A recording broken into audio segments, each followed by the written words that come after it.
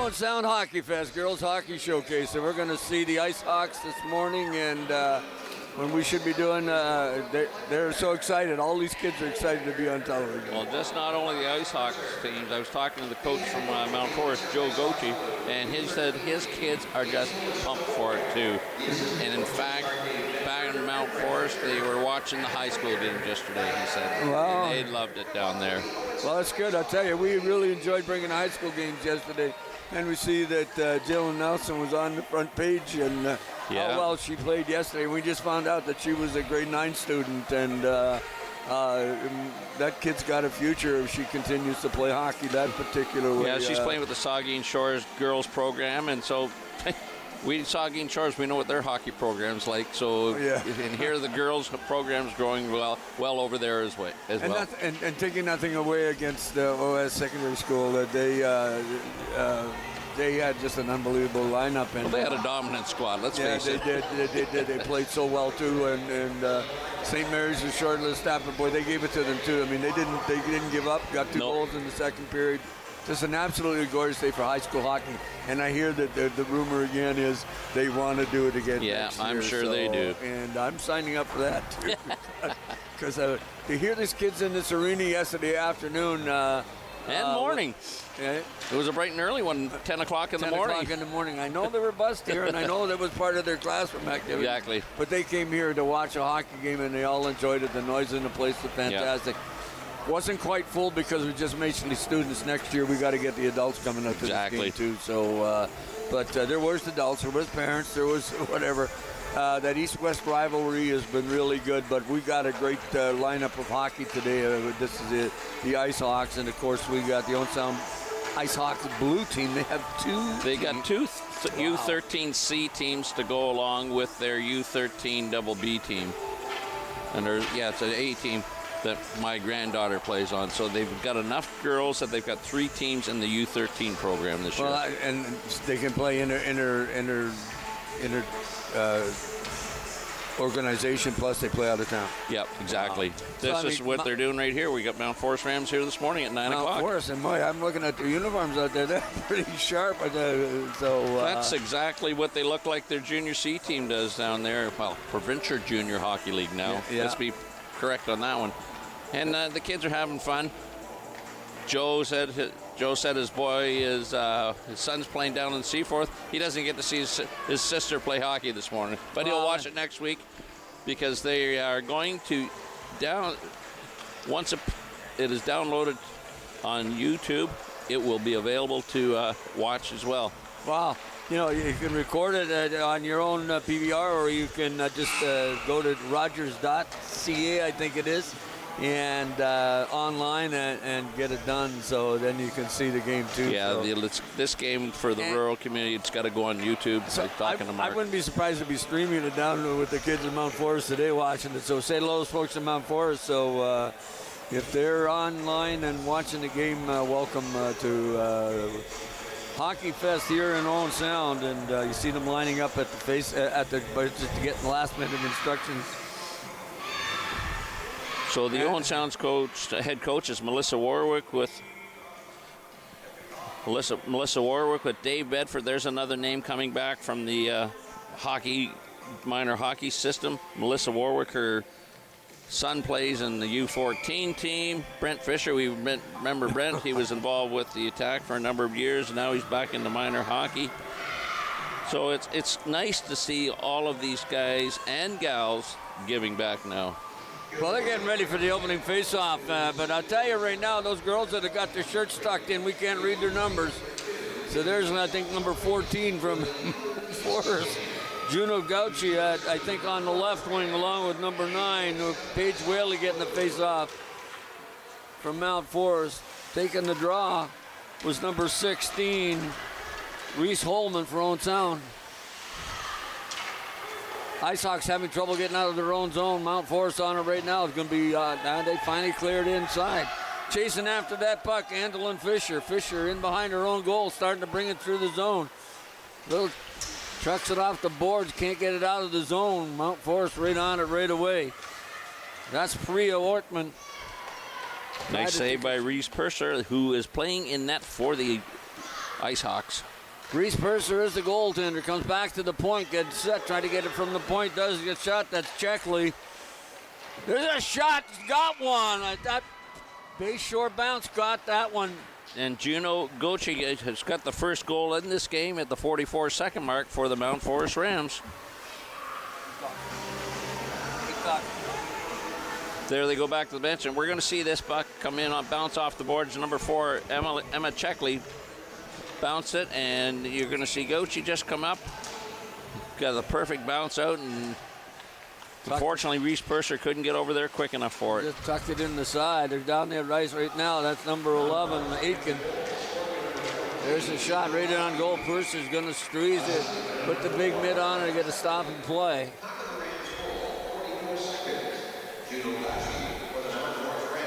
Owen Sound Ice Hawks, blue team. This is one of the 3 teams that they have in the under 13. So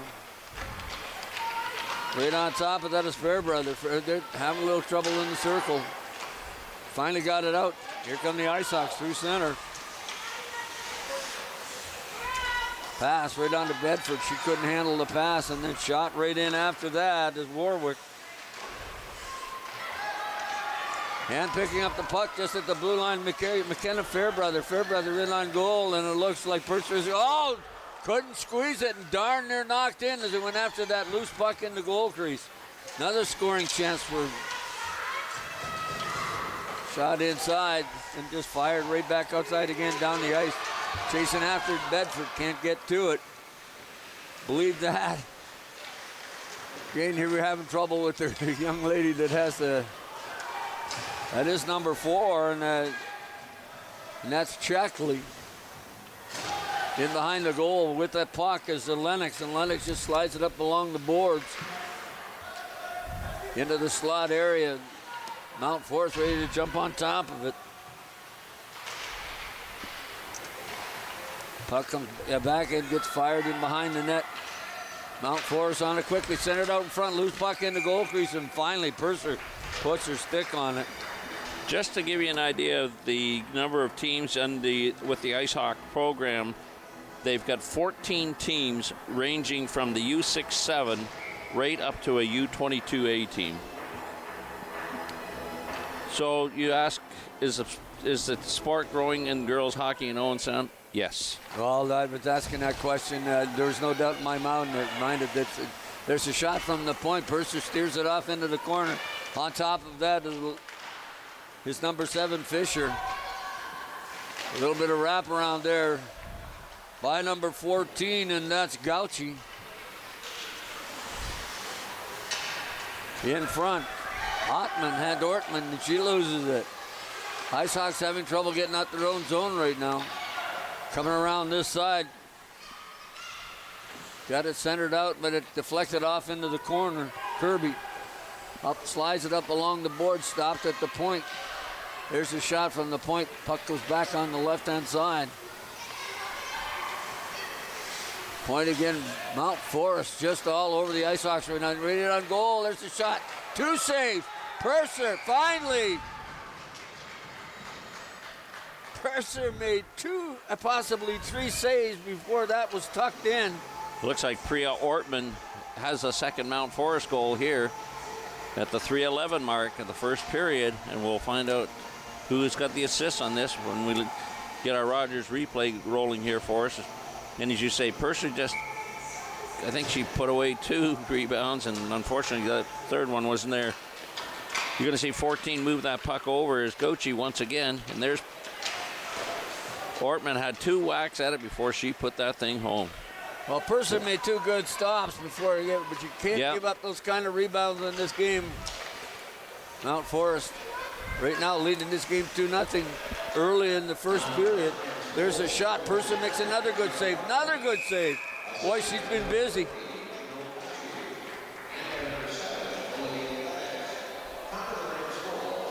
Purser's been the story of the game right now. She's had a lot of rubber thrown at her. Exactly. Shots on goal would be probably 5 or 6 to 0. Probably.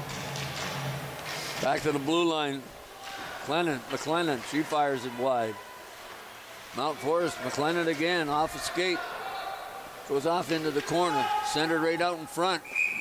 Purser. She made sure that nobody was getting that one that time. Prize Purser, no, not her fault right now. No. So the official scoring on that goal, second goal of the Rams, was number 10 Ortman from number 14 Gochi and number 7 Olivia Lennox. Radochin. Radisson, I'm not sure how to pronounce that one, but a loose puck again in the goal crease. Purser can't get it, finally does. Oh, we're going to have a little bump. We're going to have a penalty here after the whistle. Ice Hawks, number 7, Olivia Lennox. We got a slash going. Adeline Fisher for the slash.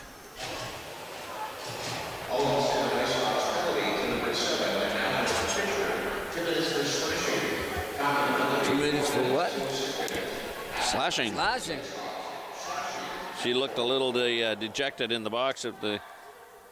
Our one camera just picked that angle up on it. One too many. Barfoot heading back to the bench. One too many on the ice. Shots on goal, 6-0. I think we're going to get a couple more here too. Trying to clear it out. Can't. Puck goes back off into the corner. On top of it, Ortman.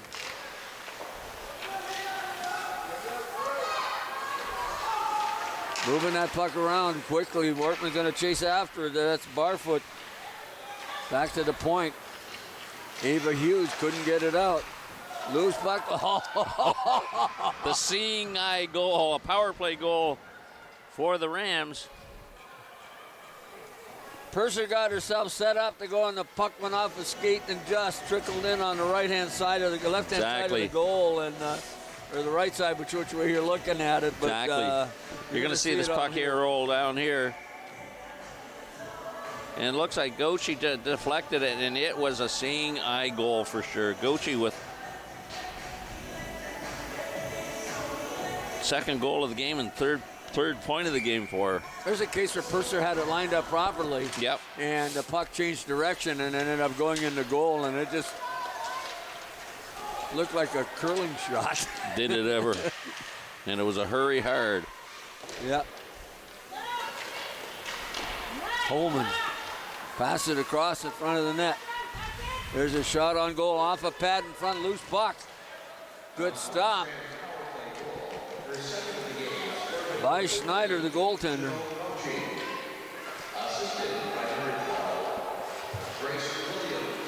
Puck's up along the boards. Here comes Aiken.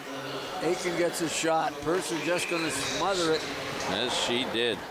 As number 19, Bowden's thistle just ended up sliding right into the goaltender, but she just lost her footing. It wasn't no intent involved. No, Grace Williams picking up the assist on that goal as she shot the puck from in the center, and then all of a sudden, Juno Gochi, she deflected that thing, and it just had the seeing eye to the corner. Checkley has the puck. Fires it towards the goal off number 7, Adeline Fisher, as it went off into the corner. Finally, the Ice Hawks get control of the puck and bring it outside of their zone. Little tap off the boards. Tried to set it up with Bedford, but on it quickly is Checkley. Checkley has it, just fires it down the ice. We're going to get an icing call, I believe, on this one. Yeah, absolutely. Face-off going to go to the right of young Autumn Radisson. I'm sorry, Leah Snyder's the goaltender. That 30, you look at it and say, hey, that's a goaltender's number. Wow. Maybe a goaltender's number, but you got numbers up to 99, so I mean, exactly. You can't tell anymore. But no. Back to here come the Ice Hawks. Got a chance. Kept in at the blue line. Couldn't get away. It's number 15, Laura Artman, made a nice play just to stay with the player so they couldn't get that complete break. Comes back over the point on this side. And that's Hughes trying to get, finally, There's a shot in on goal. Purser again. Nice save. Busy today, I'll tell you. Puck comes back inside. And Rabideau takes the shot. I'm sorry. That was Ortman again. That was Rhea Ortman, 2 goals. Puck gets outside the blue line. Going to shoot it back in. Ice Hawks are going to bring it out. They got nice little pass up front. Up to Hughes. Ava Hughes tries to get it in front. And can't. Going to be a break. Oh, nice defensive play by number 15, Ortman. She got the stick out. Slow down. Aiken. Some more action around the net. Boy, I'll tell you, those kids are just Borden style, just moving all over the place. Pucks chasing down the ice as Bedford can't get to the pocket. Beating her to it is Lennox. Off to Aiken. Aiken down the left wing. Take a quick shot. Took a funny bounce off Purser. But getting control of it is Rabideau, and up come to Bedford. To Rabideau. And nice defensive play coming back was Checklings. You got back-to-back check, take that puck away. Kept in at the blue line by Fisher. But nice play at the blue line to knock that puck away. Gain picking it up is Aiken. Aiken down the left wing. On the puck is Rabideau. And it gets outside. Bedford trying to chase it down. Puck fired in over the blue line. We're going to get an icing call. 1:40 remaining in the first period, but Mount Forest Rams come here today to play, and it's 3-0 here early in the first period. Boy, I tell you, Purser's been busy. Yes, she has. Shots now from our shot prognosticator, 11-1. Well,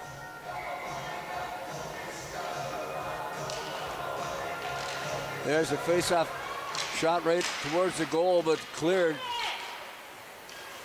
Mount Forest going to bring it out in their traditional green and white jerseys. Chasing after it is Ortman. Tried to center it out. Was trying to do a wraparound. Well, they've tried that a couple of times, so that's not the first one today. I think the first goal was primarily on that. Hughes along the boards gets scored a slit, but that Grace Williams kind of gets her. They just clear the puck, the Ice Hawks, and they're trying to shoot it right back in was number 7, Lennox. Lennox chasing back after it, gets control of it. Nice lead pass on the left side, just missed the stick. From number 30, Aiken. Ice Hawks in deep after that puck. Kirby trying to get control, can't. Along the ball at the blue line. Fisher, Ortman just shoots it right back in. And here comes Mount Forest. Lead pass up to Aiken. Purser's not going to take any chance and just put the big mid on, cover it. Rebounds have plagued her play. One incident, she made 2 great stops before they kind of slid it in under her. So.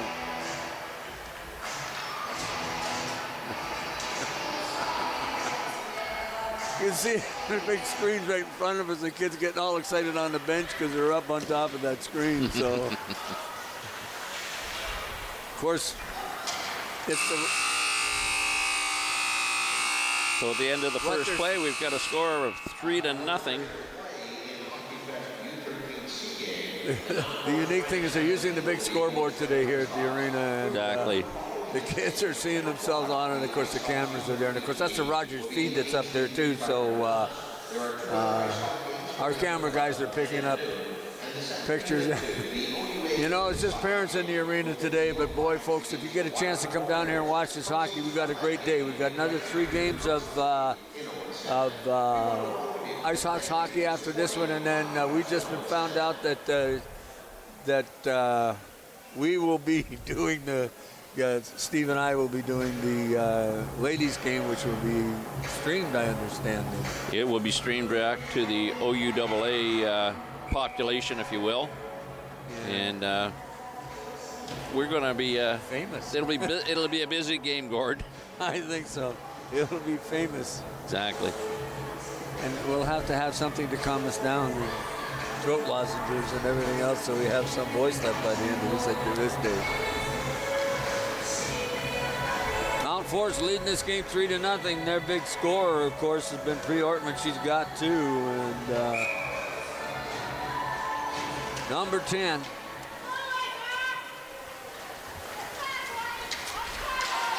Puck just fired down the ice by number 7, and that was Fisher, and we're going to get face-off deep in to the right, to the left of goaltender Purser. So the U13, they go a 10-minute period, then go 2 12s.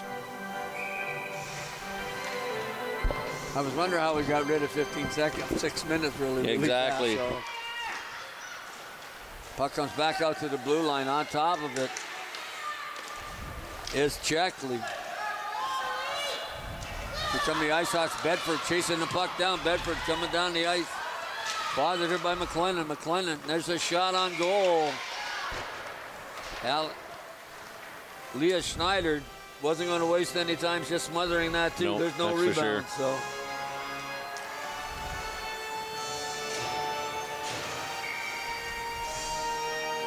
Taking a face-off is Wynn Warwick.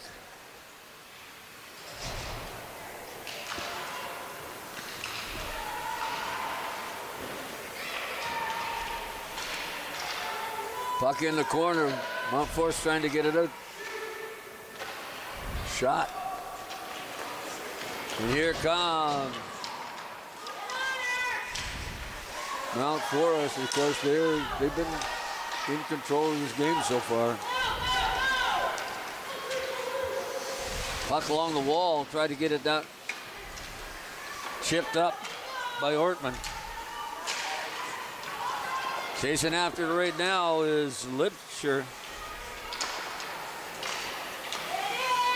Dubois almost had herself offside, but managed to get out of the zone chasing after it. It's Warwick. Warwick tried a forecheck. Forward tried to make a mistake. Coming up ice. Crane. And it's offside as I believe number 18.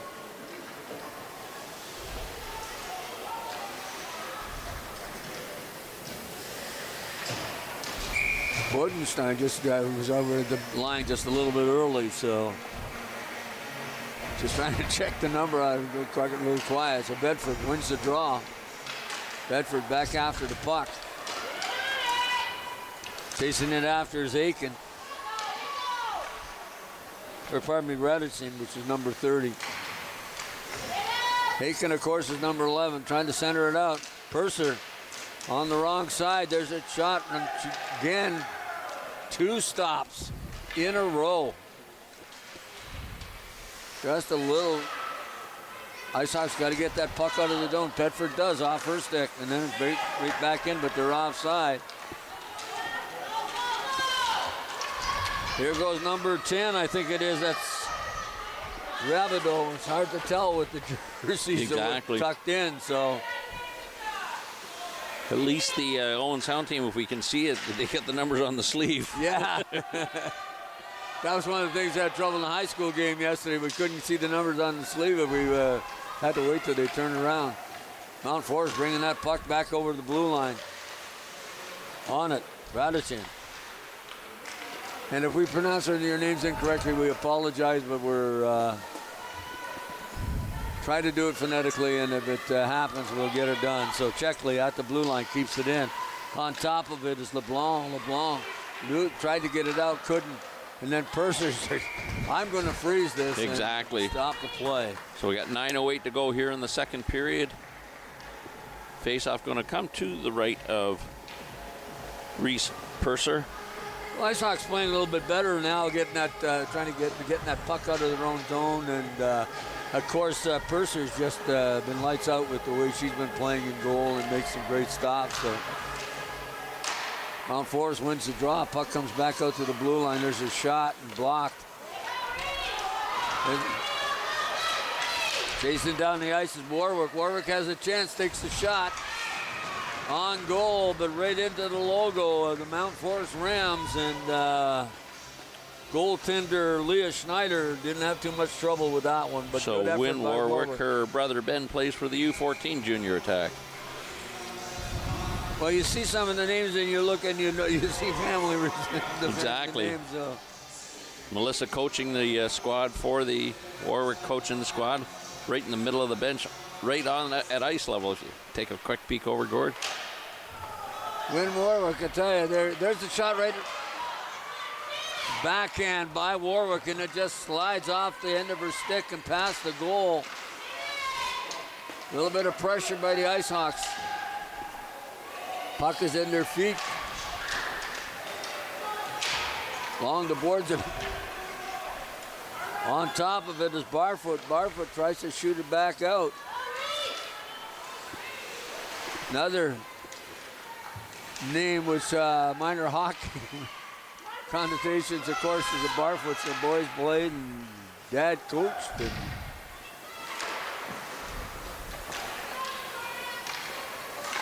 up along the boards, chasing after Warwick's got a chance.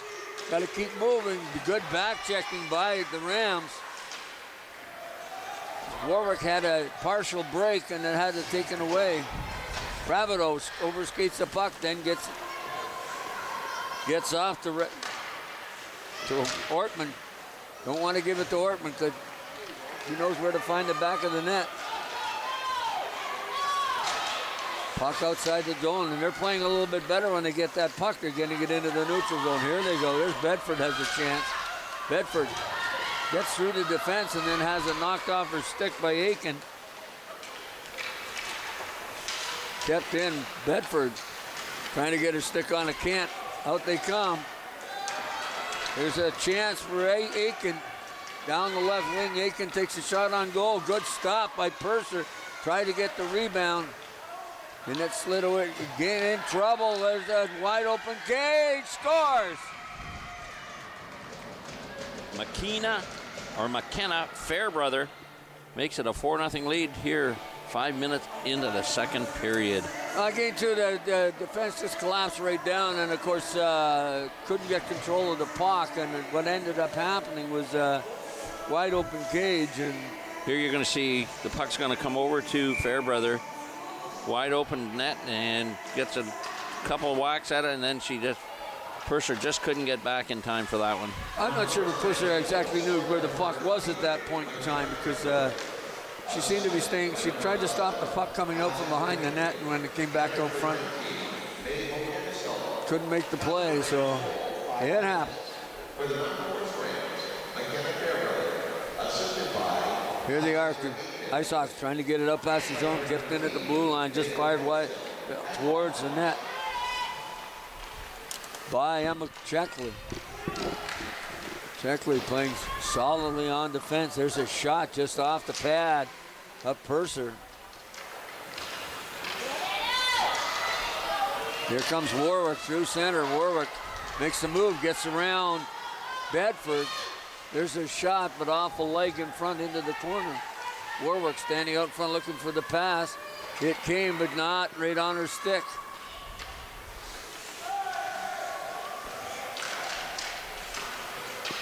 Brain at the blue line. Warwick couldn't keep it in. Oh, there's a nice play coming off the bench. Just couldn't get it to the captain. And that's Ava Hughes, and Hughes still on it.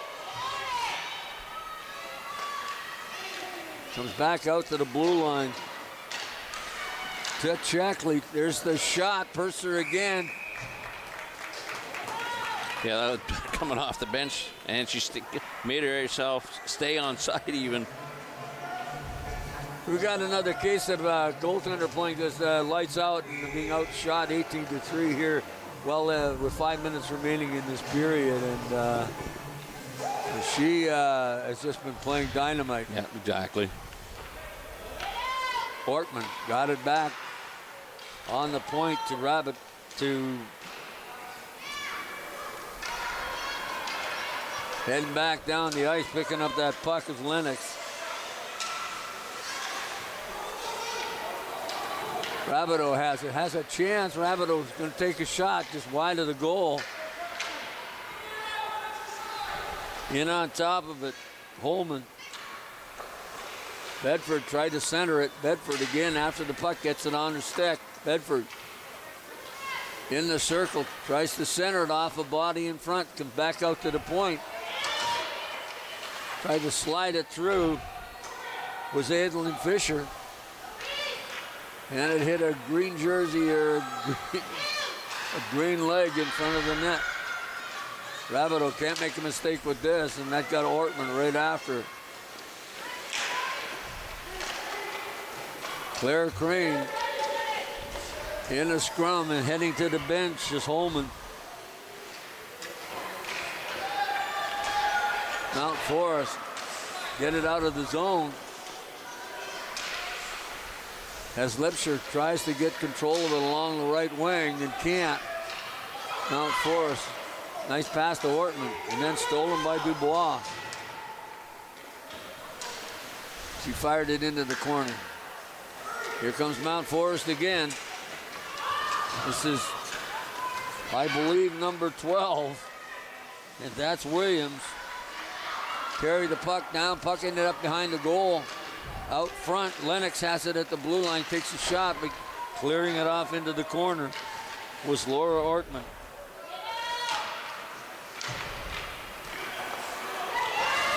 From the blue line, there's a shot. Good shot, good save too. I believe that's number 12, Priya Ortman. It sure is tucked in that sweater. We have Lauren Ortman that plays with the Ice Hawks, and we have Priya Ortman. I wonder if they're related. No, so we do. I was kind of wondering when I saw Ortman on the back of the jersey. I'm like, is this right? So.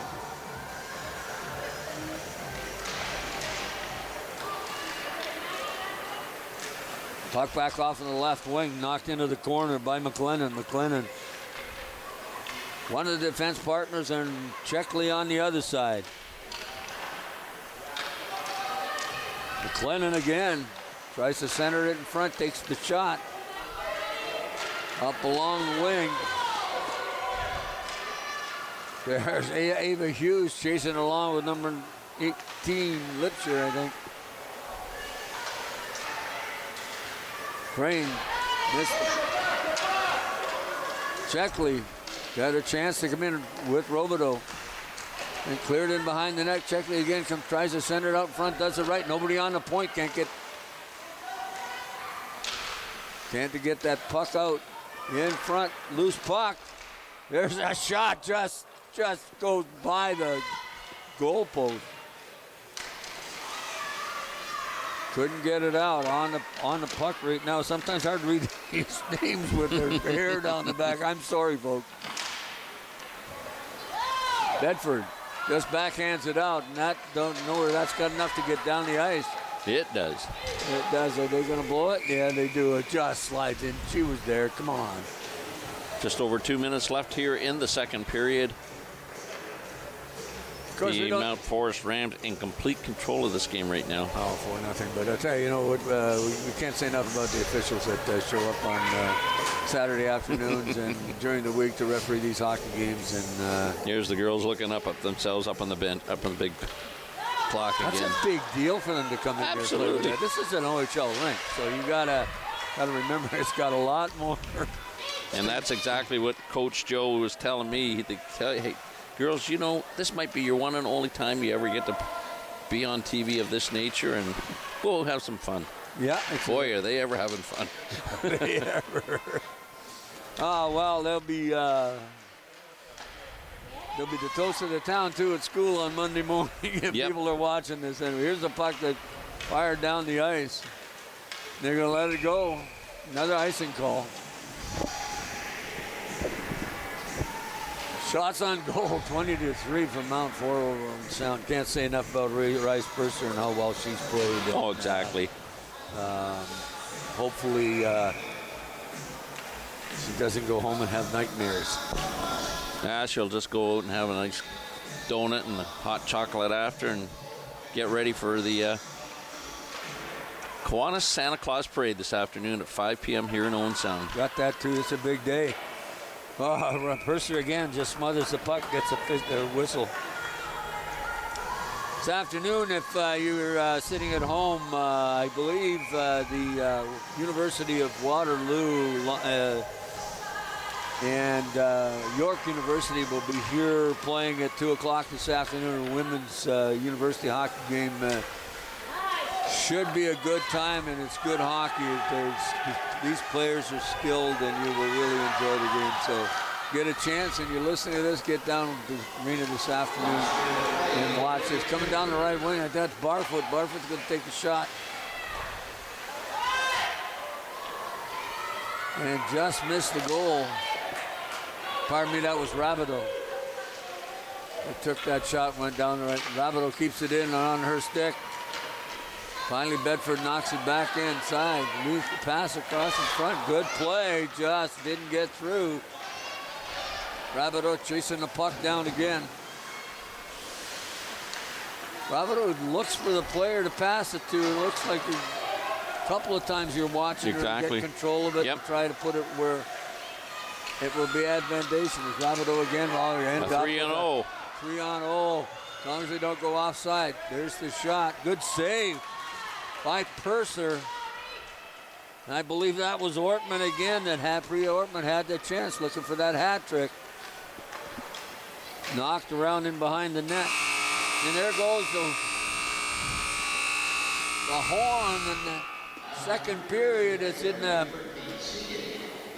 the books, and a much better period for the Ice Hawks. Only gave up 1 goal that period, but having a meeting and a board meeting and whatnot over there, a couple of them already ran into it. It was funny, but I shouldn't say anything. Owen Sound Minor Hockey Fest this weekend, folks. Everybody on the bench having a little chat. Coach Melissa Warwick saying, hey guys, we're having fun. Hey gals, rather, to be politically correct. This is difficult for you, eh, Steve?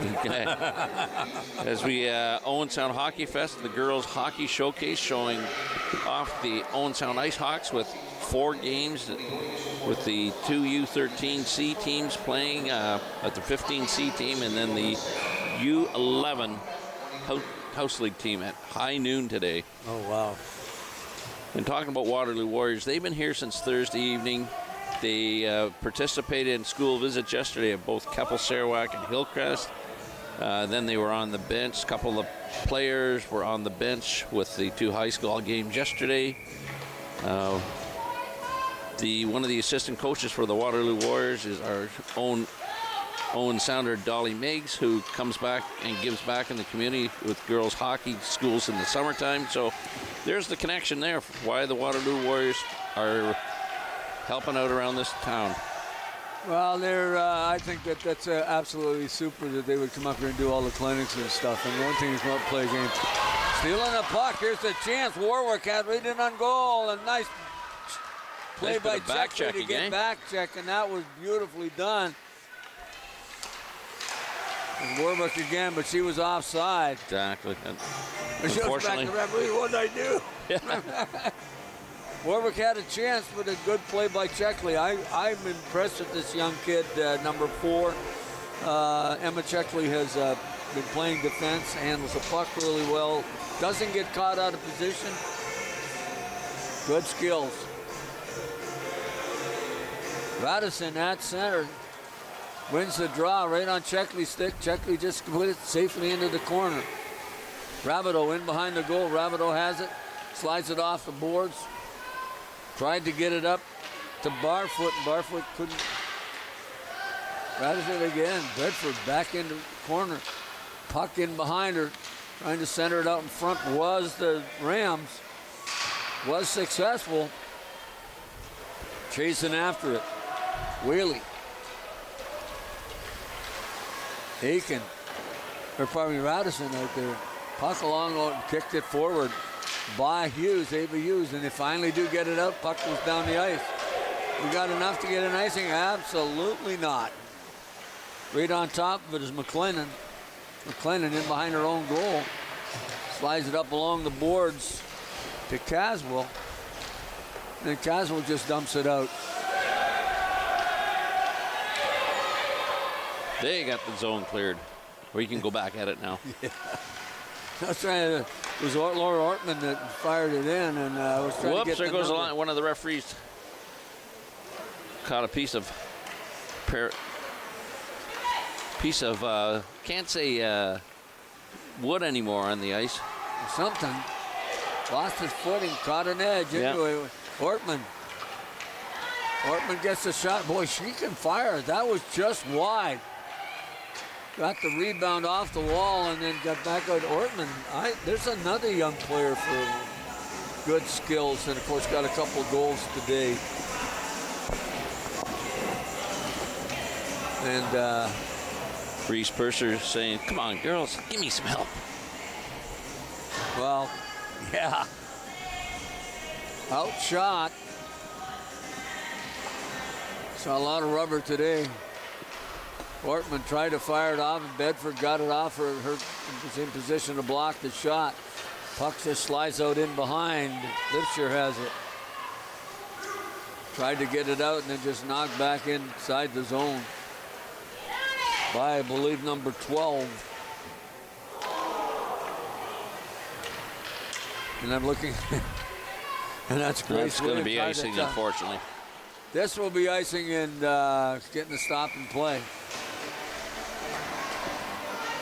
9 minutes and 18 seconds to go here in the third period of our first game of our first of 4 on Rogers TV. I think next year, when we do this, or the next time we do Ice Sox games, we send a memo.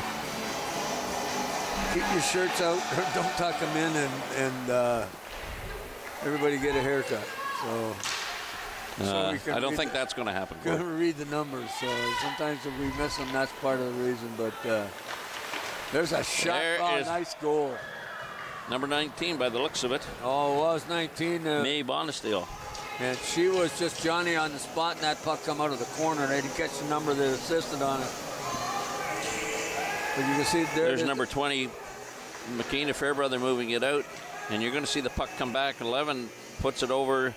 That was a Alexander Aiken, and then that was a nice pass, right? A little back pass right in front of the net, and was rewarded by the goal. And can't have goals without sometimes without really good setups. Puck knock into the corner by Adeline Fisher. Back out, puck sliding back out to the blue line. And then knocked out by Bedford. Chasing after it down the left wing, Barfoot. Slowed up, couldn't get to it.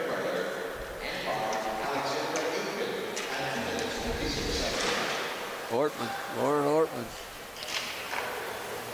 On the stick of Adlin Fisher. Fisher gets it to Bedford. Bedford can't get through that green wall. Again, Laura Ortman. Little pass. There's a chance. Bedford gets to the puck. Can't get there. Outskated by Claire Grace. No ice, I heard that by the referee. Loud and clear up here. Claire Crane. Uh-oh.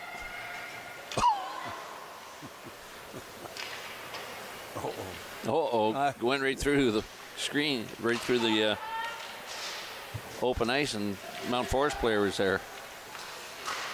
Sometimes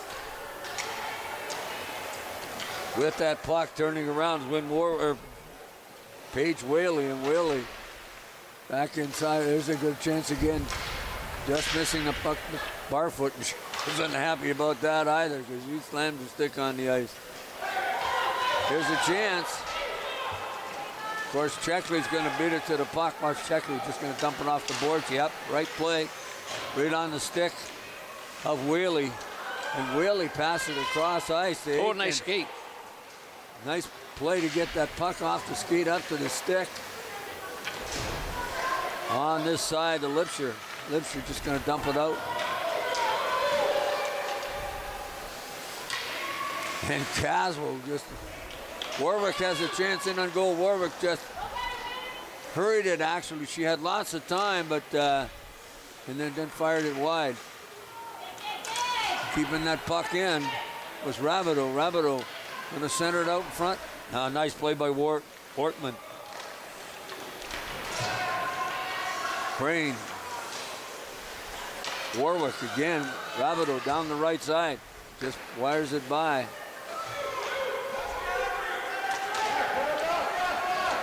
Loose puck going to come down the ice. Going to pick it up. Going to have a breakaway right in on goal. There's a shot and it's wide. As Gauchi had a chance on the breakaway. And then again, too, the goaltender didn't give her anything to shoot at. No, so that's right. Wortman takes a shot.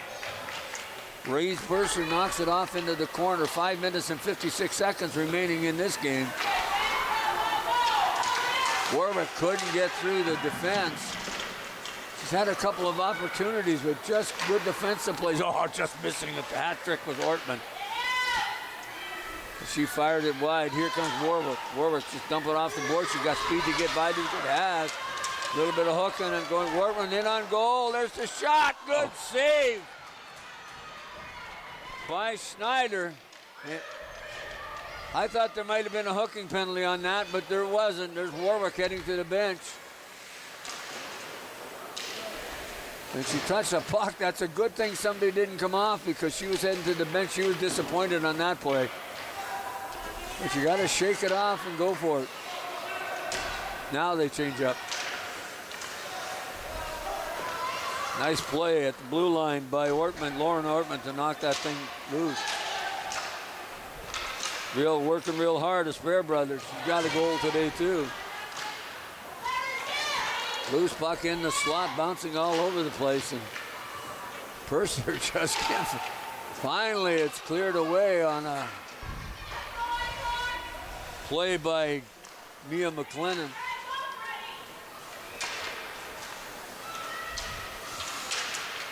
Mount Forest Rams fired that puck in. Of course, they're in the green and white and gold in the Owen Sound. Ice Hawks are in the blue and white jerseys. And I was disappointed because I thought when I saw that Ice Hawks hat that you brought me one, but no, that's mine, buddy. Then I realized it's yours. I was hurt. Ice Hawks. I only got one. Oh, good. I would like one, but I would want to buy one if I can find out where I can do it. So. Puck, oh, too many men? Yeah, we got too many men on the Mount Forest bench, so we're going to have their first penalty of the game. 3:50 remaining, 5-0 Mount Forest here in Owen Sound over the Ice Hawks so far. Well in control of this game.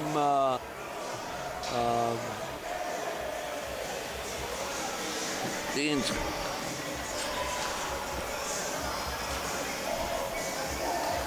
penalty being served by number 11, Alexandra Aiken. Well, I wonder if she was at fault. The coach said, "You go sit this in." I don't know. So, but face off. There's a shot on goal and just tipped away at the point of attack by, I believe, number 30, Aiken. Rabideau keeps the puck in. Warwick has a chance to get on it. Barfoot kept it in. Mount Forest trying to shoot it out. Oh, Rabideau almost got it, and then finally Rabideau just knocks it off into the corner. Needs some forecheck. You got to get on these guys. Number 8 on the far side is Neela Kirby, or pardon me, Ava Hughes. Good pressure by the Ice Hawks. Here's Barf. Warwick has a puck, has some room. Down the right side. Warwick on goal, takes the shot. Big rebound, and they couldn't get to a good play. Got to clear the zone. Off the skate is going to be called offside. Exactly. Rabideau coming out of the zone. Nice play by Warwick. Got in on goal, and then even a better save by Leah Snyder. It hasn't been busy this afternoon, but when it's called upon, has been exactly. Has closed the door. I'm not sure why that face-off is back there. They consider it goes offside. They calling intentional offside. Well, and before it used to go right down into the zone. Puck's down the ice after, then Olivia Lennox. Lennox just slides it up off the boards. Barfoot couldn't corral it, get it back in it, chasing after it. Here's number 7, Adeline Fisher. Now they get it in their own zone, slide it out, kept in by, I believe that's 12 Grace Williams, but I'm not sure because of the shirt being up on top of her hockey pants. Almost stolen by Dubois as Grace Williams finally got it out. Got to do a little forecheck, get this puck. Now here they go. Loose puck at the blue line. There's a shot in front. And then deflected and couldn't quite handle the puck was Bedford. Coming down ice, Cheslin. There's the shot. Oh, bad rebound that time, but getting back on top of that puck real fast was Adeline Fisher. Fisher along the wall, brings it out. Tried to head man, and Checkley just, Warwick again gets the shot on goal. And I believe Snyder didn't know where that was. Checkley behind the net with Warwick. Warwick has had 2 or 3 shots on goal in this period and just hasn't been rewarded.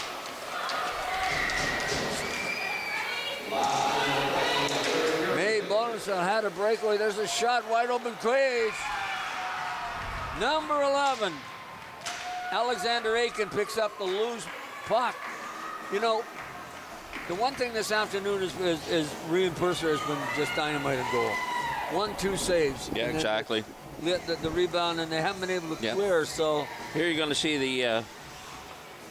the Rams here picking up the puck at center ice. There's Ortman firing the shot, and then you say 11, Aiken puts in that rebound.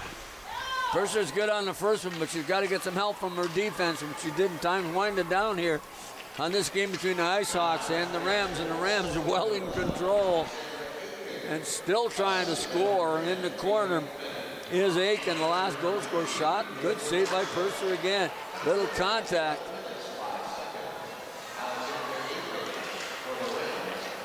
Taking that puck over the blue line is McLennan and Puska.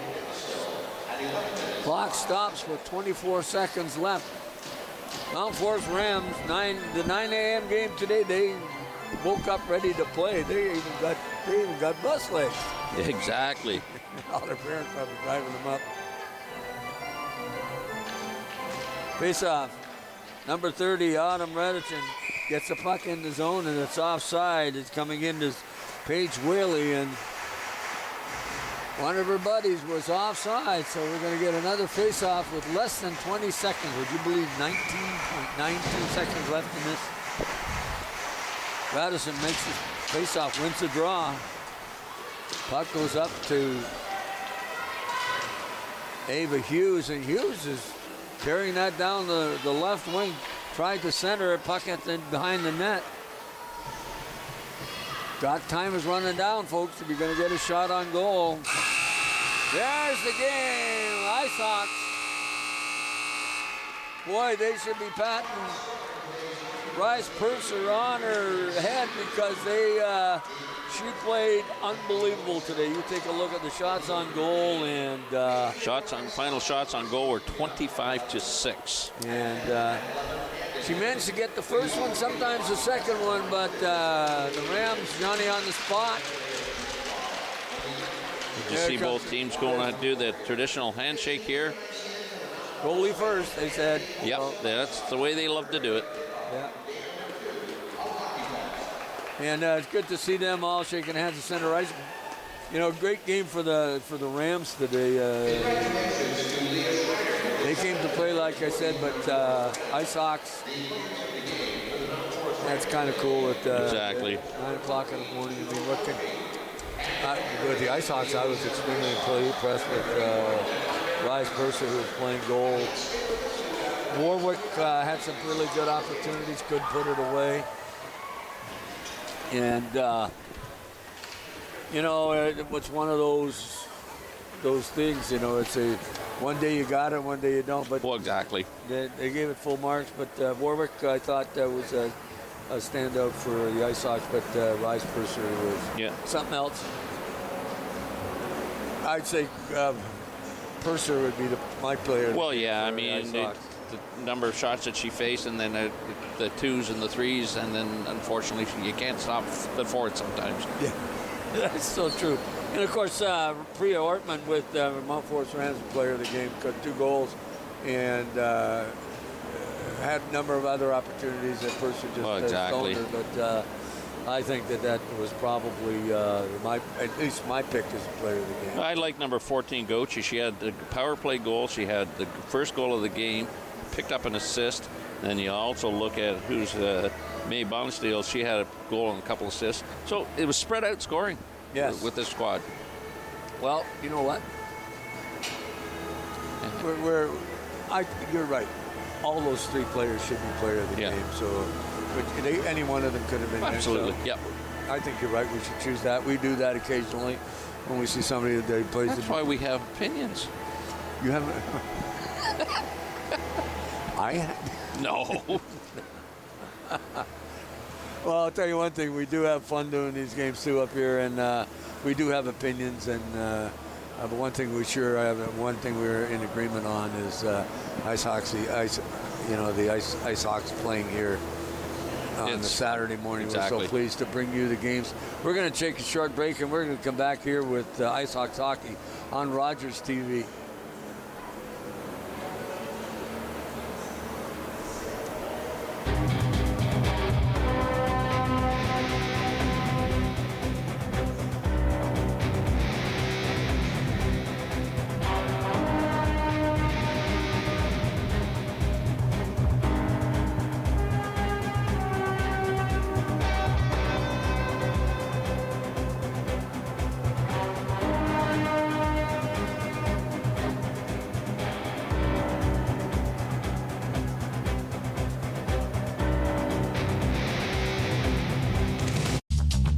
This program is brought to you by Ignite TV.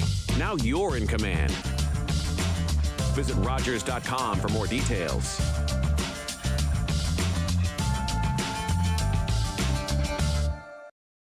The regulars, the guys who keep this place in business. Last week, they had something to celebrate. Jason had just finished university. So they toasted his profs, his TAs, his old roommates. Well, they toasted just about everyone. But I worry about and take care of my guys. So even when I know they're not driving, sometimes that means bringing them a little surprise. And then they had a drink to me. Brought to you by Smart Serve Ontario and Arrive Alive, Drive Sober. I did it. I need it. The hero gave it. And I am alive. As an organ donor, you can save up to 8 lives and enhance the lives of 75 others. Please go to our website. Pledge a gift of life. You'll be glad you did.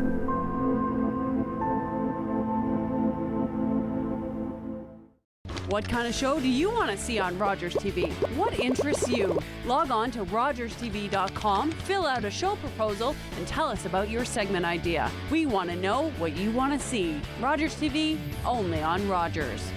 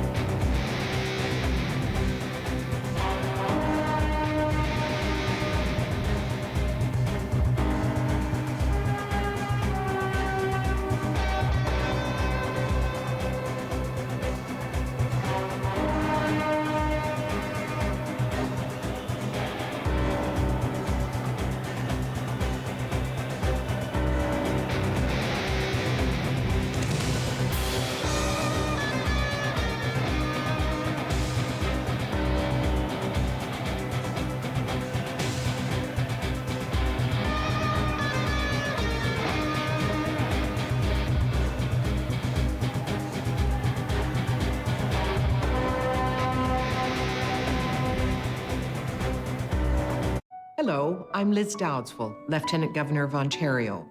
In 2008, carbon monoxide, a deadly invisible gas, killed an entire family in our province.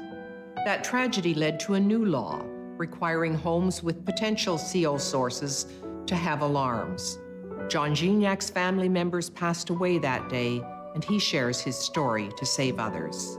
Please make sure you have working CO alarms in your home. Protect your family today. I'm number 24, Tays Jordan. And number 21, Harry Nancy. Tune in to Attack Rap on Rogers TV.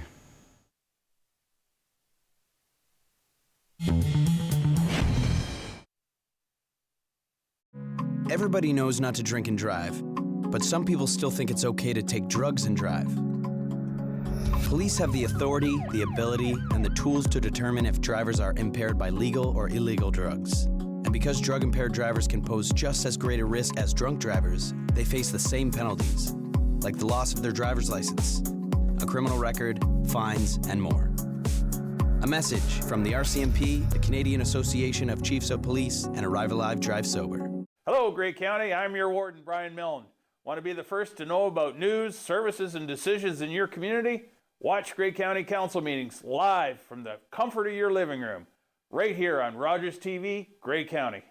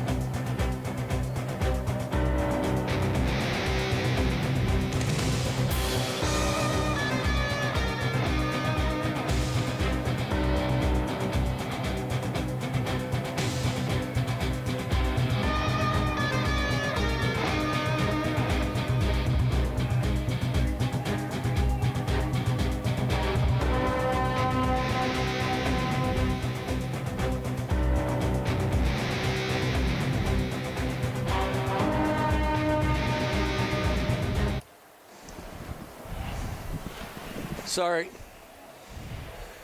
Well, here we are, ladies and gentlemen, back here at the Hockey Fest here in Owen Sound. This is a girls' showcase, and we're seeing Kincardine Canucks and the Ice Hawks from Owen Sound, and another Ice Hawks. Well, we got 4 Ice Hawks games today. Yeah, this the U13C team, the Black Squad versus the Kincardine Canucks, and I'm looking at the coaching staff, and I'm looking at Darryl Ward. Look at Kincardine. There's a couple names from the past, from the Bulldogs and stuff. Russell Hanley and Jay Bell. I think they've both been around Kincardine a while too. Those guys. So the guys giving back. As we keep coming back to. Last couple of years, I was doing Bulldogs games down in there for Rogers, and that's quite the community of hockey, and not only with the boys and the girls, and these guys that stick around and end up working for the power plant. Yeah. They're out helping their communities. Exactly. And giving back to the girls that, well, it wouldn't be some of their daughters that are there. Well, absolutely. But we talked yesterday about women's hockey being the one of the fastest growing sports in the country. Yeah. And thanks to a lot of the girls in the international play with the national team, the Cassie Campbells of the group, and Haley Wickenheiser. Who made women's hockey what it can be, or even better now with the new Pro League coming in. Yep. Gives a place for some of these kids to learn a little bit of money that they, and I hope they're going to pay them. the Women's NBA, Women's Basketball Association in the United States, started slow, and it's huge now. You watch the games on TV. So I think if the right promotion and stuff goes on with women's hockey, and the business people get a hold of it, the sponsorships, I think that the professional league could probably it'll grow as well. It'll grow as well. So that should be an exciting thing. Now these kids have got something to play for, just not necessarily just for community involvement and maybe university hockey. Yeah. There's something, or world. There's a very limited number of girls that can play the world. Exactly. Yep. But there's a lot of really great women hockey players in this country that just aren't going to get a chance. Well, and that's the thing. You see the both the U.S. and the Canadian women's teams, their team, the players that are there, and we fail to remember that not all of them are going to make that national team. Yep. Sort of like the men's squads now. You go out and you watch, and you see the number that are going to play in this new professional league. That they could make up 2 teams in both countries. Oh, I've always said that we could send a second women's team to the Worlds and do well. Yeah, exactly. And probably finish second or first. Yeah. Either one of the teams with a puck bounces one way or another. Exactly. And the same with the U.S. The U.S. has got some tremendous talent in the U.S. That is for sure. And the other thing is too, I'm really pleased to see that the Hockey Hall of Fame is honoring some women that have given great contributions to hockey. Exactly. And that's what it's all about.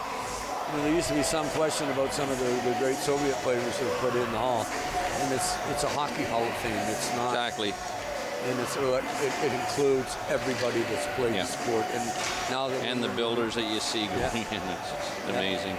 So anyway, we talked about having an opinion. We did, but we got a good contest coming up right now. Exactly. We got an ice hockey. There you see Isabel Brown, going to be the goaltender for the Ice Hawks. They're the Black Squad, as they're known as they gather up the pucks and warm-up is over. The goaltender for the Kincardine Canucks will be Megan Nolan, number 30, as we get ready for Game 2 of 4 games with the Hockey Fest 2023. So the Kincardine Canucks, to your right, are in black and orange, which is just basically a color of Kincardine, except the Bulldogs have a little blue. Squad. They have a little blue in their uniforms too. So, but won't sound black to you. Alyssa Johnson, I think, is the goaltender. Actually not.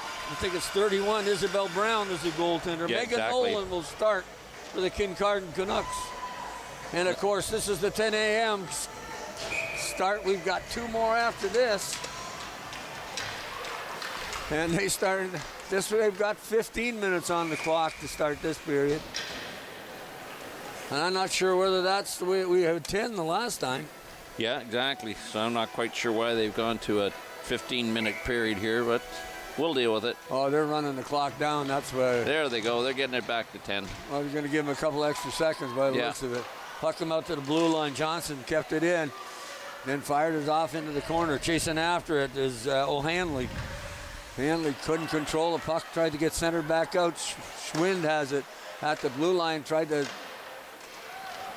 soft coat it going through the slot, but didn't happen. We're getting an icing call.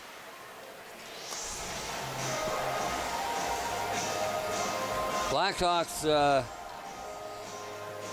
I'm going to call them the Blackhawks today because they're the Blackhawks because you see the black team. So. But they're Ice Hawks. But they're the Ice Hawks. So if that happens, because puck comes back to the blue line, kept in nicely, but then boxed away. Corset's Clara Wyville.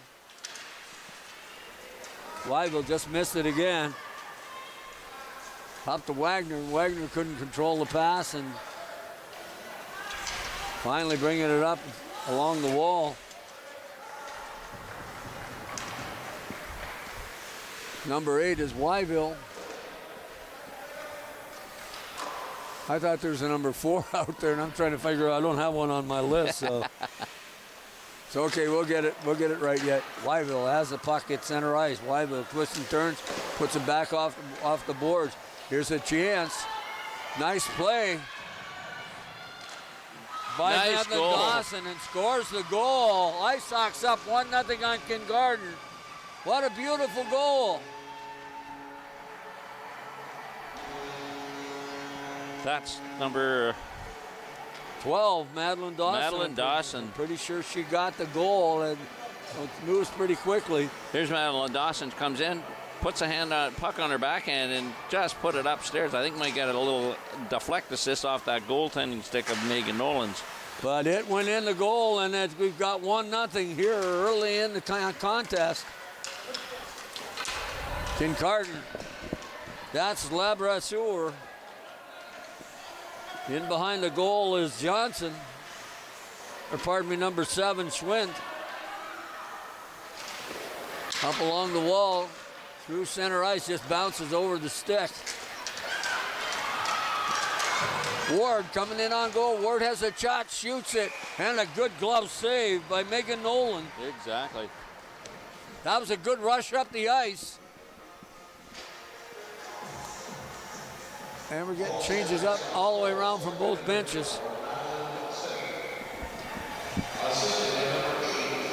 Looks like they each got 2 lines and 2 defensemen and a goalie. So they got 11 skaters today, so that works out kind of nicely numerically anyway. Pass on this side to Wyville. Wyville hits a leg. It tried to get it off and chasing down that puck is number 15 O'Hanley. And it's up the boards. As Francoeur tried to get a hold of it. Now around the defense. There's a shot just whistled wide of the net. Kept in this side by Dawson. And then fired out as Wyville has it at the blue line. Wyville, nice cross-ice pass. Gets it over to Freed. The Ice Hawks. A little bit of a tutorial going around right now. Wilt Dawson has it, comes back into the slot area, shoots, good stop by Megan Nolan. Got that big pad down. Exactly. Dawson didn't get the puck up, but Megan got across there and got it really well. So you're looking at number 31, Megan Nolan, was on your screen. And so the official scoring on that goal was Madeline Dawson from Clara Wyville at the 2:33 mark. Dawson, the only goal scorer in this game so far. Chasing back after the Schwind. Oh, bad play as that ended up being on the stick of. I believe we got a number 14 out there, and I'm not sure we got for Kincarden, so. No, I think it's 15. That's why Leo O'Hanley. Oh, we got a break down the right wing. Sutherland, little back pass into the slot, but just couldn't get it to the stick of the waiting Ice Hawk that's sending it from Schwind. Couldn't keep it in at the blue line. And the puck goes back into the zone. Gonna change him up. As Alyssa Johnson blows a tire and ends up, puck goes down the ice and finally getting a hold of it. Schwind slides it up along the boards. Kincarden couldn't get control of it. Good forecheck by the Ice Hawks. Dawson along the board. Dawson again tries to center. It does. Right pass. Number 13, Olivia Weger in the slot, but was turned around and couldn't get the shot. There's a shot from the point right on goal. And again, Megan Nolan makes the save. That's 4-0 already, and we're only 6:40. So. Megan's going to have a busy morning. Well, yep, still morning. Freed at the blue line. Wires the shot off a leg in front. Here comes Kincarden. They slide it up along the boards, chasing it down. Wyville. Going to be icing. It's going to be icing. Exactly. Owen Sound leading this contest 1-0 here early in the period at 6:31 on a really nice goal by Madeline Dawson. And, it was nice. And she got the puck up, and like you said, but it was upstairs and might a little deflection. But the thing is, it went in the goal, and that's the main thing that counts. Francoeur along the board just put it on a white jersey can't do that. And Megan Nolan, had to make another stop, but that puck slid into the goal crease. Kind of nice. They got 2 even units here. Yeah. Makes it nice and easy for the kids. And the coaches. Got to make it easy for the coaches. Once. Absolutely. Sutherland got the puck from the faceoff as I believe it was number 3, Emma Kirk, won the draw. Kincard tried to get that puck out of their zone. Up to Marley Pletch. To Labresseur. Schwinn, little back pass, couldn't get it out, and now it was offside, so they're calling the play at the blue line. Hockey Fest here in Owen Sound, and I think this is going to be an annual event. And folks, full marks to the folks that put this thing together and the volunteer group that's involved, and goes to prove that we can put it together when we want to in this town. Full marks, congratulations. Yeah, the city of Owen Sound, the lead on this one, that's for sure. Keely Ropel has tried to get it out, doesn't get it out yet. Off a leg in front, Sutherland. Puck off into the corner, trying to set Ice Hawks a little bit of pressure. In front, into the slot, there's a shot. Megan Nolan stopping it again at the blue line. Johnson couldn't keep it in. Or Johnson, pardon me. Johnson again passed it. Schwind's going to run it down. Finally does.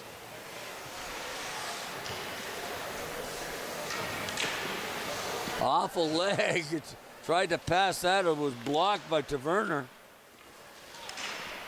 Trying to get the puck out of the zone. It's number 13, Wagner. Puck goes in behind the net quickly after the Schwinn. Oh! Just went from one side of the blue paint to the other side. Oh, that's the best scoring chance that Kincardine has had. Couldn't control the puck, and then finally coming out along Dawson again, along the left wing. Dawson, nice pass, just couldn't control the. It was cool, and somebody goes down. Dawson fires it wide.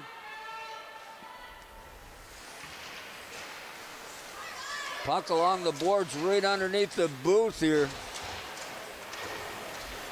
Coming back to get it, Wyville. Wyville gets control of it. Wyville, one of the defense women.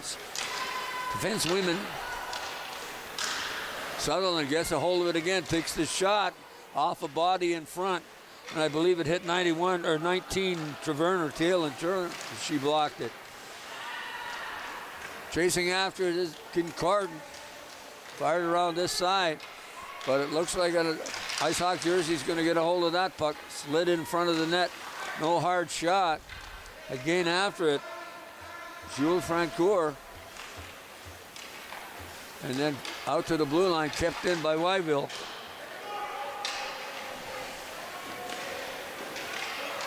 Oh, it's offside. Oh, they got it cleared. Yeah, they did.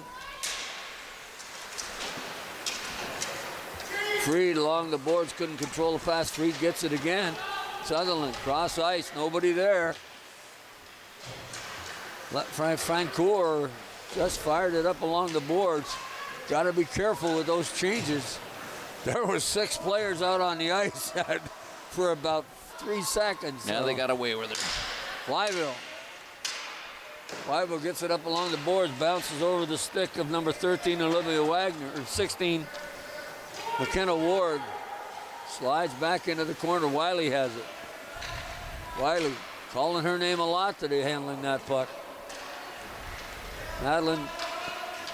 Here's Dawson.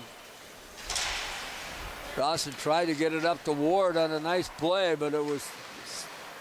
Puck slides back into the front of the net. Kincardine gets it out. There's an offside. So 2:18 to go here in the first period. The Ice Hawks have holding down a 1-0 lead. Face-off just going to be in front of the Kincardine bench. They just see themselves up on the screen right now. You notice them looking up? Yeah, exactly. As the boys, our crew, on a Saturday afternoon, and in my opinion, probably the best crew in Ontario, and doing their thing and doing a hockey game. And of course, they're going to tear down this stuff after this is over and go do the Santa Claus parade, which is at 5 o'clock. So, and of course, everybody's supposed to put their Christmas lights on today, but I think mine won't get on until it's tomorrow. Schwint. Cool out there on the ice. Johnson missed the pass, but quickly after it is Francoeur. And great back check by number 7, Delilah Schwint, as she got back to break that play up. Jules Francoeur along the boards, can't control the puck, gets passed out into the zone, but here they come, the Kincardine.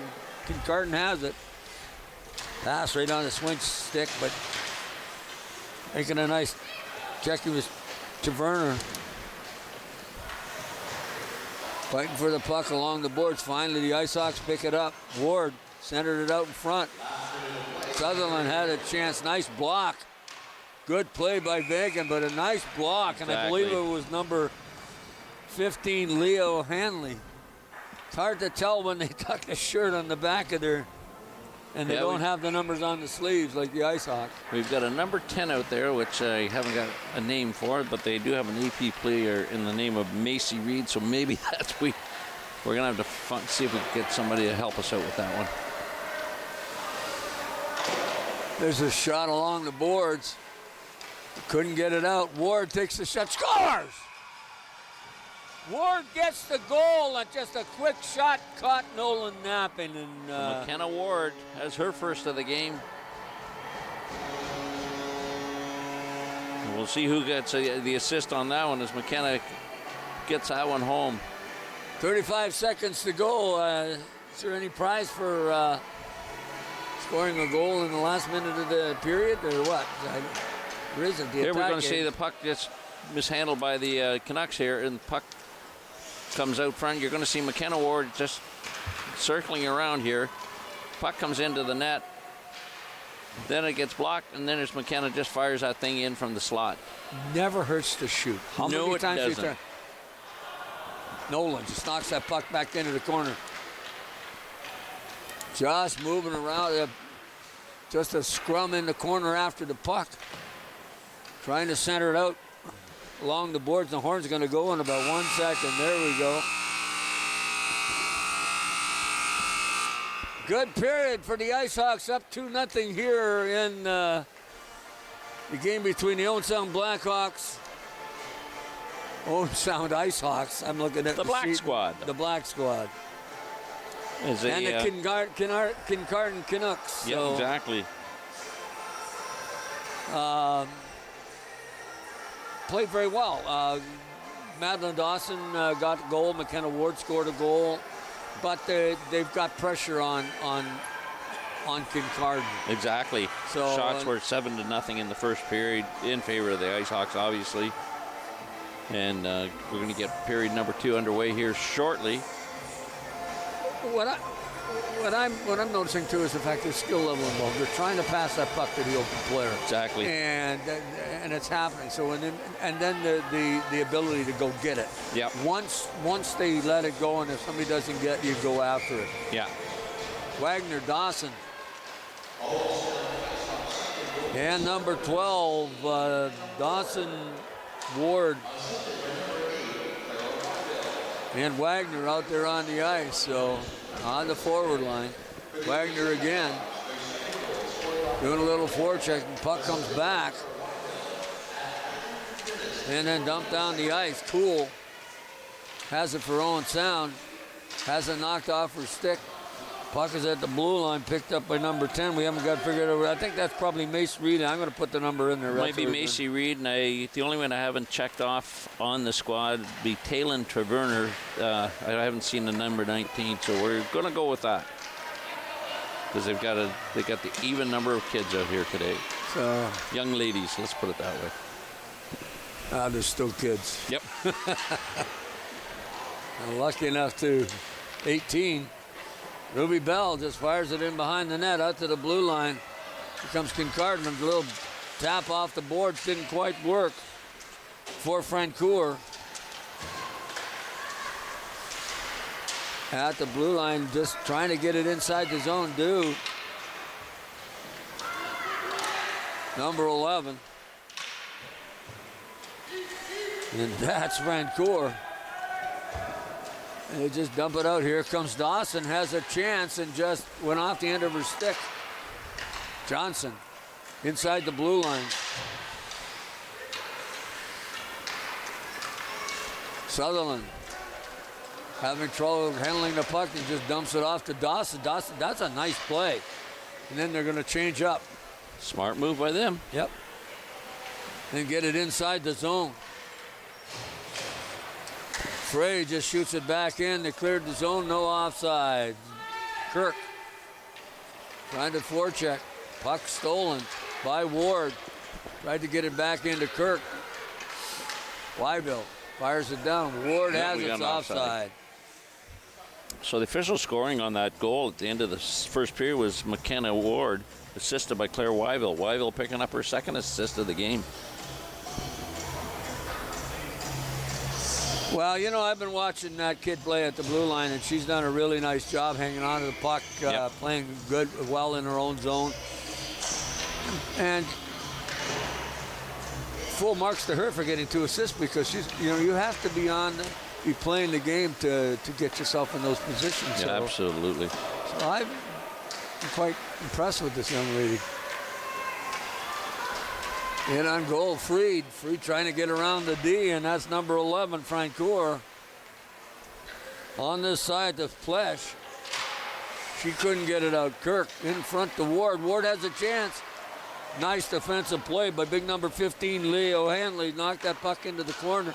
Loose puck in the crease. And again, Megan Nolan closing that door. Along the wall, Marley Pletch. She couldn't handle it and can't get the puck out finally. It's just knocked down the ice, and I think we're going to get an icing call on this, and the play stops with a couple minutes gone in this period, and the Owen Sound Ice Hawks black team are well in control here, up at 2-0. Kincardin's only had about one chance where they really had anything going, and they didn't get a shot on goal. Not yet. At this rate, Isabel Brown could probably go sit on the bench and get a rest. I mean, he was standing up, no shots on goal yet, so Swint. You know, it's tough being a goalie when you don't get any activity at all. Oh, we know that, because you want to be in the game, and sometimes, you know. Here comes Kincardin down the wing. There's number 8, and that's Taverner. Taverner just slides by. The puck slides by. Luther. Coming into the boards. Oh, almost into the goal crease. Back to the point. There's a shot off a body in front. It's cool. Blocked that. Schwint up along the boards to Dawson, and Dawson just fires it across the ice surface, and Johnson gets it in her own zone, takes it in behind the net. Johnson tries to pass it to Werner, picks it off. Puck ends up right beside the goal. Kept in at the blue line by Reed. And here comes Dawson. Dawson got some help. Cool, got to make the break. Dawson on her own takes a shot and is wide. As Francoeur tried to block it, sliding across in front, Dawson gets her stick on it, but hits a body in front as she tried to get it towards the net. Here comes Kincardin. 2-on-2. Got by Schwint and a nice defensive play by number 2, Allison Johnson. They got the angle and knocked it off the stick. Another shot on goal, and there's one. First shot on net that Brown has had to face. Well, Brown had a little trouble with that, too, because I don't think she saw it right well, because she was screened in front. So bit of a screen, you're right. Good position, and was able to stop the puck as it finally got through, and she was quick about getting down on that all. Back to the blue line, Rancourt took the shot, and it just went off a leg. Chasing after it is O'Hanley, Leo O'Hanley. Hanley dumps it out along the boards. I don't know what they're cooking in that booth behind us, but you could smell the popcorn coming. They got it rolling now, getting everything warmed up. They got the concession stands open now for the folks as they arrive at the rink. The Lumley Bay Shore Community Center and have done a nice job of getting the booths open. And yesterday afternoon, kids had a great time, and of course, with all the concession, it really worked. Freed coming in on goal, turns around, gets the shot, and no trouble for Megan Nolan. She directs that into the corner. Along the board, Sutherland set it up to Kirk, and Kirk couldn't control it, and the puck ends up along the left wing, along the boards. Wyville passes in front. Oh, Kirk swiped at that, and if she could have deflected, would have had a shot on goal.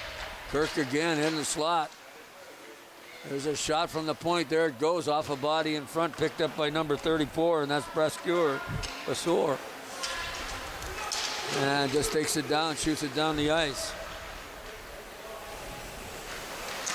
Freed.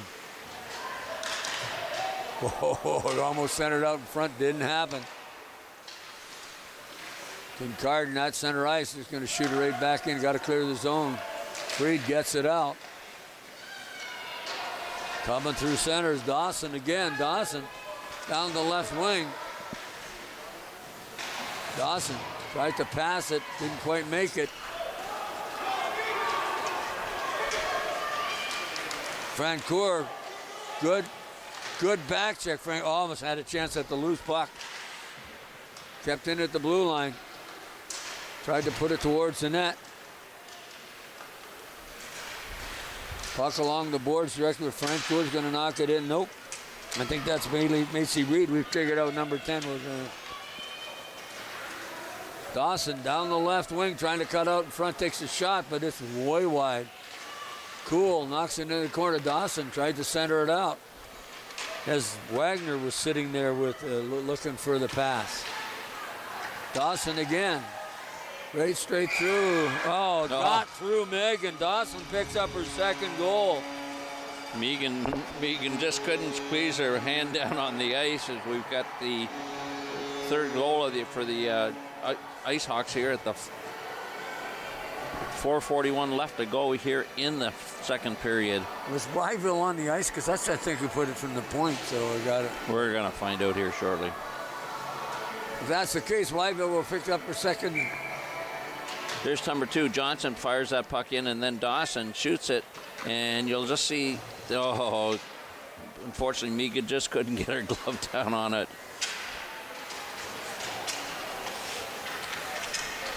So Dawson with her second goal of the game, with the assist going to Alyssa Johnson at this point in time. We'll see if there's another run added to it.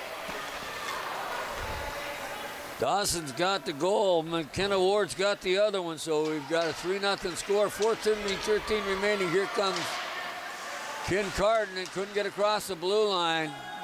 This should be offside. Nope, they'll clear. Sutherland off the wall,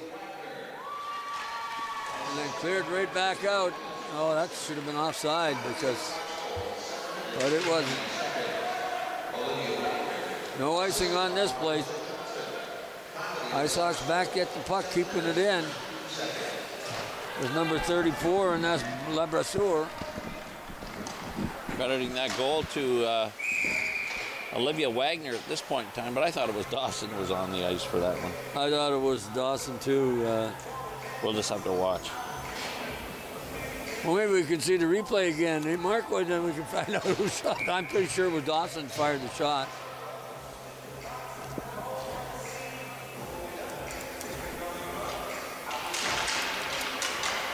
Face off. Back to Wyville. Wyville has it. Cool, along the boards. Couldn't get it through. Number 10, Macy Reed.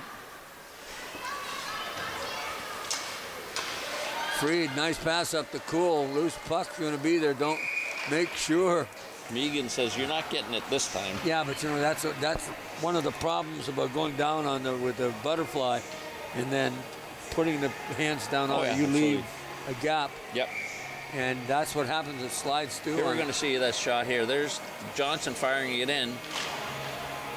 And it was Dawson. Oh, it went off the skate of Wagner, maybe. Okay. We'll give that one to Wagner. It was a deflection, but that counts.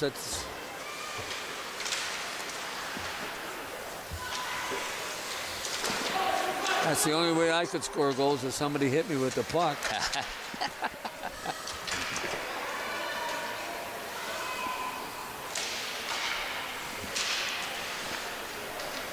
Out to the blue line, Wiley couldn't keep it in. Here comes Kincardine, got a chance to get through the hole. No, they can't. As Freed got her stick in the way. Dawson again coming up ice. Dawson gets the assist on that goal. And Alyssa Johnson as well, too. Yeah, I got Alyssa for the assist. Yeah, I do. But whatever happened, that puck was directed at the goal and the correct result. Don't be afraid to shoot. And it seems like the Attack have got the idea how to do that now because that 16 goals in 2 games. Two games. One last night in Sarnia. They're going to be in tough tonight. Yes, they are. Flint beat London in London last night.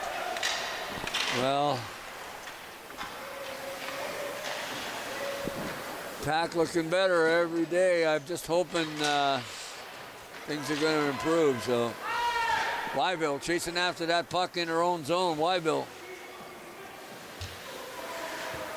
There's a pass up along the boards to Sutherland, who just slides it down. We're probably going to get icing on this too. We do.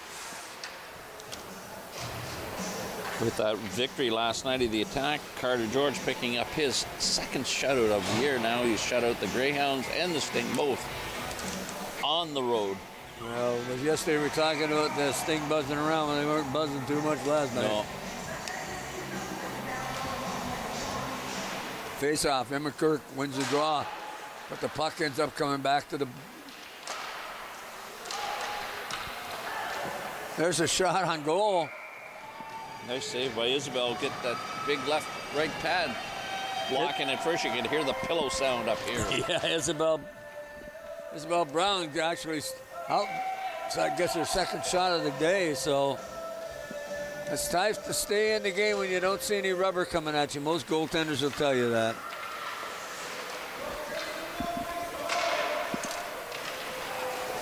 Up ice, Sutherland may have a chance to get this on a break.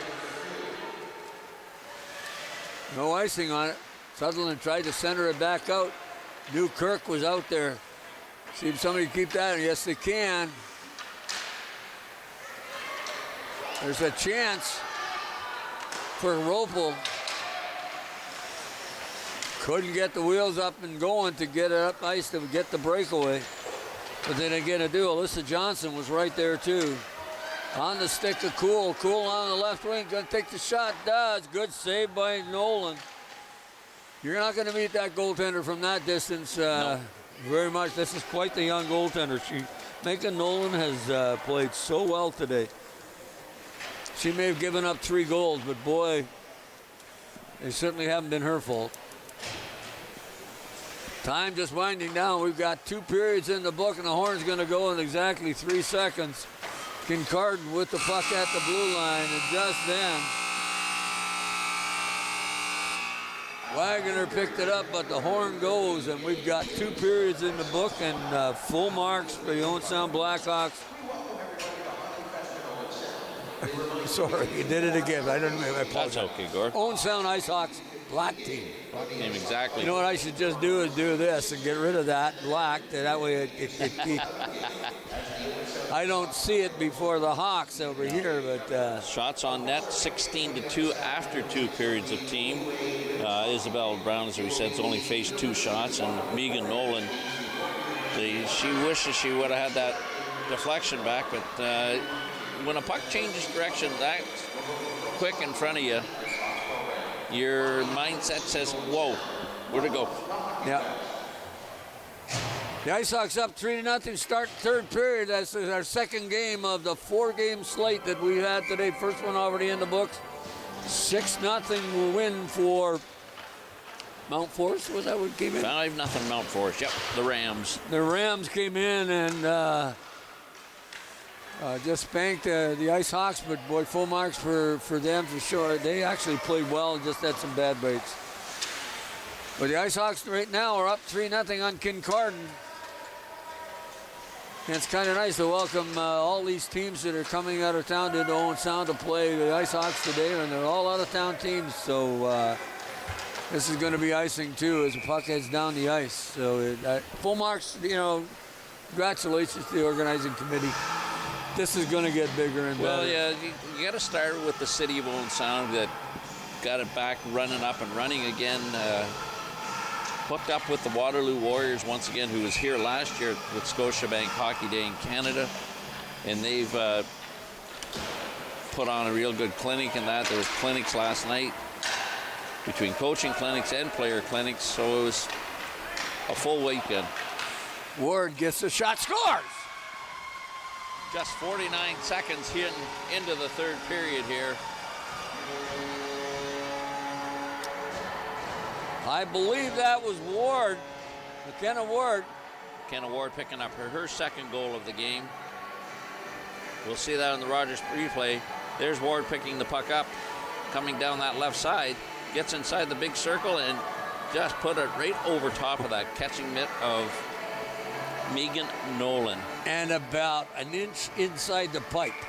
So I know, but that was close, but can shoot. That was a great shot and rewarded for it.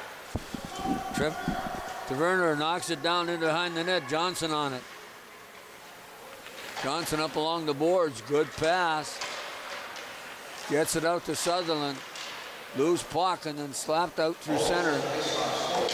Cleared away by Bell, Ruby Bell. Bell going after it again. Gets the loose puck along the boards. Looking for a black jersey to pass it to. Just missed the pass. It was a good defensive play by Schmidt to knock it down. Kincardine going to chase after the Francoeur. On the far wall, Olivia Wagner. Wagner's got a goal this afternoon. So does Madeline Dawson, Olivia Wagner. But McKenna Ward has two. Now Fred announced a different goal scorer, so we're just going to have a peek at that one again. Yep, but I'm pretty sure that was Ward that brought the puck down the ice. I'm going to have all kinds of X's and O's on my paperwork if I guess that's why they used to give us pencils and erasers back in the day. Macy Reed kept that puck into the blue line. Puck is in behind the goal. Ice Hawks get it out, gets back to the point. Tried to get it through a maze, and Brown right on point with that one. Exactly.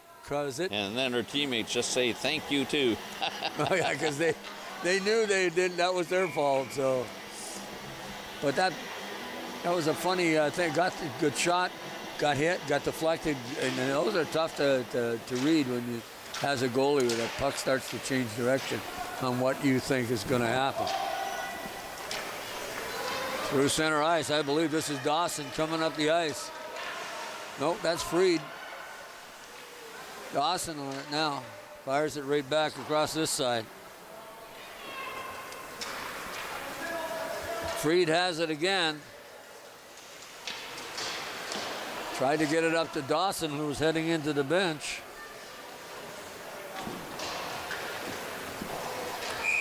Icing. Freed. Picking up the puck. It's going to go down the ice. Face-off going to come to the right of Megan Nolan. Nolan's had a really good game.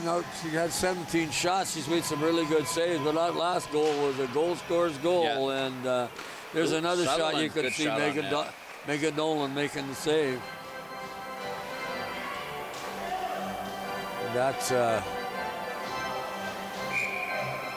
There's a picture of Megan on your screen. Hockey Fest bringing out the best in some of these young players. There's a shot again. Another save by Nolan. Kirk had a shot on goal. Yeah, exactly. Got one away quickly.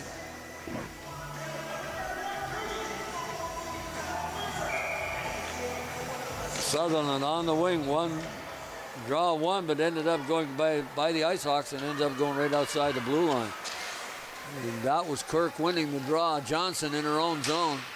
Nice little pass up the board to Ward. Sutherland tried to control the pass, couldn't.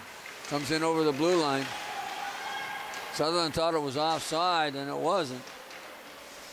Didn't go after the loose puck. That's okay.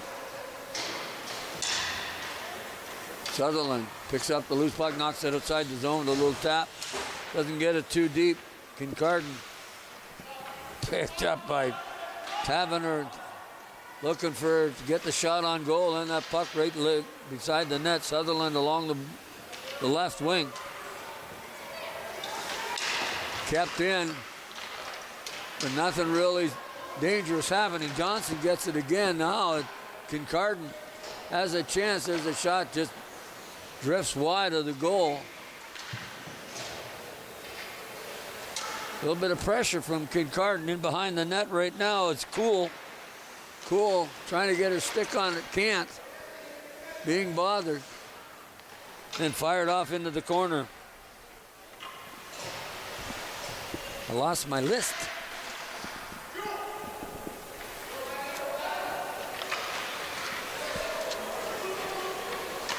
Back outside, Kincardine just drops the puck back.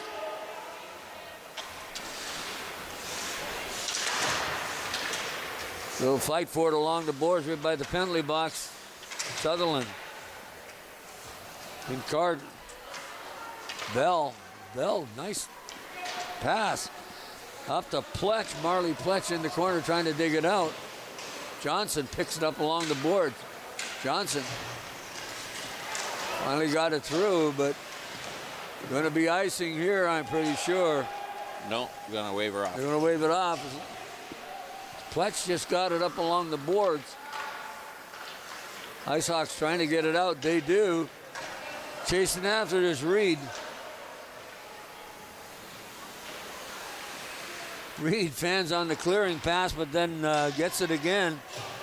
Was right out into the slot. Goes to Kirk. Kirk takes the shot off a leg in front of the net. And I believe it went off number 10, Reed. No, they're going to call it for too many men on the Owen Sound Ice Hawks. Oh, that was close. That was close. I guess the referees had nothing to do, so they wanted to call something. Exactly. This was a pretty clean hockey game, and it's kind of cool. But now that's a tough penalty to take. Who's it going to be served by? Looks like by number 18. Is that 18? Yeah, Grace Sutherland. I can't look over that far. 16, actually. 16. So McKenna Ward going to serve it. We have McKenna Ward with 2 goals, so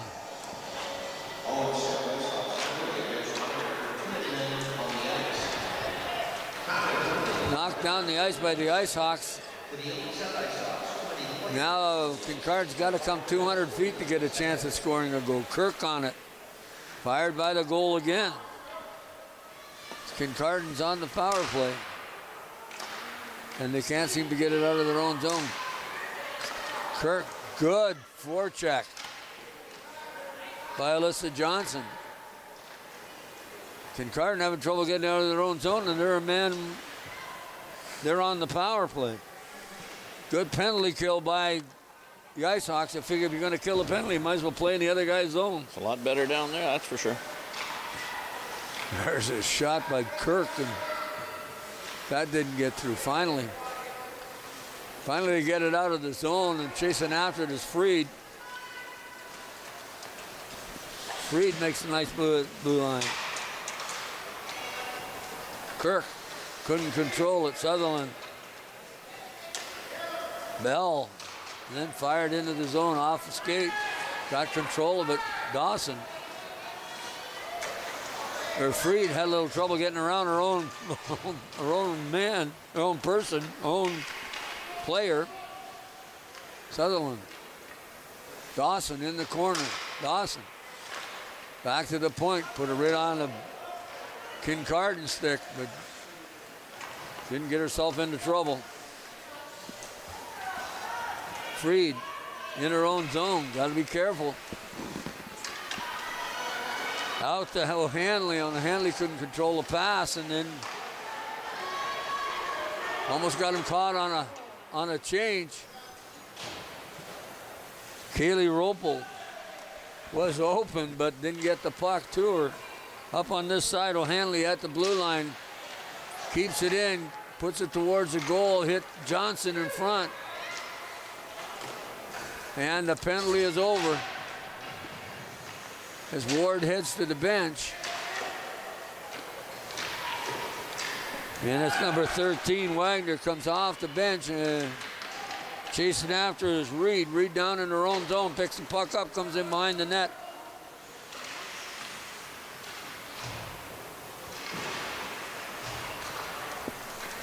Kincardine gets the puck out. Johnson just waits and throws it in, clears it out. They can go back in and get it, but some of Dawson's heading to the bench. There's a shot blocked by Reed.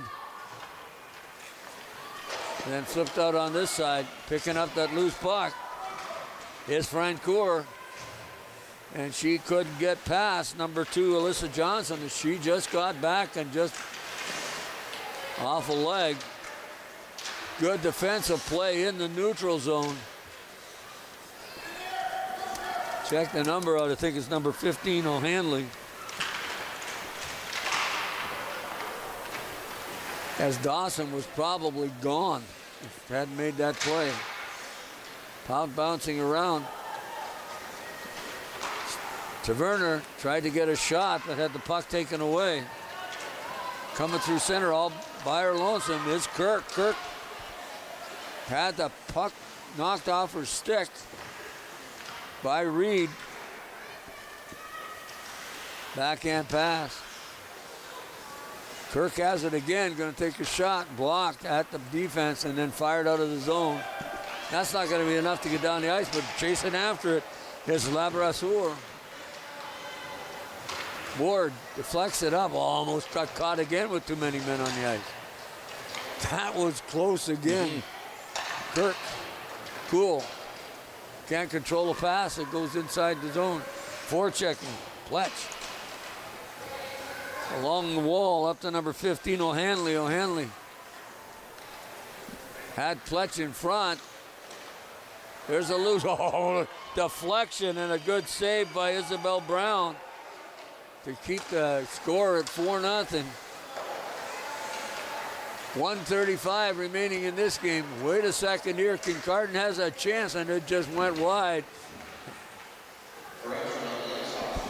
Good play by number 5, and of course that is Haley Freed.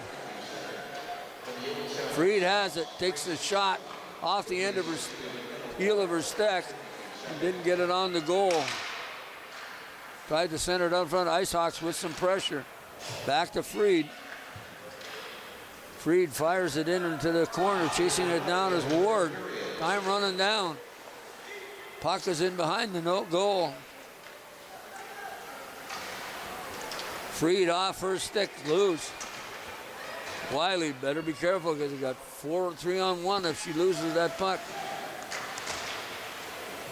In the corner is Francoeur, tried to center it. Reed at the blue line. In behind the net. With some pressure as Kincardine got again too centered out in front, looking for at least get one before they go home. And unfortunately, I don't think that's going to happen with the way that they're just blocking up the middle of that ice, that IceHawk team. IceHawks look like they're going to win this from 6 seconds to go with a whistle going, and we're going to get a stop and play. Just under 6 to go.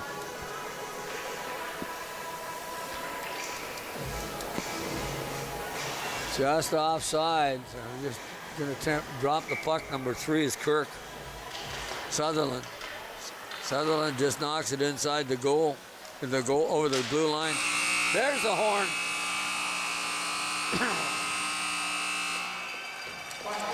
Boy, 4-0 win for the Kincardine Canucks over the Owen Sound Ice. Oh, better reverse that one. Kincardine won this. Owen Sound won this game 4-0. Well, I can't read. It's okay, buddy. It's 2 games in a row. Final shots on net in favor of the Owen Sound Ice Hawks, the Black Squad, 19-4. So Isabel Pro. Oh, that's yeah. You're right. I spent too much time in Kincardine after 2 years. But anyway, you're right. It's the Owen Sound Ice Hawks over Kincardine Canucks and beat them 4-0 and played really, really well. And of course, we think we have Madeline Dawson or McKenna Ward with 2 goals, but we're not sure. But they gave that final goal to Grace Sutherland, who was listening to Fred Wallace there. And he's awarded both goaltenders players of the game. You know what? I can't disagree with that. You can't disagree with that one. But I will. The goaltenders both played really well when they had to be, but there's no doubt in my mind about Megan Nolan. Yeah. But Isabel Brown only has 6 shots, so I'm more likely to incline to say is Madeline Dawson or McKinnon Ward as those 2 girls. Because Madeline Dawson, they took a goal away from her. She got a goal and an assist. Clara Wiley had 2 assists. Yeah, exactly. McKenna Ward, we think she had 2 goals, but she had a goal and 2 an assist as well. So Madeline Dawson to me was I think the best player on the ice. But you know the kid that I really enjoyed watching play was Clara Wiley, because Clara never was out of position. No. When she got the puck, she was constantly looking up ice to see who she could give it to. Exactly. When she was in her own defensive zone, she covered the front of the net like she was supposed to. Right. She was into the corner where she was supposed to. As the old defenseman, I really appreciated watching her play. Absolutely. So they had a lot of positive things happen with the Ice Hawks. But unfortunately, I think, to me, Madeline Dawson was a player of the game. And no doubt in my mind, Megan Nolan. She made stops. She made some good saves.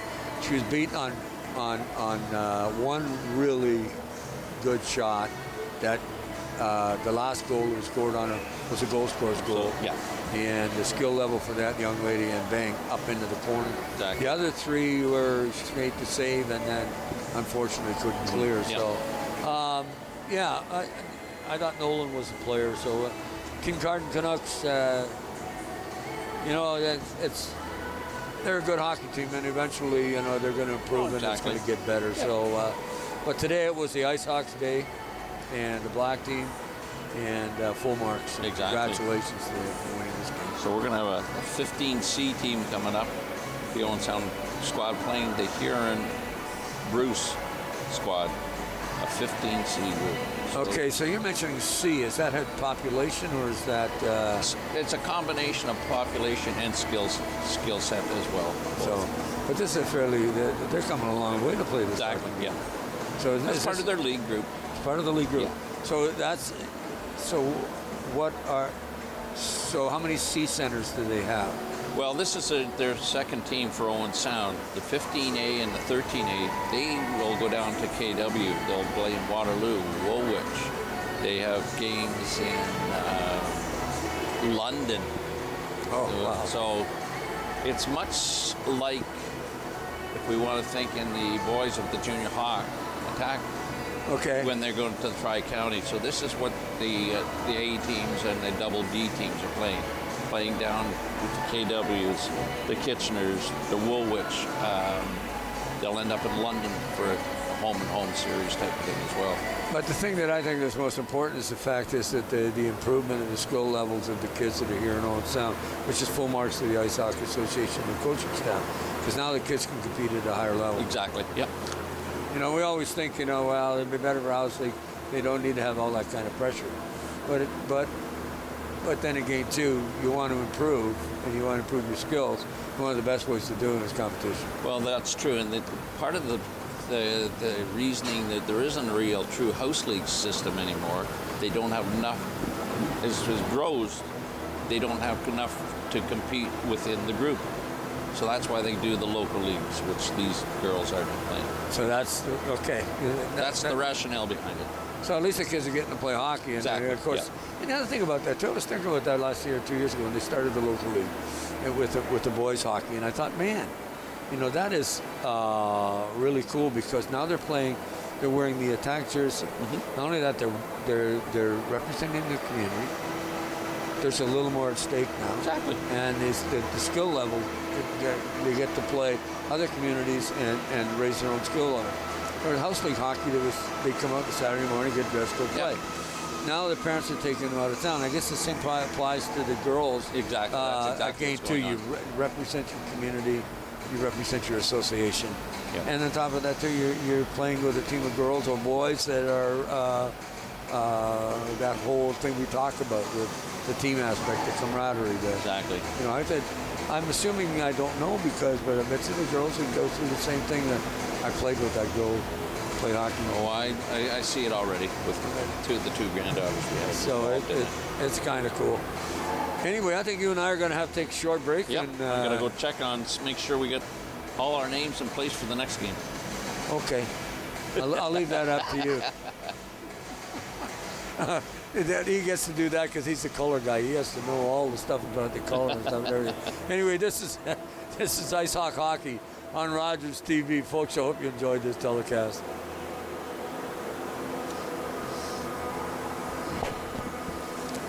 Okay, what are we doing?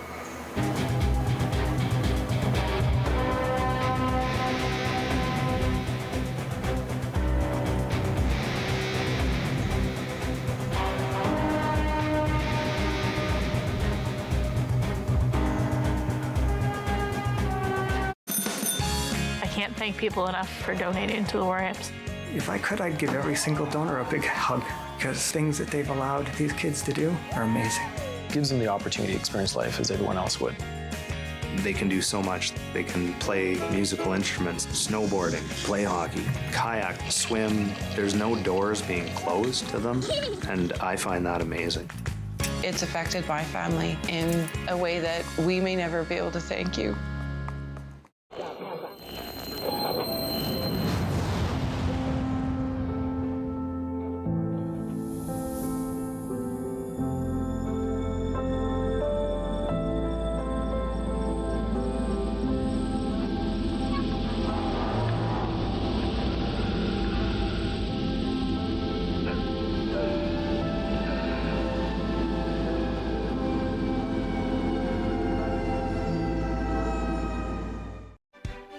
Hi, I'm David Sherman, host of Politically Speaking. Join me for my next show, where my guest will be Mayor Ross Kentner of Meaford. Politically Speaking on Rogers TV.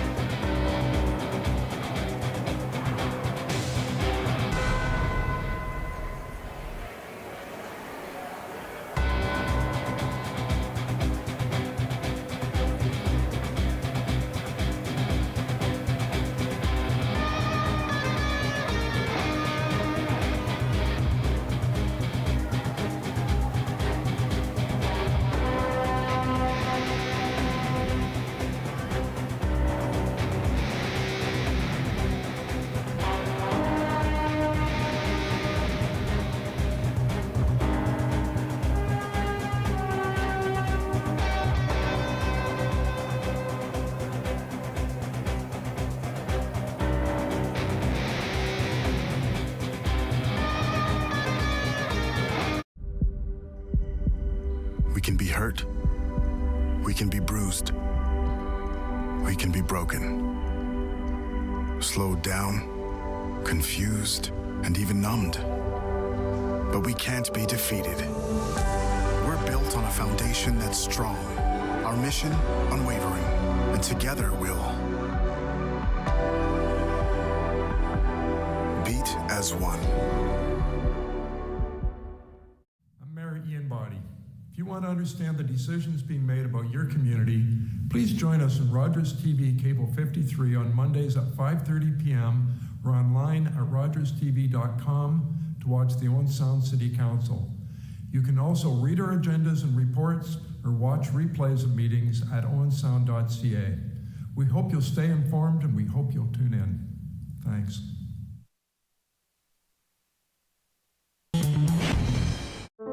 Are you low on food? Struggling to pay the bills? Overwhelmed by life's challenges? When you need support but don't know where to turn, just dial 211. 211 connects you to the programs or services near you. 211, how can I help you? 211, help starts here.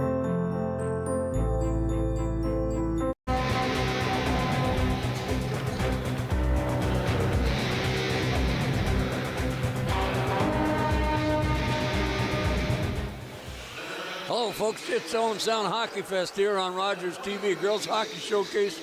We're visiting with the Ice Hawks today, and of course, this is their third game.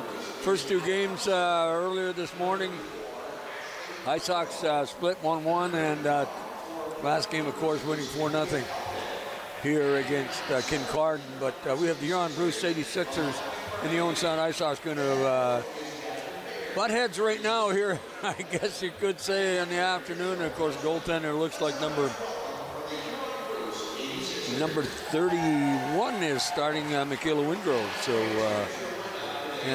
with the Ice Hawks, of course, they'll be to your left with white and blue on. And Michaela is a little special friend of mine. She plays goal for the Ice Hawks, and her parents, they have season tickets right in front of us here at the attacking, and so we've been able to keep in touch and kind of follow her minor hockey career with the Ice Hawks, and she just loves to play goal, and it's nice to see her this afternoon. Thought I'd give her a shout out, and Paul and family, and nice to see them play. I don't normally do that, but it's been fun with doing it. But anyway, Ice Hawks.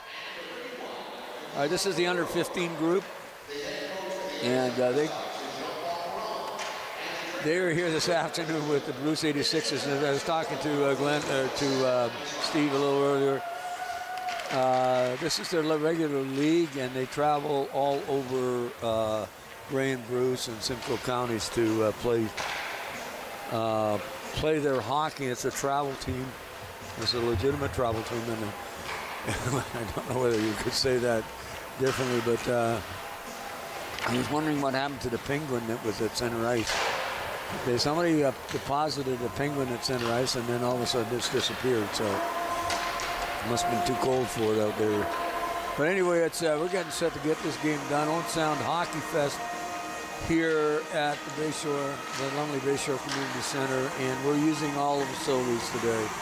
And the big clock, and the kids are getting to play hockey in the OHL arena, and most of them are excited about it. They also get a chance to watch it here on Rogers TV. And here on Bruce 86ers will be to your right, and they'll be green uniforms with white and black trim. And of course, the Ice Hawks will be in white with the gold, and I would say it's blue too, but I sometimes have difficulty differentiating between shades, so I think that's blue, and which is pretty common with their hats anyway. Steve's got one and I don't, so it's been a standard joke with Steve and I about getting a hat for the Ice Hawks, and I still got to find out how I can purchase one. I'm talking about you again. Oh, I was out racing around getting all the lineups are perfect. Oh, super. And the Huron Bruce 86ers are based out of 3 different rink communities. Wingham, Lucknow, and Ripley they're sharing ice surfaces with. Wingham? Lucknow and Ripley. That's where you get your Huron and your Bruce County's involved. Wingham, Lucknow, and where? Ripley. Well, both of these are not very. Lucknow and Ripley are not big communities. But they've actually merged in some of their minor hockey on the boys' side now. I've found out through my son, who lives in Lucknow. And in fact, young Crew was playing his first competitive little game, if you want to call it, on the half ice in Ripley this morning. Your grandson? Yes. So now we have 3 of the kids playing hockey. Anyway, I just basically starting goaltender for Owen Sound Ice Hawks is Michaela Wingrove, but I just basically sent her out, told her that she was a special little friend of mine that we've got to know, my wife and I, over the last couple of years, because Paul and they have season tickets right in front of us, and we get to see her every so often, and it's been fun following her hockey. And oh, sure it is. Glad to see I get a chance to see her play today. I was going to go see her play a couple weeks ago, and I got hit by the bug. So. And now you see her here. I do. Pretty good goaltender, too. Face off, big number 20, and that's Moffat. Moffat wins the draw, gets it back, fired up the ice by Sadler. It's picked up in the corner in behind the net. And big number 14, I think it's 14, maybe not. I'm not reading it right, so fired right back in by the Ice Hawks, head back in behind the net. 44, Ashley Greco. Slides it back up through center, stopped it by Olivia Wagner, and then dropped right back in. Pardon me, that's Lily Hillier, sorry.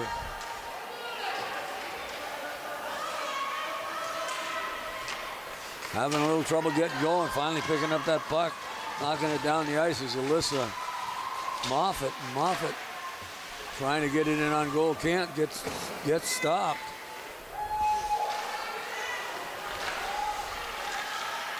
Puck comes back outside. Nice little lead pass picked off by Redmond. Little contact along the boards between Hillier and Redmond. And the puck slides down the ice. Chasing after it is Lila Holt. Something tells me that Lila Holt may not be 15. I would dare say you're correct. This must be the kind of cool that she's out there playing. Chasing after the puck is number 97. And that's Milena McBurney. Oh, he almost got caught with too many on the ice. Seen that a couple times in previous games. This is true. And chasing in after it is Brianna Bisson. Bisson has the puck, dumps it off the boards. Kept in at the blue line by Elphick. Plays a little sloppy. There's a shot, just whistled wide. Kept in at the blue line by 97, McBurney, and then fired in. There's a shot off the boards. Trying to get it out of the zone. Play a little scrappy right now. And a whole bunch of players all around trying to get that loose puck. Finally knocked into the corner. Chasing after it. Carter. Paisley Carter. Puck in the slot with 19. That's Carter trying to get a shot on goal. Finally. We're going to rip that thing. It ripped it, but it hit the side of the net as it hit off the boards. Trying to use the bayshore bounce to get it out of the zone.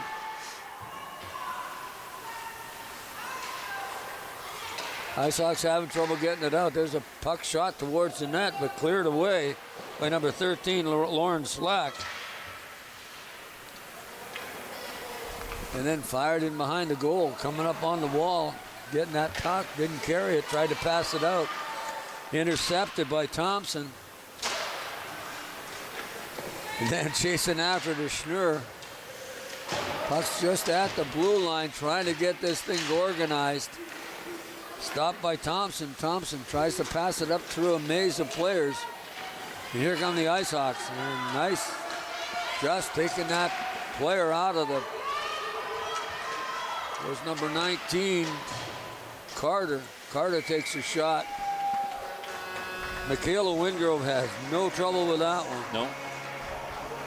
Now, we talked about young Lila Holt, and that looks like maybe she's playing with her older sister Isabella, so they can only travel to the rink once, the family. Well, it would make sense if they were coming in from a distance, or might just work that way for the family. Well, it's kind of cool that the league will let her do that. So, you know, and understand that situation. So, I mean, but how old is she? Well, that's the part we don't know. You know what? She doesn't look out of place out there either. No. So, here they go. Ice Hawks 2-on-1 in the zone. Going to get it to. There's a hook. No call. There's a shot on goal. Loose puck in the goal crease. First good scoring chance that we've had in this period. Exactly. And the players, you know, Dunphy had a shot at it. So did Dawson. Ainsley Johnson made sure it wasn't going home, though. She certainly did. Kind of strange. There's a shot right on. And that one did go in. Here we have one at the 2:29 mark. I believe number 11, Brianna Bisson, fired that. It could be wrong. We're going to find out here shortly. And we'll probably see the replay. Looks like Emily Higgins is tapping on. Emily Higgins, and so who's here's the puck one, face-off one. Yeah. And it was Higgins. 17, Emily Higgins with the first goal, and right off the face-off and winning the draw. Face-offs are even, no matter what level you play hockey at, face-offs are so important, especially in the offensive zone. And we're going to have icing.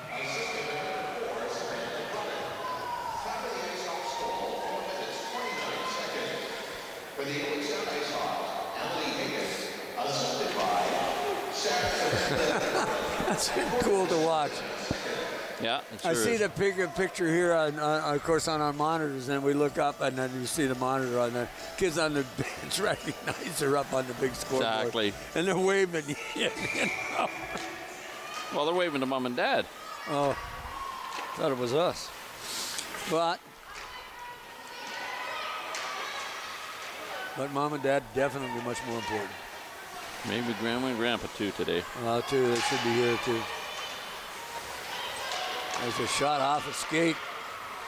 And then Lauren Slack just gets it, tries to get it out of trouble, which she does out of the boards. Lila Holt.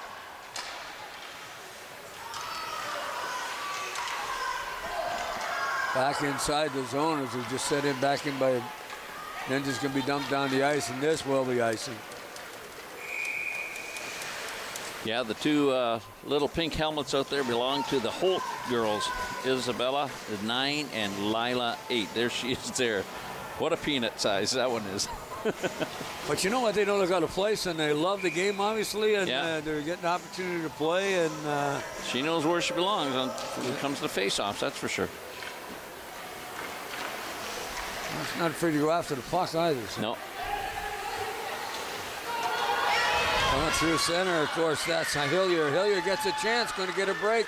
Couldn't get enough wood on it to get in on goal. Good defensive play by Moffat. Speaking of which, there is little Lila Holt picking up the goal guard. She's not afraid to shoot the puck either.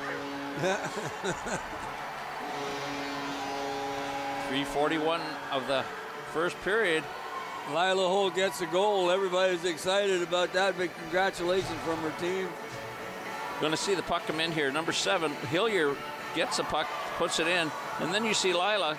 She's just going to come in and follow that thing in, directed it toward the net, and it went up over the goaltender's stick. Well, it went off a stick in front of the net with a deflection, but boy, I'm telling you, at least you put it at the net. That was what the important part. Yep. How many times do you say, shoot? If you got a chance, put it at the net. Can't score unless you do that. We're going to play with the puck all the way around the boards. Not going to happen.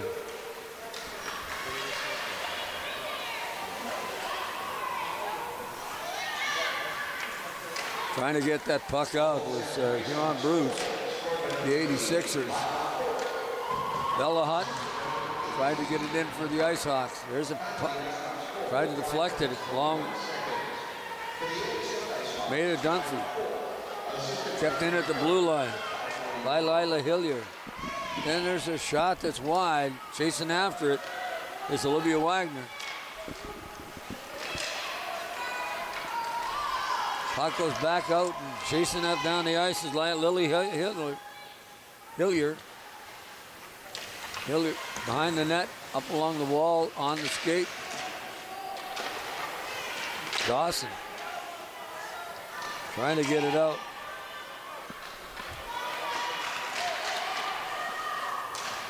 In over the blue line, back check, and little backhander Ashley Greco gets it out and does it again. 19, of course, is Presley Carter. And then the puck by Olivia Wagner inside the zone. To Dunphy, who couldn't. Here's a chance, there's the shot, just whistled it wide.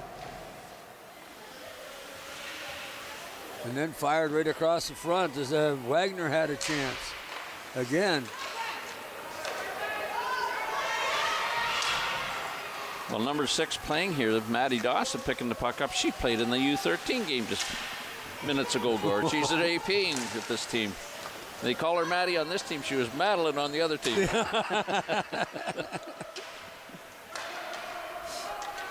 Well, let's play.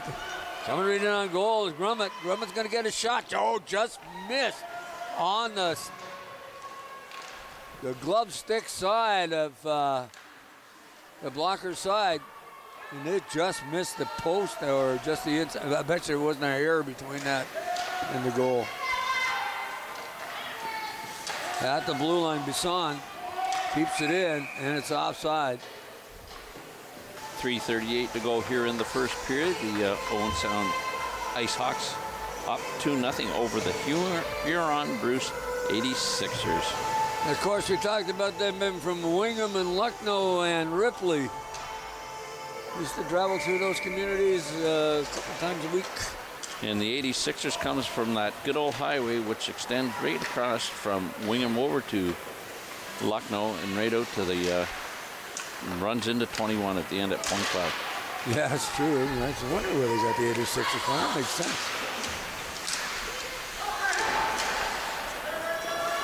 Taking that puck, Higgins has a chance. Got a goal already. Tried to knock it in with Dubois. 86ers at their own zone. Trying to get control of that puck, number 22, and that's Thompson. Cross ice, chasing after it is Sadler. Sadler gets there first. And it's offside. They're gonna, I love that rule. The touch-up rule. Yeah. Oh, nice poke check by number 55, Talia Elphick. Is that? And I believe that Grummett would have been in right on goal and just a little nick of the stick on the puck. And well, you don't see that as often as you could. So no, that's for sure. That was a nice play. Offside at the blue line, and then it's the face-off. Bisson chasing after it. There's a shot on goal, and you can see Michaela Wingrove didn't make any. Just watching Michaela play from an analytical standpoint, she sets herself up nicely in the goal. Good lateral movement. There's another shot, but didn't get through. Greco, one side. Loose puck in front. There's another shot off a skate in front. In behind the goal, Holt. Couldn't get it out of the zone. There's the shot. Rebound. Look, little rebound, knocks it off into the corner. Good play. There's a shot from the point off Emma Kirk.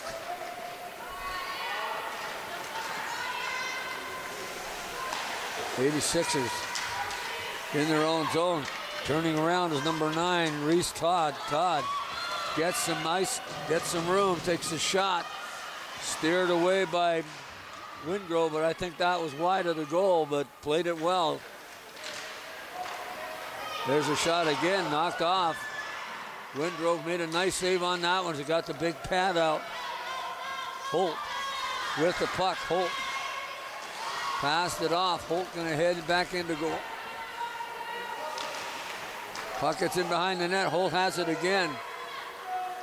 Tries to turn around and then gets it towards the net and then deflected off into the corner by Johnson. Holt couldn't control the pass and then kept it in the blue line by Bisson.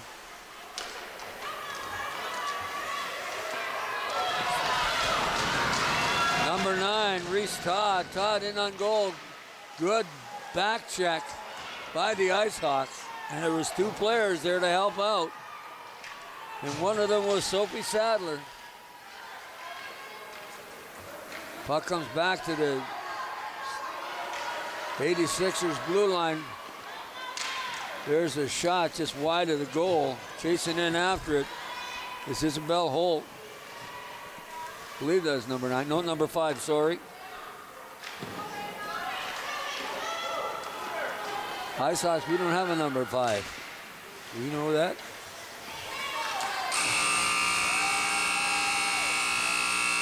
Looks like number 2.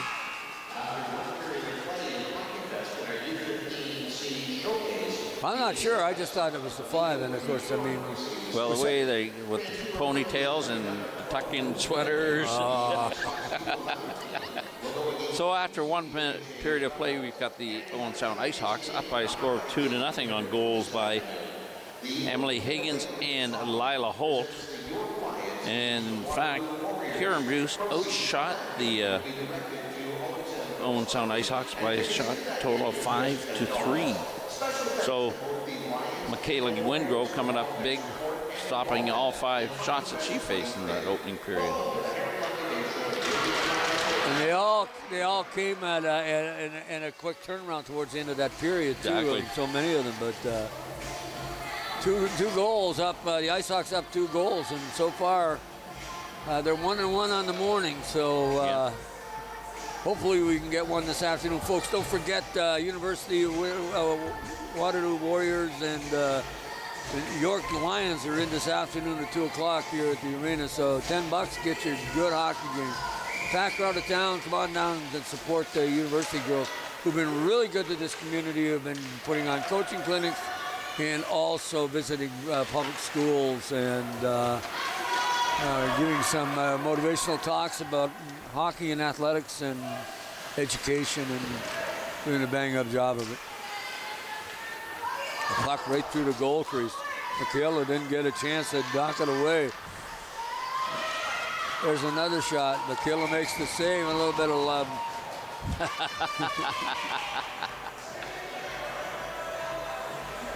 This is a U15 squad, so the girls get a little more physical, and if you see some of the games that I've witnessed so far with the U15A squad, they are, I don't know if they're really incidental body contact hits anymore. No, I don't think so. Not at this level, not at this age. And they watch enough hockey on television. And out front of the net after a whistle, you do not touch my goalie. No, this is true. Puck fired in from the point by Alphick. Picked up by Thompson. Thompson gets this. Oh, nice stop by. Whoa. Wingrove lost her catching glove, and so number 2, Bella Hutton, was trying to put that puck home, and we got her glove back. That's the most important thing. Look at this. I'm going to give you a little hug for that one. Number 11 giving hugs out is Brianna Brisson. Here comes the play. You're going to see the puck come across, and there's the one save she made. She puts the puck on under her glove, and then they try to move it, and of course, There goes the puck with the glove. It wasn't going in the net. It went the right direction for her. That was a great pad save that was made on that shot, too. Exactly. So there's been some chances, and but I really like the stretch and getting the puck on the pad, and that saved the goal, no doubt about it. Coming through ice, down the ice is Grummett. Grummett's got some room. Grummett's going to shoot off the goaltender. Loose puck, I'm bouncing back the other way, back into the slot. Kept at the blue line by Bisson. Then finally knocked out by number 22, Ava Thompson. It goes down the ice, chasing after it is Samantha Grummett. This kid's got some wheels, but she just passes up along the boards to Emily Higgins. Higgins back into the center. Is going to get a shot on goal. Could be. There she does. Good stop. Nice save. There's another shot. I heard wood on that save. Yep. Samantha Grummett there's a stop and play, but good shift by the IceHawks. And of course, full marks to Samantha Grummett. Had a couple shots on goal. And then now we're looking at Ainsley Johnson playing some super goal. Exactly. Emily Higgins had a great shot, but the puck went right off the shaft of Ainsley Johnson, as you said. Yeah, I thought I heard it wasn't wood and whatever. Well, I think the goalie sticks are still wood, maybe. It sure sounded like wood, didn't it? Yeah, it did. That ancient sound. Mm-hmm. Almost got that one picked off. Hillier gets up ice. It's going to be offside. Hillier has it again. Drops it along the back. There's a back pass trying to clear it. Sophie Sadler. She does, but scrappy play in the neutral zone. Still can't get it through as Holt had it on her stick, and then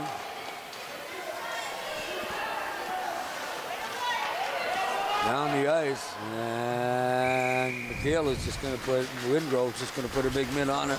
Exactly. I think she got slashed pretty good. It took the glove off, so I'm surprised that maybe there was no penalty on that, because she had her glove over on the replay. You could see her hand, glove over the puck, the whistle going, and the next thing you know, the glove and the puck all together. Yeah, they pushed it off on her somehow. Dawson, Maddie Dawson. Getting a lot of hockey today, let me tell you. Probably going to watch Netflix and fall asleep after the first 5 minutes tonight. So McKee, nice pass right up on the stick of Reese Todd. Todd coming in on goal, takes the shot. Wingrove makes the save. 8:54 remaining here in the second period. I'm just going to wonder when we're going to see the goaltending change. We've got another couple minutes, I guess. Yeah. Be the halfway point. Well, see if they do that.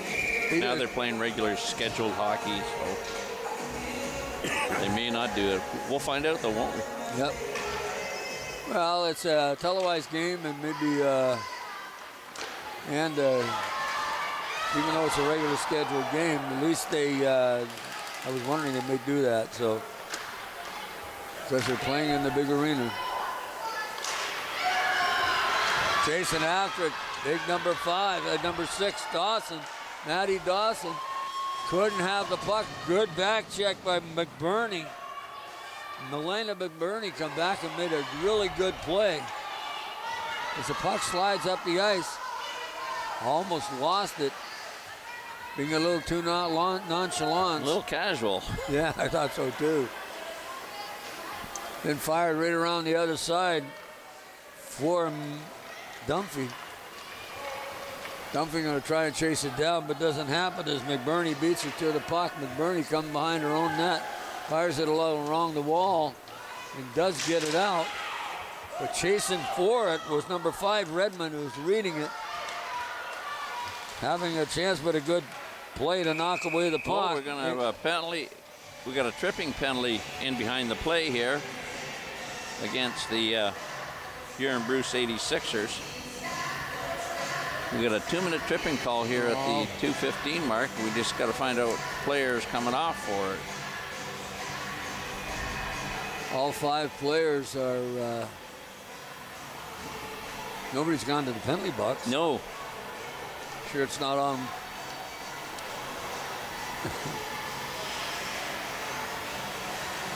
No, it's on the goaltender. Just missed that. Here it comes right here, Gord. You see that? There it is. There's the trip there on the goaltender. And that definitely was a trip. Yep. So Ainsley Johnson gets called for the tripping, and it's going to have to be served by somebody off the ice, obviously. She went down hard when they took the skates up from underneath exactly. her. So, and here comes the unfortunate skater. So Owen Sound is going to go on the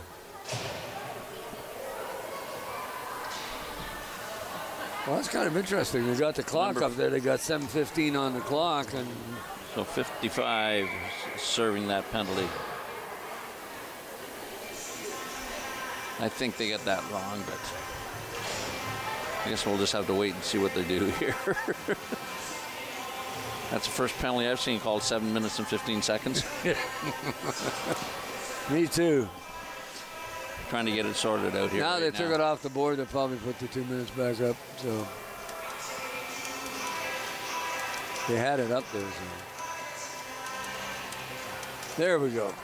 Yep. You've got 2-minute penalty, and it got on the goalie, which is kind of. Well, she did trip her. There's no doubt about that one. I told you these U15s would get a little more physical. Something must have happened in the goal crease that we didn't see before the trip, because,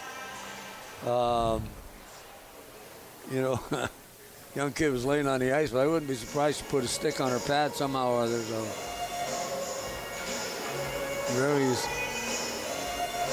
here we go. There we go, is right. Number 11, they put the sign up, Ainsley Johnson. Yeah. Puck knocked off into the corner. On top, it's Grummett. Grummett tried to center it back out. There's a shot just whistled wide. Holt out on the ice. Grummett just fires it wide on this side. Back and centered out. You see Holt just getting set in that slot area. Sloat chases after it. Puck comes back out to the blue line. And then Higgins just dropped it back into the corner. Or pardon me, number 12, Sadler. Got to move that puck around in that zone for the power play. We got 2 minutes, 1:14 left in the power play. Lily Hillier. Hillier going to carry it in over the blue line. Does. Holt's offside. Still not getting it in. Holt.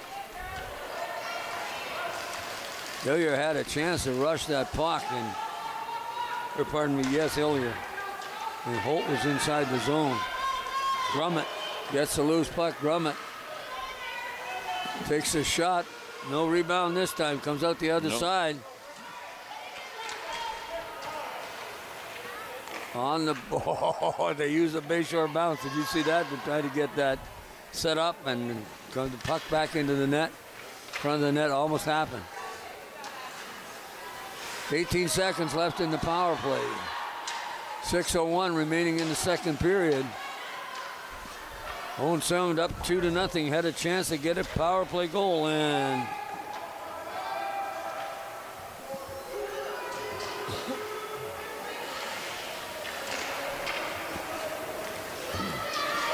puck comes down the ice, chasing after it. Looks like big number 20 wants it. Moffat just going to get right in on, do the forecheck.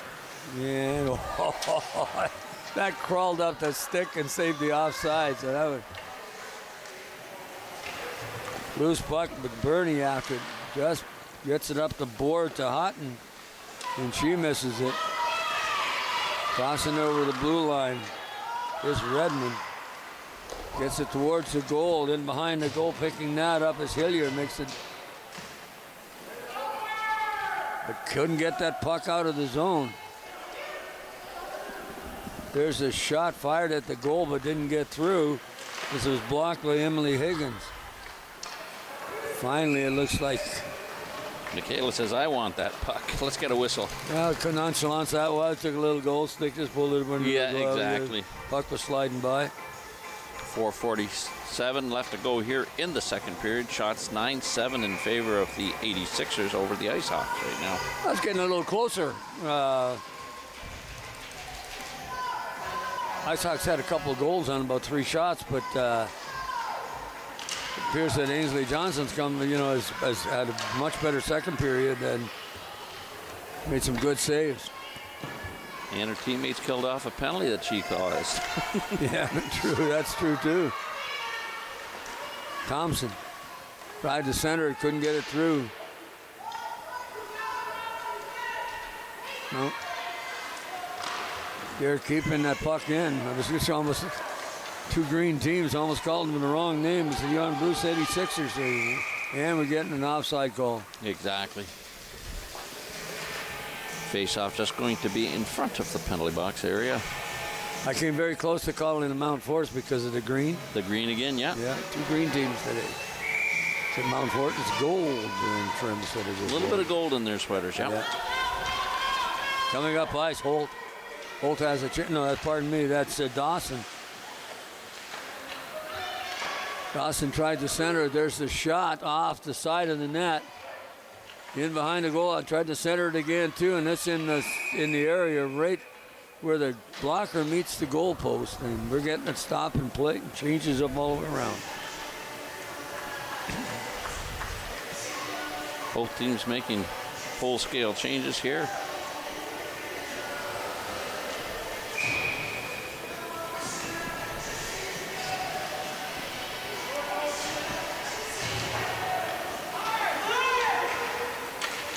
There's a shot.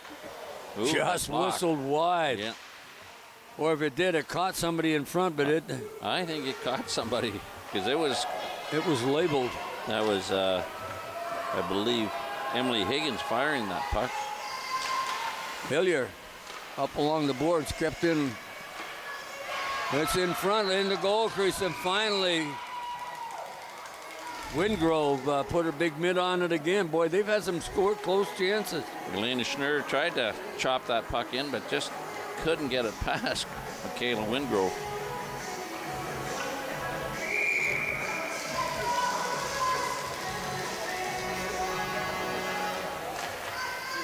Puck comes back to the blue line, and Greco keeps it in. Puts it on the stick of Schnurr. And off a leg in front, knocked it into the corner. Hillier has the puck. Maybe she's going to run with it this time. Hillier down the right wing, takes it in over the blue line and then taken down. And I think Hillier hit her head on the boards or the ice when she went down. And this is, she put her hands up to it right away. She's feeling some little pain there, that's for sure. Something happened. It was exactly. I don't think it was intent to hit. No, but, I agree with you. I think the head either hit the ice or hit the... Trainer Rebecca Chisholm out there checking on Hillier. Making sure everything's okay. Guess we've got a little bit of break in the action with about just over 3 minutes left here in the second period. Well, we're going to see here the play here, the Rogers replay, coming down the boards, and she just got caught up in some skates on stick, and when she went down, she banged her head off the ice. Well, she put her hands up to her head right away, and when she hit. So, I hope there's they do the concussion protocol, and I think that's probably a good idea. Let's have a look. You're going to sit down here for a couple minutes, hon, and we'll just see how your eyes look. Yeah. Well, that's a good thing. Absolutely. You and I have played sports long enough to know we've had our bell rung a couple of times, and everybody just said go back out and play, not realizing what the dangers of the sport and the dangers of the concussions really That's the are. way it used to be. Yeah. And now they're much more cognizant of the fact that that is an important thing at all levels of sport. Yeah. Puck just slid by the goal. The Holt had a chance but couldn't deflect it. Puck comes along the boards. Here they go, Mount Forest. Pardon me, 86ers, it's number 22. And that was Ava Thompson. It's too early in the morning for me. I think the green has got to me. Puck back out to the blue line, kept in by number 55, Elphick. And then coming down the ice, I believe that's number 18. That's Emma Kirk. Kirk tried to center it out, but back checking Thompson, and then flipped out along the boards. Chasing after it is Redmond. That puck just slides it out just behind the goal.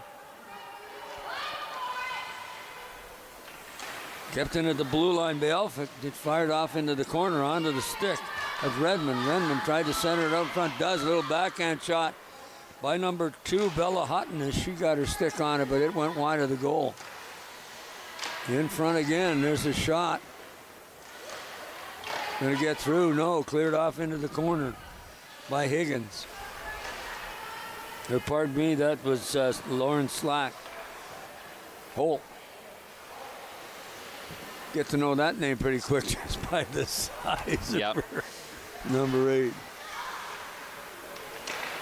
Loose puck in front, just going to down the ice and just off the end of the stick. 97, and that's McBurney. She hustles back to get the puck. They're in this game. Isn't over at all yet. It's just a 2-goal.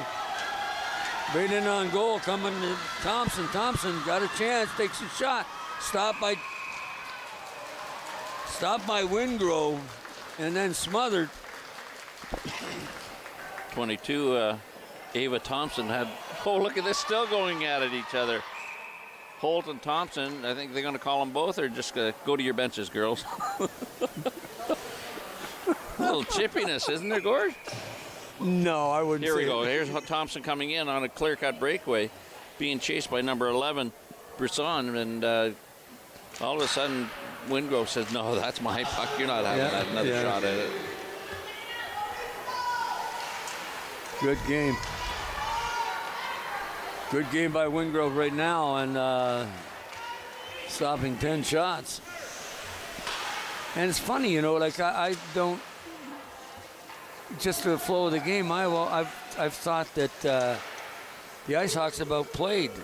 They may have outplayed them, but they're just not getting the shots on net like the 86ers have been. That's why I find it strange that they're out shooting them, but here they go again. Down the wing, Reese Todd. Reese Todd gets a chance, takes a shot. Right off the stick, the shaft that time. Great play by Wingrove as she made the first save, change position, and come back, and good lateral movement to make that second stop, and good puck awareness on that. Exactly. Face-off going to be to the right of Wingrove with just under 13 seconds to go here. And Reese Todd got the shot on goal and made a good stop. I didn't see who couldn't get the number coming. Oh, here it comes. Grummett. Grummett has a chance. There's a shot. Put it right in the breadbasket of Ainsley Johnson. If you got to shoot where the goalie isn't, then Samantha Grummett had a clear-cut breakaway on that one, and she just nailed that logo right on the middle of the sweater, I believe. If you look at the shot, and there it was. And the goaltender will love that shot every time it's at that logo. Every time. Samantha Grummett probably have that one to think about again. But exactly.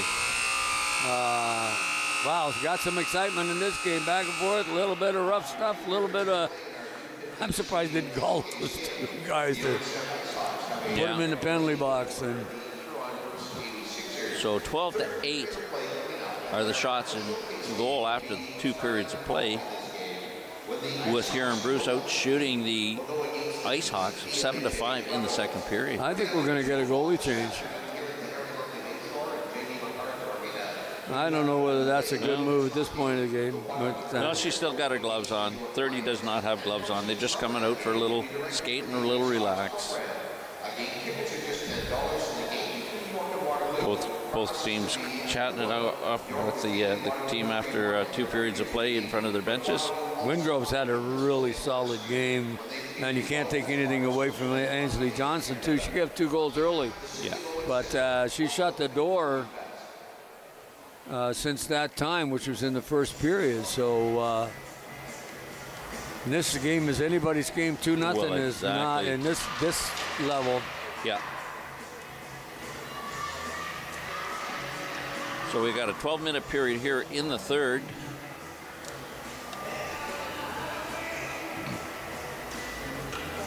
We'll see how this one involves as Wingrove does go back definitely for the start of the third period.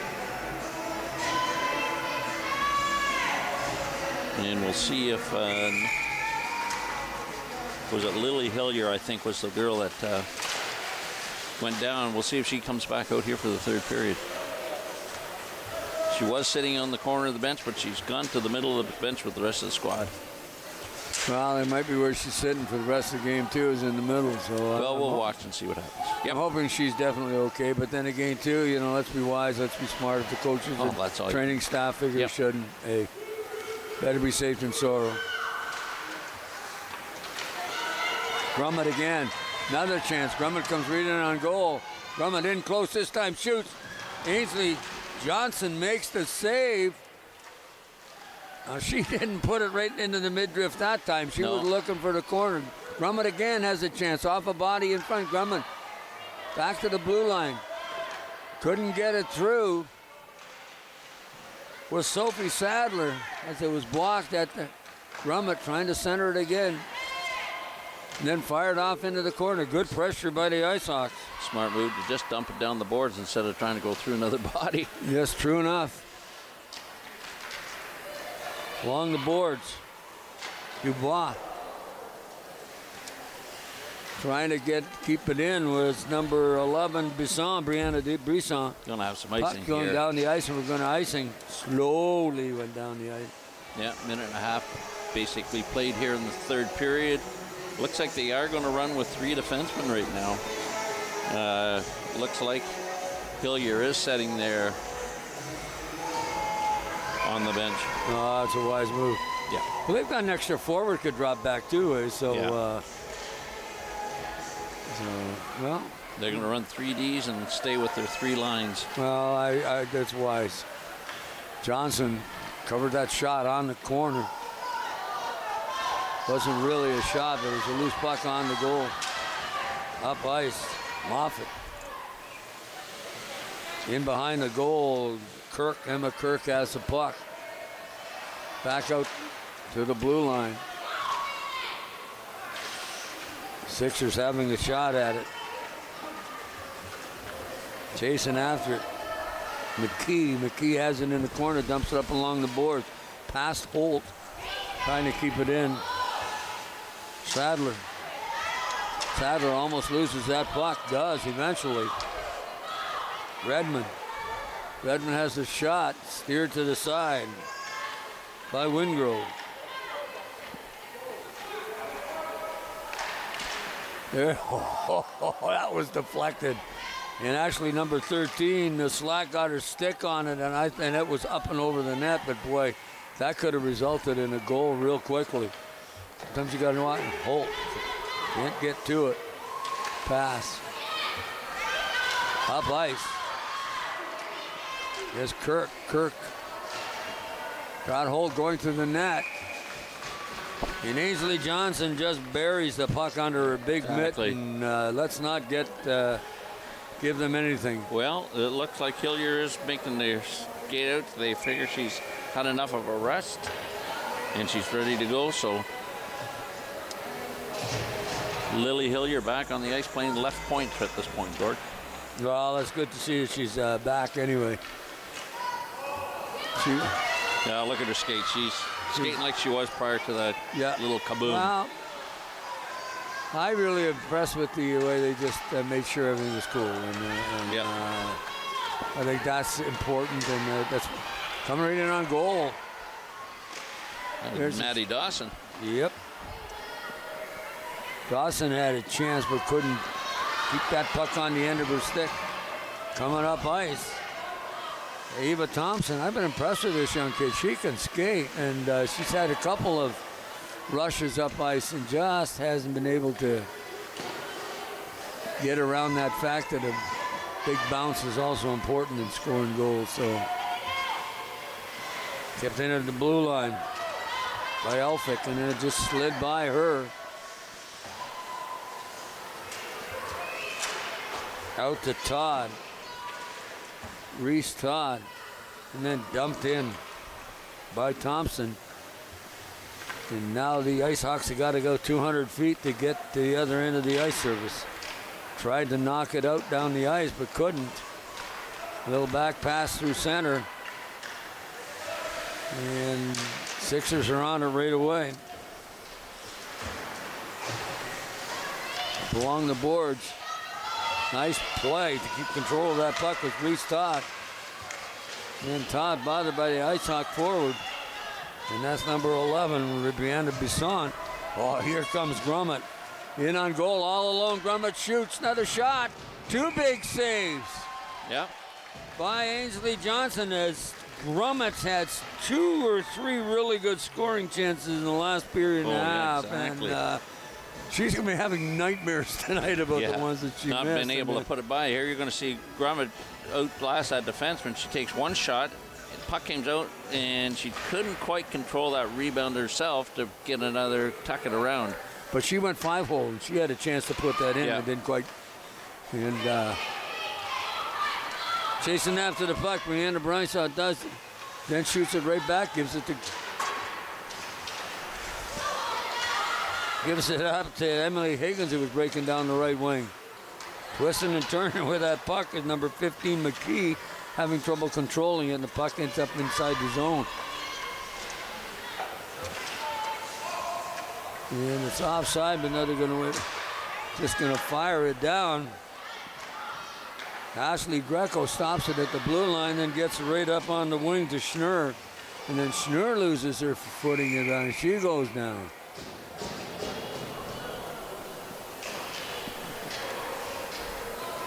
Oh, we're going to get a penalty here? Looks like we are. Is that number 4, Grummett, going off? Yeah. We got an interference call on Samantha Grummett here at the 5:25 mark of the third period rather. Yeah, Elena Schnurr's headed to the bench after the tumble, figuring her leg a bit, so I'm not sure. We'll see her back probably. Is going to shake it off, walk off on the bench. Sure. But that's a big loss. The Grummett girl, Sarah for Grummett. sure. So, at this late in the game, it's still anybody's game. We're looking at they get 1 goal, they're right back in it. So. Oh, for sure, absolutely. Got too many girls on the ice there, Coach Paul. Oh, look at those guys. They're going to take off. They're going to take off. Take out little Lila Holt. Well, you know what? She may be young and she may be not, but she has not looked out of place up there. No, not at all. You're right. And I think that's probably why she is allowed to play, is that she can compete at this level, which is going to be really good for her when she goes on and gets older. She's picked up a goal already in this game. She had a second goal, remember? I know. That's got the puck to the goal, and that's what counts. Took the shot. Ainsley Johnson makes the save on that shot coming from the point. Brianna Bisson put it on, but they got a kill there. They're killing this penalty off really nice. Exactly. Playing it the Change other on end. The defense here. Yeah. Lila Holt on one wing, and at center is Lauren Slack. Slack, is a shot on goal? No. Or pardon me, I'm sorry, that's Emma Kirk.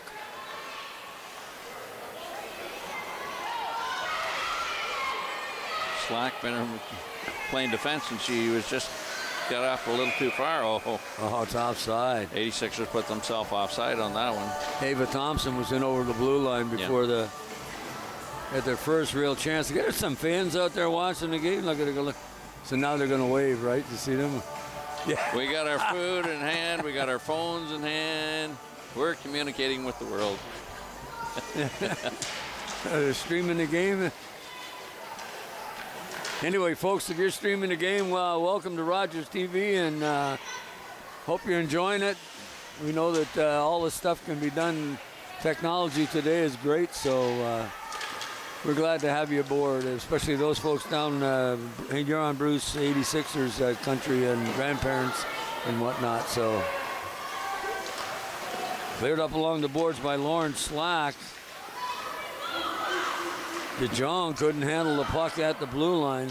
Now it goes to Reese Todd. Reese Todd tried to slide it in through center ice, couldn't get there. It comes back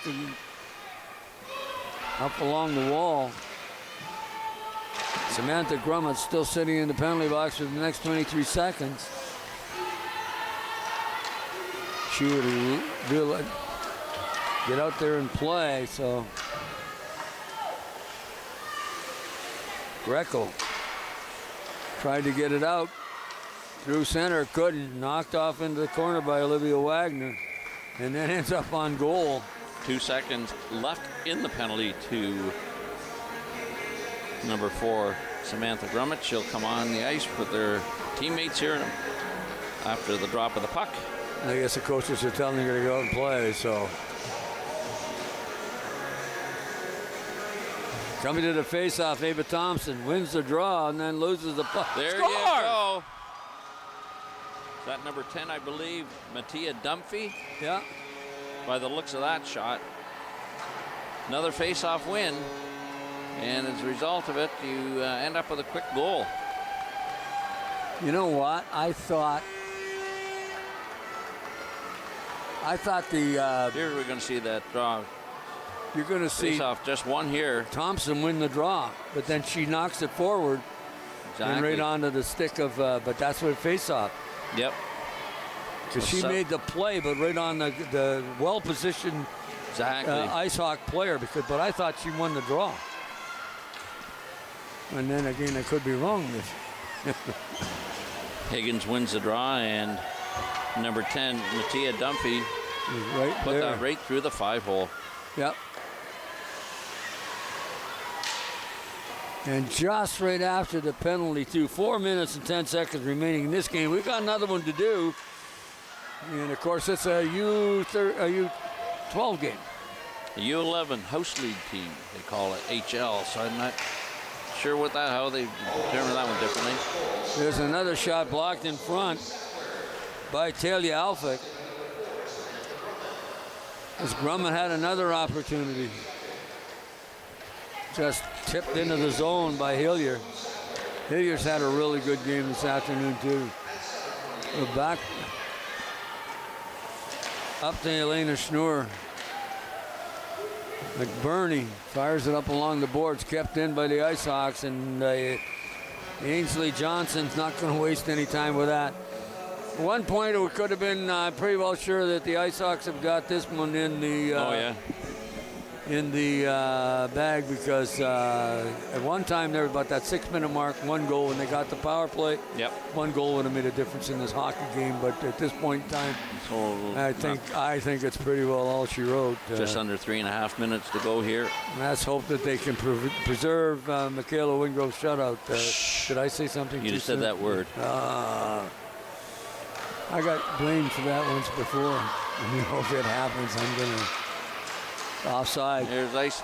You're right, offside. Holt has it, knocks it up along the boards.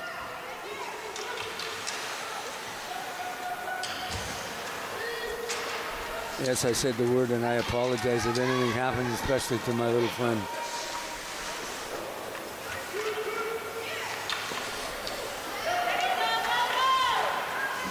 At the blue line, trying to figure out who's happening right below us. And picking up that puck is Alyssa Moffat. Moffat, there's a shot right into the glove of Michaela Wingrove, who's played really well this afternoon. Keeping the shots on goal. There hasn't been a lot, but some of them have been pretty difficult. And their shots are 15-14 in favor of the Ice Hawks now. They're shooting them this period. There's a shot on goal and didn't get through from the faceoff. Ice Hawks trying to get that puck out of their own zone. Can't. It's fired off in behind the net. In behind the net for sure, and it's still there as they're keeping it away from those green shirts. There we go. Off the wall, and it's got the angle. It could go. If it goes down, it'll go right to the goalie. Oh, lost it in front. There's a shot turned away by Johnson. As Matty Dawson picked up that loose pucker that actually overskated it by the defenseman. Exactly. By the 86ers. Yeah. I believe it was Lacey DeJong that had that puck, and she lost it. They just overskated it, and of course Dawson picked it up really, really quickly. Another shot by off Johnson. Puck goes in around on this side. Grumman just missed it. Uh-oh. Two defensemen squid. No need to be pinching now. No, not now. Puck back out. Comes back outside to the blue line, then knocked right back in, picked up by Thompson. And here's a chance for number 17, Emily Higgins. Higgins just shoots it in behind the goal and then goes in and forechecks it, goes back after. Grummett there too. At the blue line, Brianna Brisson doesn't want to let anybody by her, but you can see number 17 at center ice, Emily Higgins, is playing at the red line. She's not going to let anybody with a green shirt by her. Higgins just throws it back inside. Last minute of play in the third period. Public address announcer Fred Wallace, who's been here just the same for Hockey Face and been doing all the stuff that's necessary for a hockey game. That's the same. There's a shot. Oh, please stop it. They got it.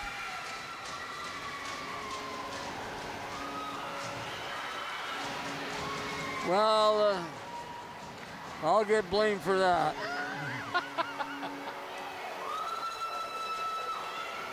That's you heard me pray, but she made 3 saves in a row, and I'm saying, please stop it because here's number 9 coming down. There's Reese Todd coming down that left wing. Gets a first shot away at it. Puck comes out to number 20. She overskated it, and then number 15. But then you see Reese Todd end up putting that puck home. Put it underneath the goal pad. As 30 seconds to go. Look like they're getting they figured shot just off a body in front as that Hilliard deflected that off into the corner. His time is running down. It looks like Holt has been kind of hurt behind the net, and they're going to have to stop the play for it.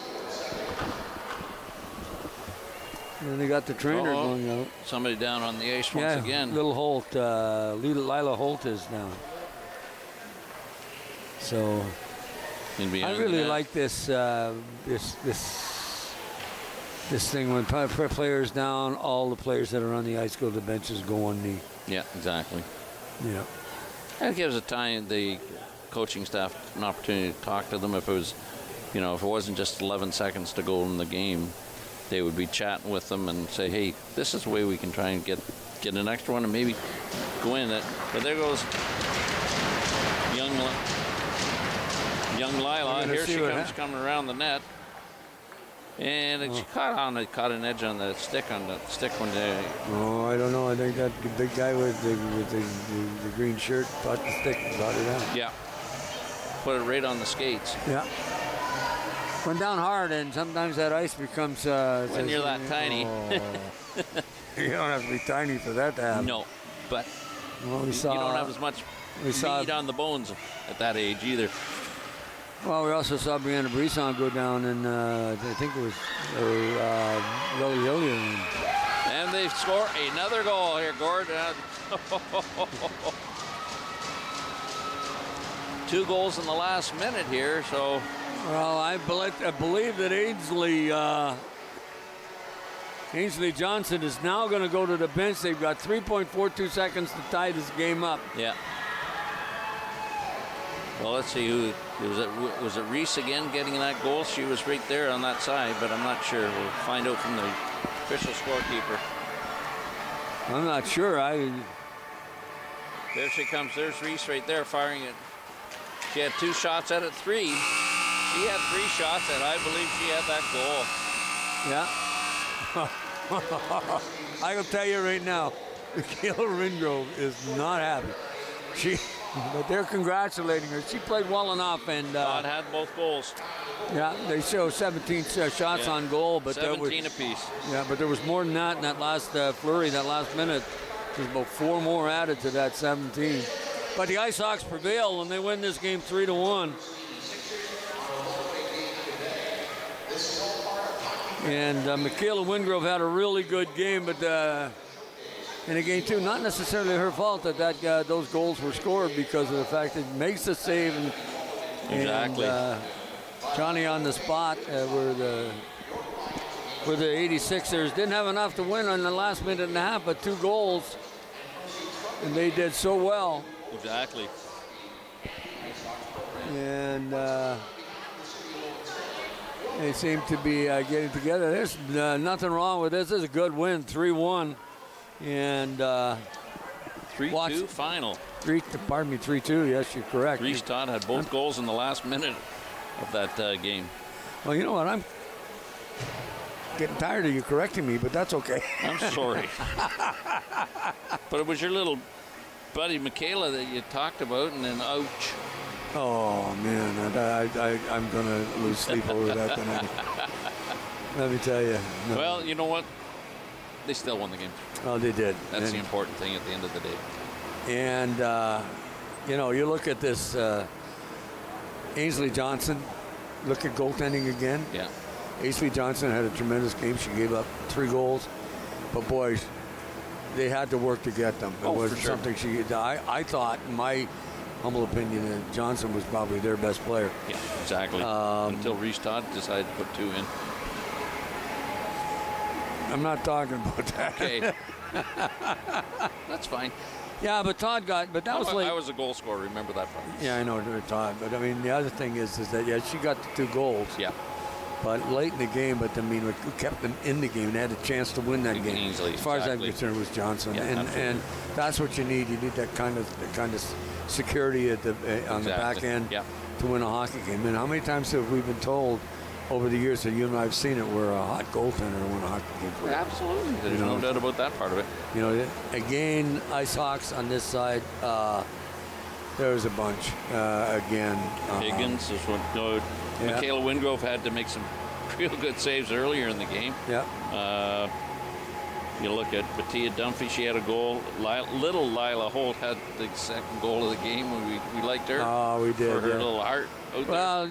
Yeah, and the interesting thing about it, it looks to me like she's 3-4 years younger than these kids, and yet she was in position. She played the game and played it well. Exactly. And I think the size was the biggest problem, but generally she could play. She was there. Samantha Grummett had some nice opportunities, just couldn't finish.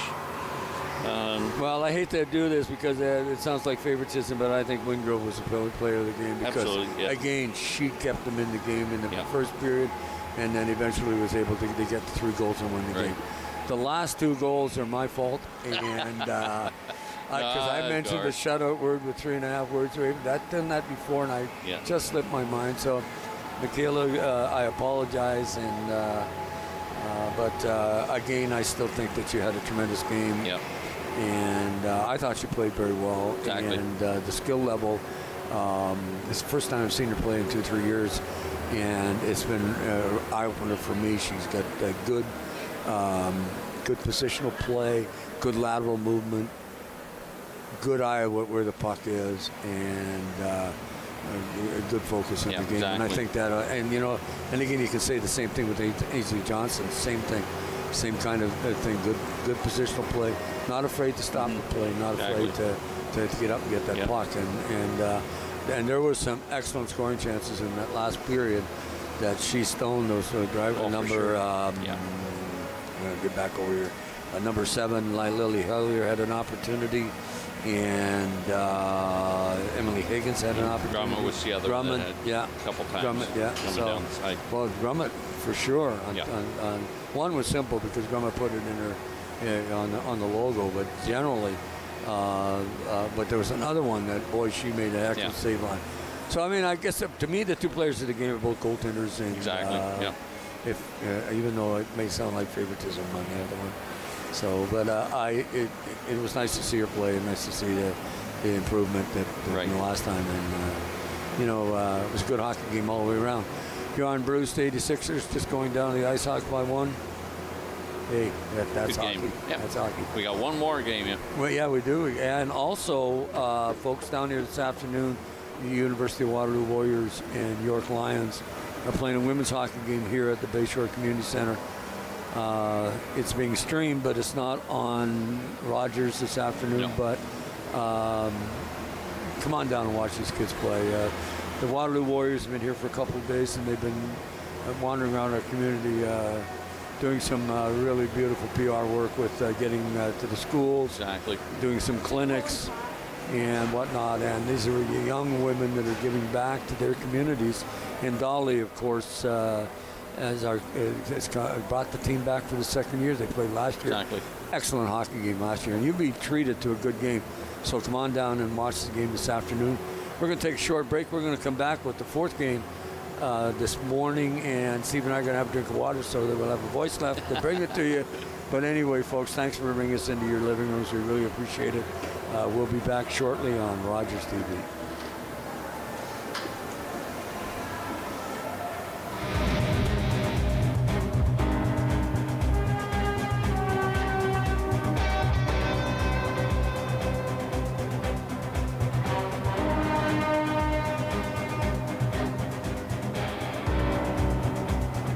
I'm Nicole Martin, the proud ambassador for the Comfort Bear program. Comfort Bears provide these cuddly bears to local children who are terminally ill, facing trauma, or battling a serious illness. Every $20 donation will place a Comfort Bear into the loving arms of a child involved in our program. It is our hope to distribute 1,000 bears in 2022. Please join us and provide comfort to kids in their time of need.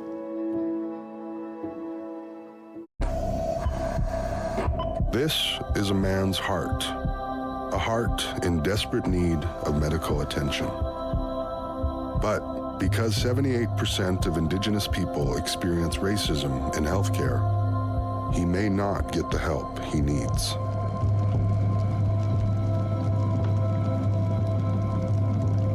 Become an ally. Rise above racism in healthcare. Carol Merton. Please join me for HealthLink, a program connecting home, community, and healthcare. Please join me and watch HealthLink on Rogers TV.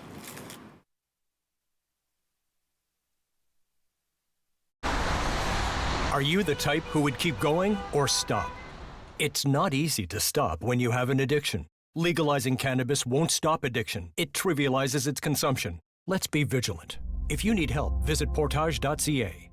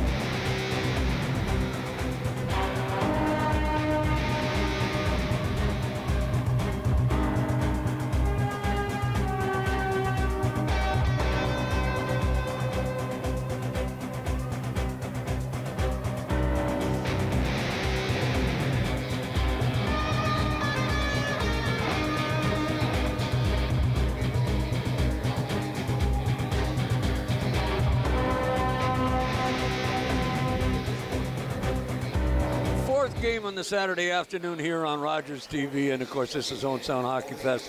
Girls Hockey Showcase here in Owen Sound, and we got Rebels against the Ice Hawks, and I'm not sure where this team is from. That's the Chatsworth group. Township of Chatsworth District Minor Hockey Association. Yeah, but they don't have an arena. Oh yeah, they're playing Desborough and Katy. Well, that's super that they're still in, because I thought when the arena went that they didn't have a hockey association. No, they've got a rink so much still. that I know, but I understand that they're thinking about putting another one in. I think it's a lot of it called dollars and cents, what it's going to cost them to put that complex at the old spot that they were considering. So I guess we just have to wait and see what the... Well, I've heard rumors that was going to happen, but I thought that the kids were playing hockey in other organizations rather than Chatsworth. No.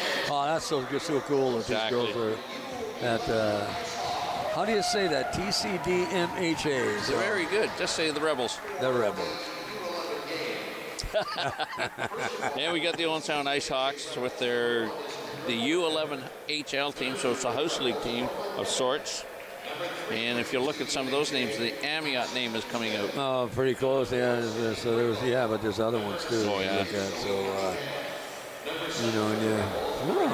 Pringle, that's way out west, out south, east of here. So this is going to be the youngest group we're going to see here today, other than the game right after this at just after 2 o'clock here. Going to see the University of Waterloo Warriors against the York Lions if you get down here for just after 2 this afternoon. 2 o'clock is the puck drop? That's what they're suggesting. We've got to have a warm-up, of course, and then reflood the ice. So this is going to be a shorter game, I think, too, as we were talking about. I think there'll be 10-minute periods. They're probably looking at the clock. If we turn around and have a look at it, it says 3 minutes. So they're doing the warm-up right now for us. That's the warm-up that they haven't started the clock on. I think they're out early. Is there officials on the ice? Absolutely. Yeah, they're putting the pins in the net for the girls. But these are House League Hawks, and but no, you know what? Those girls, they don't think themselves as House League. They think they're representing their community. Look at that jersey. Exactly. What's cool is none of them have it tucked in. No, you can read the O'Brien across the bottom of the jersey, the Johnson, the Jarman, the Bryan.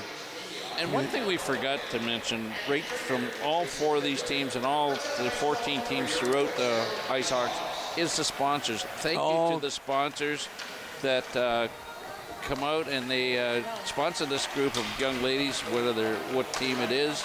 It looks like Clark Pools and Spas. If it wasn't for the sponsors, we'd have a little bit of trouble putting hockey on the rink. Well, not just hockey, but I mean, anytime you see a jersey from Owen Sound, it's got some kind of sponsor on it. And regardless of whether it's the junior attack or whether it's the program here with the Ice Hawks, you're right. And I suggest that people remember that, and it's just not hockey. It's it's baseball. Every sport. It's lacrosse. It's soccer. Now we've got rugby too. Yeah. So you've got all these, and they're supported by local communities. And the big box stores, stuff and everything like that, buy locally. Yeah. Support our local people. All the local businesses that are putting it out for us. Because they're part of the community. Yeah, exactly. And sometimes the big stores don't recognize that. Now, I must admit that with the Jumpstart program that the Canadian Tire has, corporation works well in our neighborhood too. So helping to get kids involved. Jumpstart and both Tim Hortons. I mean, they sponsor locally, and it's just not hockey anymore. The Jumpstart and the Tim programs, they're doing hockey. We see them doing ball. I'm sure they get involved with soccer too. They are. They're there. Of course, Hortons is well known for the Timbits program that they operate with hockey, but. I got a given, boy, I tell you that. So we got watching these kids play out there. One thing about them, they haven't got the shirt stuck in. You can read the numbers and the names on the back, Johnson. And that's kind of cool. You got new glasses too, that helps. Just for this game. No, actually, watching these kids warm up. They were so excited to get out here on the ice. They just want to play. The big clock is on. They got Freddie announcing the games, doing the goals and whatnot, and it's a big deal for these kids. And you watch the kids come in, and they're playing in an OHL arena. Yeah, exactly. This is a 3,300 seat arena in standing room. and maybe even more than that with standing room, but 3,200 seated. Exactly. And probably can put another 150 or 200 more standing, but now we're going to get ready. There's the buzzer. It's a girls will have to pick up these pucks from the warm-up. Well, is there any rookies that get to do that? They're all rookies at this level. They all get to do it. Get them to the coach is going to pick them up. Look at that. That are nice guys. Right at the door for them. Yeah. But they had to get them to them. Yeah, true enough. But again, too, you were talking about coaching staff. You look at Owen Sound Ice Hawks and the coaches that are giving back to this community that have played girls hockey or have some of them go to coaching clinics and learn how to do it. Oh, sure. More so than. You got Chase Amiot coaching, and it looks like his wife Amy's playing the manager role. You got Pam Jarman coaching as well. So I mean, you've got a lot of young adults now involved with it. I don't have the names for the coaching staff of the Rebels, but you know darn well they're back helping out as well. Chase played minor hockey here too. You know, his dad was a heck of a hockey player. And I played with Roger, and so it's nice to see that all coming back. Exactly. There's a pass come up through center ice. Johnson racing after it. Amiot taps it up to the blue line. And Houston had trouble with it, and then chasing back. Amiot's going to chase it around the ice after the loose puck going behind. Phillips covering the front of the net. Up along the boards on the right wing to Gibbon. But Gibbon didn't get it as it was picked off by McDougall. Gibbon has the puck at center ice. Gibbon start to move through, then dumps it off into the corner, chasing after it. Is Swanton Rouse. Rouse in behind the net, trying to center it out, takes a shot off the goaltender, which I think is Kendra Fullerton, which is number 1. Yeah, exactly. Both teams have just got the one goaltender. And Eden Walkie has the assignment today between the pipes. Puck comes out to the blue line, chasing after it, and then just dumped down the ice. They're going to wave off the icing, but there's better get on it pretty quickly because in after is Brindley Cook. Cook has it. Eden gets there, comes to this side and tries the old wraparound, little body contact. I believe Werger, little body check. Or did I lose my step and that's how I hit her? I just don't think she, oh my God, somebody's there. So,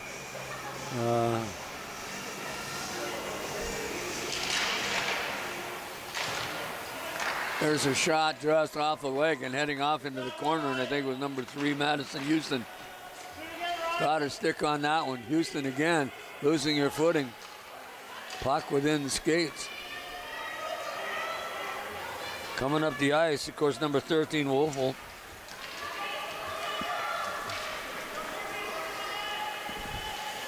I'm not sure if that's Wolf. I think it is. Yeah, it'll be the Wolf. There's a backhand shot. O'Brien just didn't get enough on it, but off the stick of Devitt.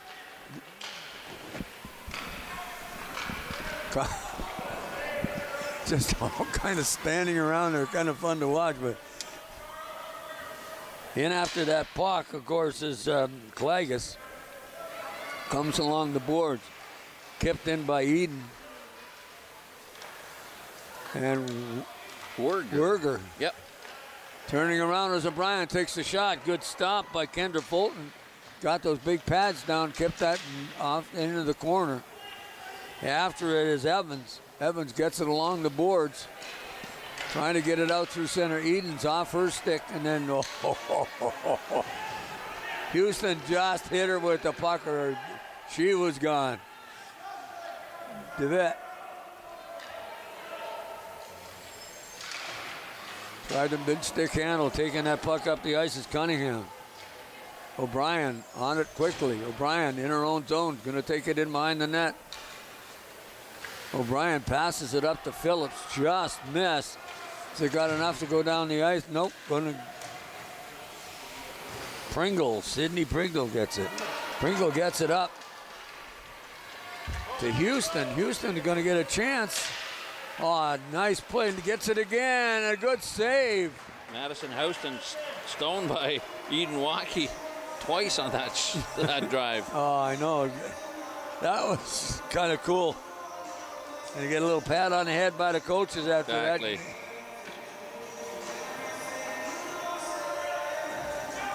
Face off deep in the zone.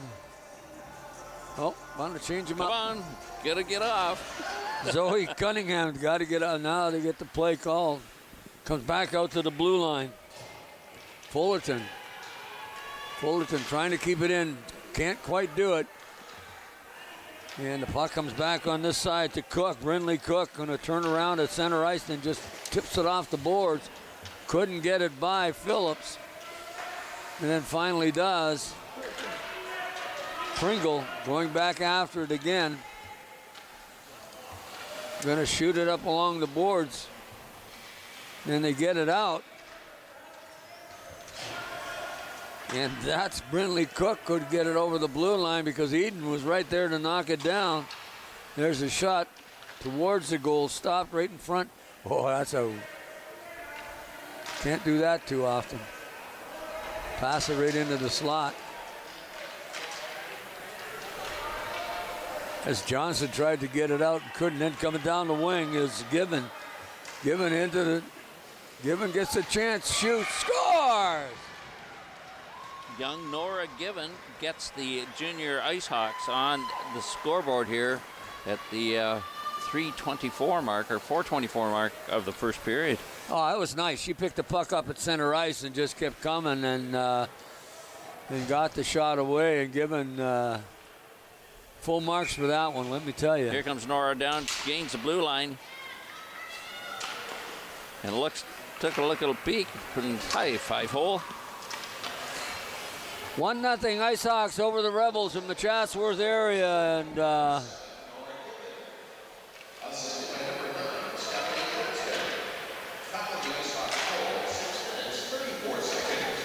well, Johnson gets an assist on that, as Fred Wallace is telling us that. So Stephanie Johnson had an assist on it. She must have pushed that puck forward, and that's when Nora decided, I'm going to skate with it.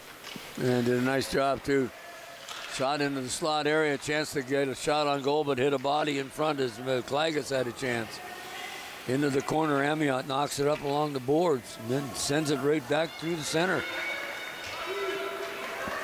That's not going to quite make it. Well, I guess it will. Nope, it died.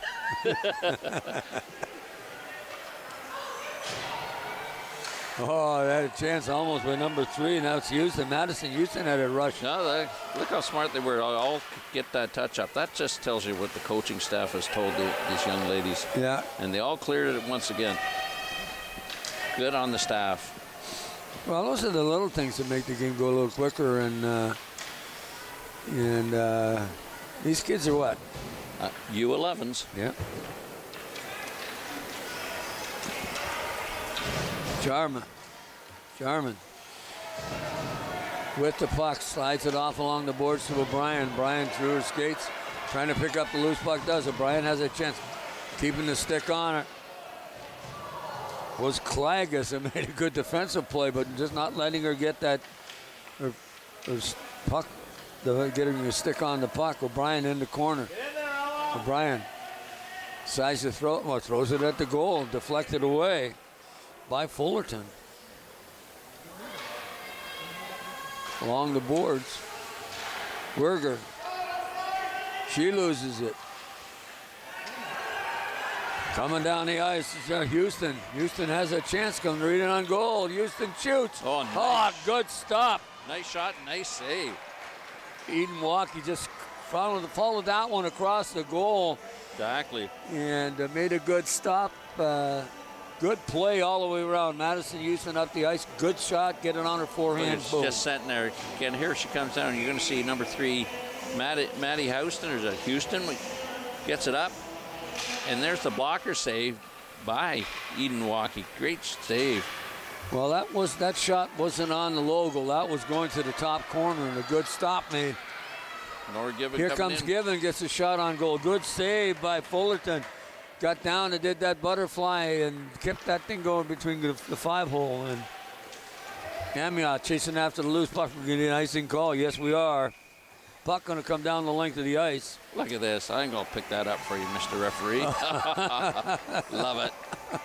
She's probably been taught by her aunt, who's the official, our referee that's going to be refereeing this afternoon. Probably not. That was. This will be her aunt. I'll tell you, it wasn't Chase that taught her to do that. No, that'd be her aunt would talk to her about it. it. You pick that up for the referees. You'll go a long way with me. I used to do that, and I still ended up in the penalty box. Puck comes back out to the blue line. Amiot chasing after it. Keeps it in. Puts it on the stick of the Chatsworth player. That's the Rebels, of course. And they're going to just dump it out. We're going to have to watch for number 3, Madison Houston, the whole game, because she's going to be a threat. Oh, yeah, for sure. In the corners, trying to center it is Brindley Cook. Cook couldn't get it through. Here come the Ice Hawks through center ice. 3-on-1, now 3-on-2. Coming off the bench, good play, good stick. Mavis Klagas knocks it away. Here they come again. Given just knocks it off the boards. On to Brindley Cook's stick. Cook gets it out. And got it clear. Oh, Hughes Johnson doesn't realize that it's offside, so because she was looking the other way, and that happens. This is the 5th game for the Ice Hawk squad, and they've won all 4 games so far. They played against the Rebels in Katy back on October the 19th and beat them by a score of 5-2 earlier this season. Well, 1-0 with 1:28 remaining in the first period on a really nice goal by Nora Given, set up by Stephanie Johnson. Nora went pretty well from the blue line in to get that one. But Madison Houston, number 3, had a really good scoring chance. Here she goes again. Got good wheels, this kid. Stops, turns, takes a shot. Makes Waukee have to stop it, and that's what it's all about. You can't score goals unless you're shooting. And, no, that's right. I'm glad to see that the Owen Sound Attack has started to do that too, because they play tonight. They got a big one tonight on television too. So I don't know if that one will be on. I don't know TV, whether it's on. It's not on TV, but you'll get it on radio. I'm assuming you can stream it though, but through the OHL. Yeah. I have some friends of ours getting Rogers TV for the first time. They were hoping to watch the game tonight, but I guess we're not going to No, watch they won't be doing that one. Not when they're in the US of A. Puck just slides by the goal as Kendra Fullerton just watches it. O'Brien out along the boards. O'Brien coming across ice and knock it into. We've got 2 O'Briens out there. Lottie O'Brien and Georgie O'Brien. Exactly. Are these girls twins? Don't know the O'Brien family, so I can't quite answer that one for you. Puck along the board, just passed out by Phillips. He goes down the ice, turn around, change the worker. And we're getting icing. Any changes? Absolutely not. Only 2 seconds and change to go here in the first period. Yeah, that's the reason why they didn't do it. I wasn't keeping track of the time in the last 2 seconds. I thought that was 2 minutes and 16 seconds. Face off, puck. There goes the horn, and although that puck got into the slot area, if somebody got a piece of it, could have got it by before the horn. Exactly. So shots on goal in the first period are 4 apiece. Ice Hawks on the lone goal by Nora Given and assisted by Steph Johnson for a 1-0 lead. Well, it's like we talked about the support of kids, and and for hockey in Owen Sound. And the Owen Sound Ice Hockey Association has to be commended for the volunteers.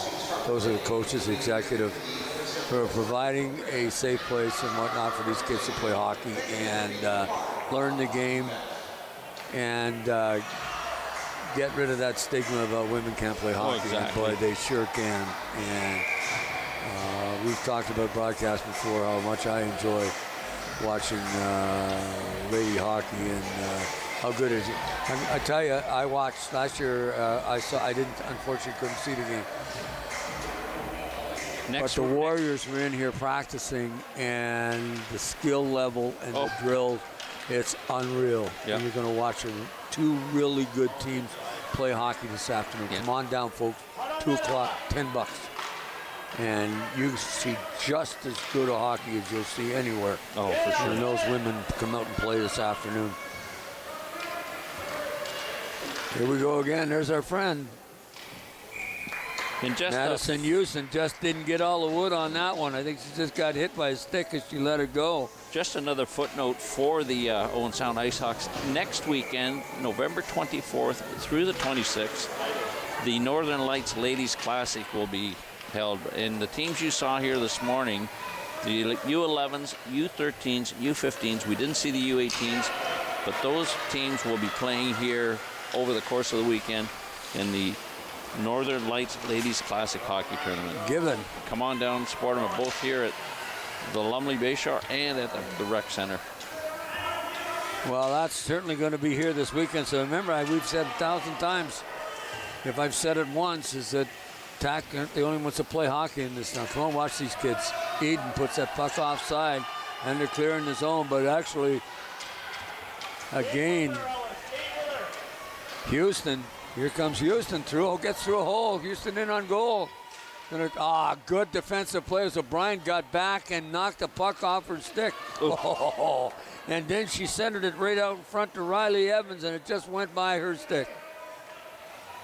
Kept in the zone. But O'Brien gets it out. Number 11, and that's Lottie O'Brien. Brings it into the zone. The puck comes back center. Jarman gets it inside the zone, but then it's knocked out. And Houston can't get a hold of it. Does. Then it's knocked off her stick. And then knocked outside the line. It's number 13, and of course that's Fullerton, knocks it into the zone. O'Brien in behind her own goal. O'Brien fans on the pass, then right out into the slot. Okay. And Waukee had to make a save on that one. Got to be careful. Puck off a stick and then moved around into the corner, but the Rebels have it, and they move it back into the zone. Jarman in their own zone. Tries to knock it out the side, then centered out in front, knocked into the corner. Of course, that's Houston doing the centering, keeping it in. It's Pringle. Pringle fires it across ice. And the Ice Hawks get it out. Can't read the number on the back of that jersey, and the name is stuck in the back so you can't see it. So number 12, and that was... There's Madison Houston once again coming on that. Madison Houston is having a heck of a game. Exactly. And a little congratulations to Waukee. Waukee says stop some shots today. Yep. And you can see the Rebels are up 8-4 in shots on goal. They've had 4 real early in this period. .708 to go here in the second period. Face-off. Werger wins the draw, gets it out, but can't get it over the blue line. Kept inside the line by Evans. Evans gets a shot, but it's weak and doesn't get through. Loose puck, and then just dumped outside the zone. Chasing after it is Clagus. Clagus gets a hold of it as O'Brien was on her tail as trying to get it there. Then it stopped. At the blue line by O'Brien. Werger in the corner. Back around this side to O'Brien. O'Brien has it, going to center it out. She does. Nobody there. Werger tried to get a hold and get it back in, can't. But here comes down the wing. Almost on a clear breaker, but nice play by Phillips to get back. Phillips has the puck and knocks it off into the corner. Good back checking. Trying to keep it in. And then dumps it down the ice. O'Brien is heading to the bench and not going after that loose puck as wholesale changes all the way around. Rebels, IceHawks. Second period, halfway gone. O'Brien Eden gonna chase it down. We're gonna get icing in the stop and play. Exactly. Faceoff's gonna come down to the right of Kendra Fullerton. And here's the IceHawk bench as you see it. Girls out seeing it on themselves out on the big screen again.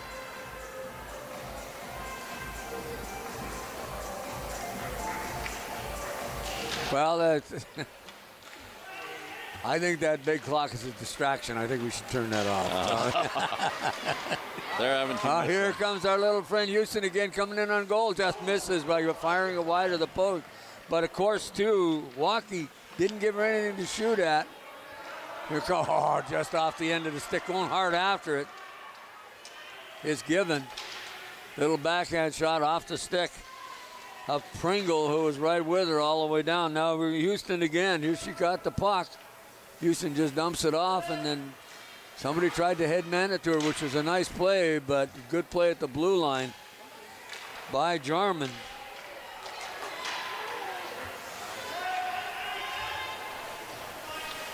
Johnson, little tap into the circle. Johnson going to chase it down on the stick of Pringle, and Pringle gets it out into the circle.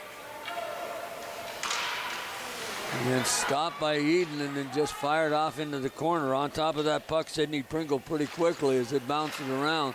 Given has a chance at a little whack at it. Eden keeps it in right on the stick of Johnson. Given turns around and takes a shot, blocked nicely by Sidney Pringle, who's had a really good shift knocking that puck away from the net. Jarman back. Forechecking, Houston. Looking for the opening, Given a couple of times had a chance, and then she just turns and fires down. It's good, and it won't be icing. Nope, just gained that red line. Sidney Pringle back after it. Pringle. Just gave it away to the IceHawk forward. And that was number 7, Given. Puck in the circle, bouncing around. Werger after it. Johnson chasing it down. Gets there first. Johnson, she has some sense. She's going to set it up. Tries to, off a stick in front. Another set pass in that area, and then just backhanded it wide as he tries to put it in that corner. Try and go short side. Yeah. And puck right back in. It's offside. And nope. Yeah. No, they've been pretty good about that, and coaches were yelling at it to clear it. You could hear it, and look at the bench there over there laughing with the girls. you gotta come out, and so they're just having a good joke about it, which is the fun part. They've done a tremendous job. Exactly. This is these kids are all learning. Yeah. And you see the coaching staff with the Rebels there. From the Rebels. Chatting it up as well. Yeah. So. But it's kind of cool. I just can't say enough about the positive things about the kids playing the game. And full marks. And thanks to all the coaches and parents and whatnot that are get this involved and make it okay for their kids to play hockey at any level, male or female. Yep. And without them, without the volunteers, Amiot couldn't keep that puck in. Werger gets on it. Mavis Klagas along the boards trying to get control, but can't. Then Eden just dumps it down, arms up. Could be icing. They wave it off. No, they're going to call it. Bring it down the ice. One. Yeah, exactly. Game number 4 today, and we got another one to do after this. We understand. So, but there you go again. You want that clock turned off, Gordon? Look at that. I love those smiling faces. No, but they're supposed to concentrate on hockey, not worry about the clock up there, for God's sake. No, just teasing. It's so cool to see those kids excited. And yeah, exactly. This is what it's all about. It's about they're having fun, and they are having fun. They're still waving, and it's long gone. Here they go down the ice. Took herself offside. Yeah, she realized it, but Werger got it. Man, come on, girls. They got out. Good play. We did it this time, Coach, for you. Yep, they did. But you know what happens if you're in too deep? Sometimes you don't see that arm up, or you don't see the player. And you hear everybody yelling, and you can't hear it. Yeah. What are they yelling at me for? Well, they're playing a little bit of shinny hockey in a phone booth down there, because most of these kids don't even know what a phone booth is, but they were playing right in front of that bench, plenty of bench right in the circle, and nobody wanted to get out. Amiot just missed the puck. Here we go. Here's Houston in on goal again. Houston on nice defensive play. Nice save, too. Loose puck in front, come back out to the blue line. Kept in by Fullerton, and there's the shot, and finally, Walkie says, I'm not doing this anymore. No. We're going to take a stop and play. And exactly. Chatsworth out shooting the Ice Hawks right now by a shot total of 9-4. Good shot by number 3 camera. I'm not sure who's on it today, but just want to say thanks to all the crew that come down today to do these games. And half of them are going to be doing the Santa Claus parade tonight anyway, or not all of them. So they volunteer. The volunteer camera people that we have and crew is second to none. And well, they got the warm part right now. Now they got to go home and get the real warm clothes on for this afternoon, because the plate with that parade starting at 5 p.m. I don't think this place is extremely warm. Well, when I came in at 9 o'clock this morning, I had to put my jacket yeah, back but it's going to be -2, -3 this evening. Mm-hmm. And it won't be sunshine on you anymore. No. Well, we got most of our outside work done, so we can stay inside. So yeah. We're still trying to maintain that, even at our advanced age. So puck in front of the net. Here they come again. Rebels bring it out. And it'll be a long pass. It's going to be on goal. So this will not be icing. No. Play around silly with it. Oh. Right on the stick. Not enough mustard on to clear it. Of Riley Evans. 10, and of course that's Swanton Rouse, and I had too many letters on the back of her jersey for me to read. I had to look down at my form. That's okay.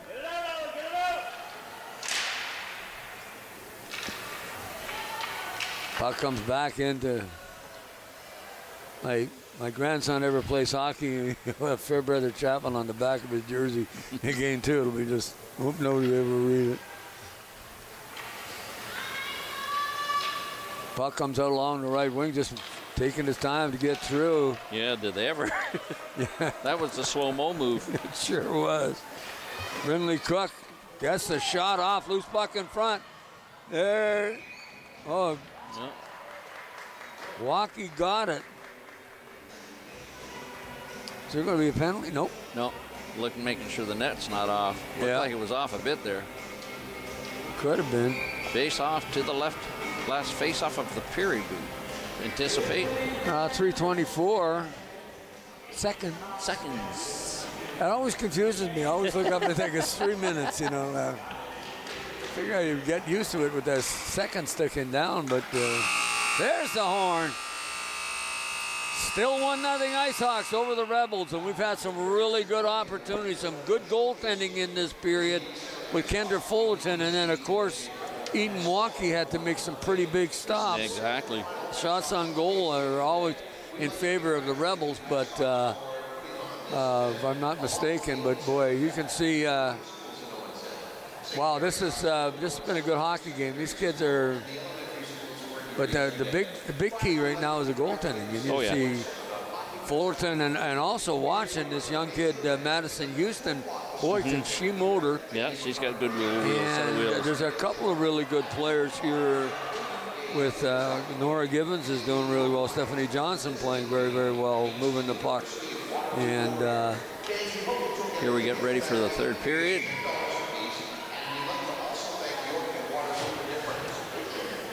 So it's playing well on defense has been Olivia Jarman. So you've got people to look at on both teams. Face-off won by Houston. Houston couldn't get the puck, and then in over the blue line. Werger has a chance. Yeah. What do we got? Delayed offside. Oh, I thought it was a penalty because the two of them are lying down in the middle of the. And now look at this. I'm on the camera again. I can look up. Yeah, Werger. Little Carly Werger saw herself up on the big screen, and she smiled at herself. Smiling, she was just grinning from ear to ear. Yes, she thought that was the greatest thing that ever happened in her life. So, Phillips.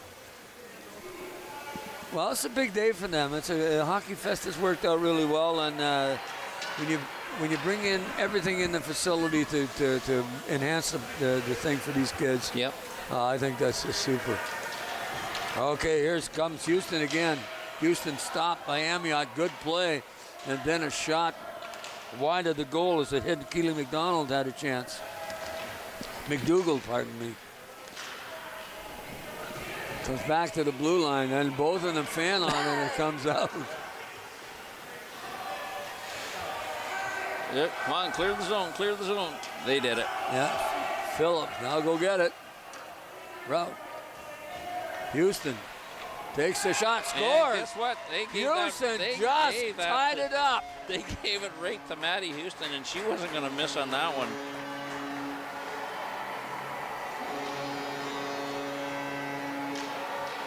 Maddie Houston gets a goal, and then it's an unfortunate play right here.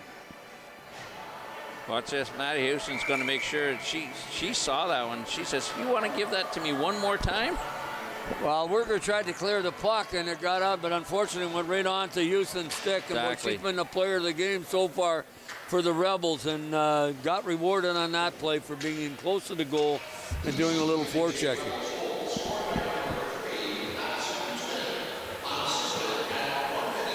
No assists on that one. No, you can't count when it's passed by those white sweaters to you. I wasn't going to say that. But that's true. You got to be watching. Up on this side. Nice lead pass, picking up along the boards. Given. Got a chance to get around her partner in Brinley Cook wearing number 7-2. Given in behind the goal. Tried to center it. Almost gets it there. Tried again. Good hustle. Brinley again on the puck. Given puts it back in the corner, eh? Yep. Puck comes back. Eden has it. Slides it into the slot area. Here's that chance. We get the footing. Couldn't. Houston lost her footing in front of the net. Johnson, pardon me. Jarman on the far point, getting set. In on it. Brinley Cook. Eden tried to pass it to number 10, Swanton Rouse, but just missed. Or it was a shot that never got through, but exactly. forechecking, loose puck. Finally, the Rebels pick it up and start to come out that side. Keeping it along the boards as Eden made a nice play. Given going to chase it down. Devitt has it. Oh, what a glorious scoring opportunity out in front. I believe that was number 10, Adeline Swanton Rouse, just missed as she was handed a gift. Right in front again, there's the loose puck. There, couldn't control it. In the corner, Swanton Rouse trying to center it out in front. Johnson is there. Given trying to get it. A little bit of forechecking. Finally, the Rebels pick it up behind their own goal. Try and take it out. Kept there by Eden. Loose puck in front, just fired wide by Gibbon. Good shift by the Owen Sound IceHawks, keeping the pressure on. And it goes off a leg and finally fired down the ice. Eden better hurry up because Brindley Cook is right there too. Almost got caught with too many men on the ice too. That's been a dangerous thing today. Yeah. Well, it's all 4 games. It's partially because of where the doors are situated too. So here we go, and there's a route. Houston just dumps it off the board to Phillips, and then fired across ice off a leg, and then knocked inside by O'Brien. O'Brien knocks it through. We have 2 O'Briens, and of course out there's number 11, and that's Lottie O'Brien. And Georgie O'Brien is number 3, so loose puck, and I think we may get an icing call on this, and we do, as the referees have got their hands in the air. There we go, picking the puck up again. Oh, nice person. That's that same Amiot girl again. Gotta love it. That's the last person you want to be nice to on the ice, isn't it? Exactly. Actually, it was Carly Werger this time. No, it's kind of cool. Phillips. Carly Phillips.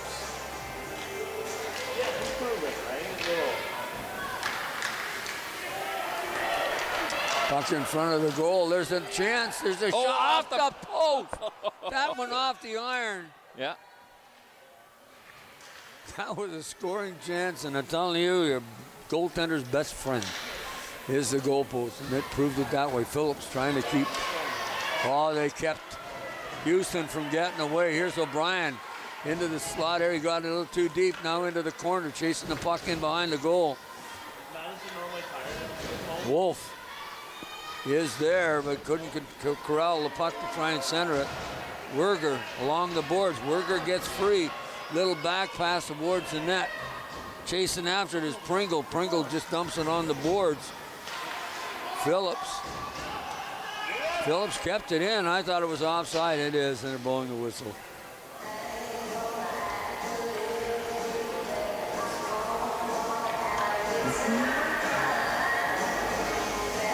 Face off outside the blue line.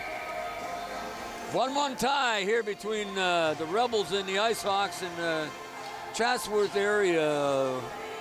Rebels, I'm not going to go through all the TCDMHA, which is kind of cool that they have that kind of, they're coming in on goal. There's Given, takes a shot off the other post. That's off the other post, exactly. So that is unreal. Coming up the ice, long shot, going to be on. Chasing it down. They should have realized, they thought that was going to be icing, and it wasn't going to be. Oh, he did call it. He was going to let it go, but he ended up calling a tripping penalty. Who's going in? Somebody from the IceHawks. Sure it's IceHawks? Oh, yeah, they chipped up a little Houston behind the net, or Houston. And going into the penalty box, who have we got here? Number two. Lauren Amiot. Oh. She has to stand up in the penalty box to see the game. Exactly.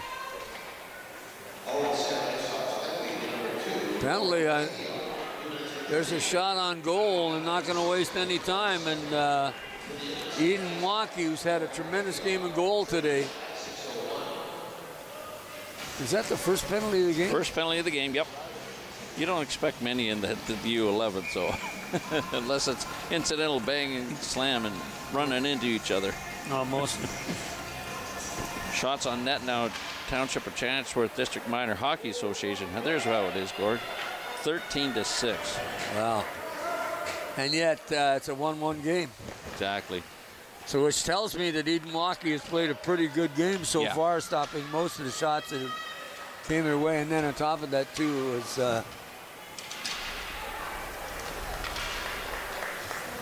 Given going to get a chance to score, but the fan on the shot comes around the wraparound. Didn't quite get it in. Good movement across the goal by Fullerton to prevent that. Exactly. Quite alert, too, with Given, Nora Given, trying that wraparound.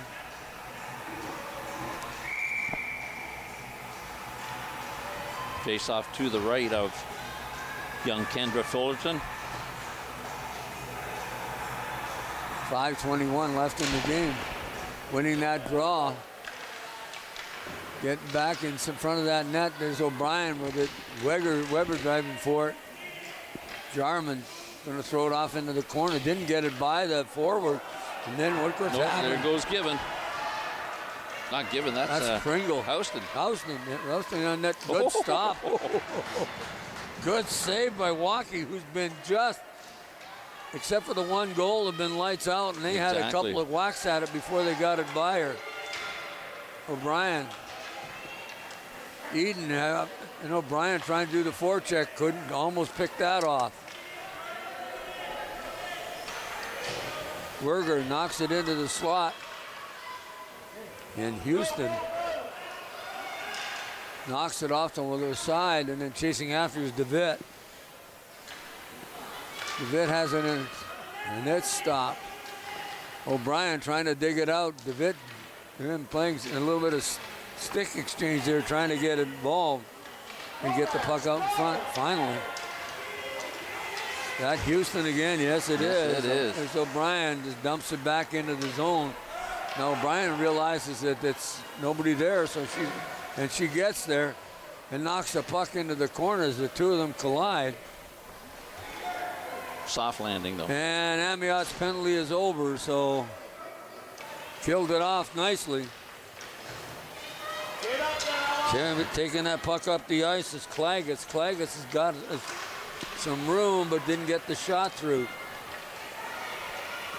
As Brooklyn Wolf tried to take it out. Ooh, that just was whistled wild. Yeah, exactly. Phillips knocks up along the boards. Here comes O'Brien. Or pardon me, that's Given. Given gets through and just misses on the backhand. Had the goaltender beat too. But that shows a little bit of, it's not always a forehand. No, Usually exactly. at this level, they don't have a backhand, and that was as good as you're going to see. Yep. But sometimes you think you should have gone to the forehand on that. But 2:59 remaining. Ice Hawks got pressure. Little fan on at the blue line, but kept it in. No. Here we go again. Oh, push it up. Oh, look at this. There's a Good shot save. deflected on. Another good save by Waukee, as O'Brien had three converging on her. And Houston had three converging on her. Kept in at the blue line by Pringle. Yeah, looks like this one's not going to make the icing. Nope. Hard. No hurry hard on that one. No. Put the brakes on it. Puck comes up along the boards, trying to keep it in. Was Amiot, couldn't do it. They're all offside. And Jarman just touches that and gets the whistle. 2:04 to go here in the third period and a 1-1 tie. It's been an exciting hockey game. Yep. Because it's been end-to-end on some cases. Houston has been phenomenal. She's got the goal, but she's had a chance. They got 2 or 3. Oh, yeah, for sure. And then you look at the other end of Waukee, just unbelievable goal today. Has made some really, really good saves. Jarman has it at center. Just dumps it inside the zone. Werger after it. O'Brien has it in front. Comes back out to Amiot. Amiot just dumps it into the corner. O'Brien forechecking. She gets to it. And then in behind the goal is the Rebel that has the puck. Can't see the number yet, so I can't tell you. Loose puck in behind the goal. Devitt has it. There's it in front. There's the shot to the backhand. Tried to get it 2 different ways in there. Just didn't happen for them. Well, also there wasn't a lot on it either, which but gave Fullerton full marks for being in position to make those plays and keep this game tight. 1:23 left, and Ice Hawks are pressing too because they have pressure in that zone. Werger's out there now. Amiot's out there. O'Brien, Jarman. Amiot keeps it, passes it over to Johnson. Johnson chases it down, dumps it off into the corner. And guess who's out there too is Houston. Yeah. Last minute, O'Brien's in front of that net. On this side is Amiot. Tries to keep it in, does, and gets it. Amiot just along the board gives it up. Oh boy, Houston's got a breakaway all in a row. Coming back is Amiot. There's a shot, good stop by Walkie. Just over 45 seconds to go here in the third period. And well, we said there she's out there, and Madison Houston had another opportunity. But then again, too, Walkie's been just goaltending in this game has been good at both ends of the rink, at both Fullerton and Walkie. And there you got your two little quick centers, Given and Houston against each other. Who's going to win the faceoff? Given. Oh, Houston won it. Yeah, I know. Puck goes off into the corner. Whoops. Just slides by the goal. Nice play by O'Brien to get. Don't want to give up anything at this end. Eden just going to fire it out. Then doesn't. Trying to get it going. There they go. Gets it up to Nora Given. Given down the boards. Given couldn't get by. Guess who? Yes. Isn't that the true thing? O'Brien going to run it down 4 seconds. This is going to end up in a tie, folks. I don't think anybody will. Wow. Rebels Ice Hawks tied 1-1. So the Ice Hawks record for the weekend is 2-1-1. Yep. Well, what a great day. This is ice hockey with the Ice Hawks has been just absolutely fantastic. Yep. Folks, we really have enjoyed bringing you this telecast this afternoon, but just a quickie, Eden Walkie, player of the game for the Owen Sound Ice Hawks. And I'm going to say Madison Houston for the Rebels, who scored the only goal, but boy, she gave them every opportunity. Lots of opportunities. So just an absolutely great hockey game. 1-1 tie. Yep. They can go home happy, and so can we. Oh, absolutely. This has just been an absolutely tremendous day. This is Steve Murley. We've been doing this for a long time together, and I'm Gord Chapman, of course. Ice Hawk, to see Ice Hawks on Rogers TV, I'm so pleased. It's been a treat. It has been, and we hope to be able to do some more games. Anyway, folks, thank you so much for inviting us into your living room. We hope you've enjoyed the hockey game on your big 60-inch screen. We just get little ones in here so to see ourselves, which is enough. But anyway, we certainly do, and hope that. And thank you ever so much for supporting Ice Hawks hockey. The sponsorships from these teams, thank you ever so much for all your help. And on behalf of Rogers Television, Mark Perry and their crew, thank you so much. This has been a Rogers TV exclusive production. Time to rest. Well done.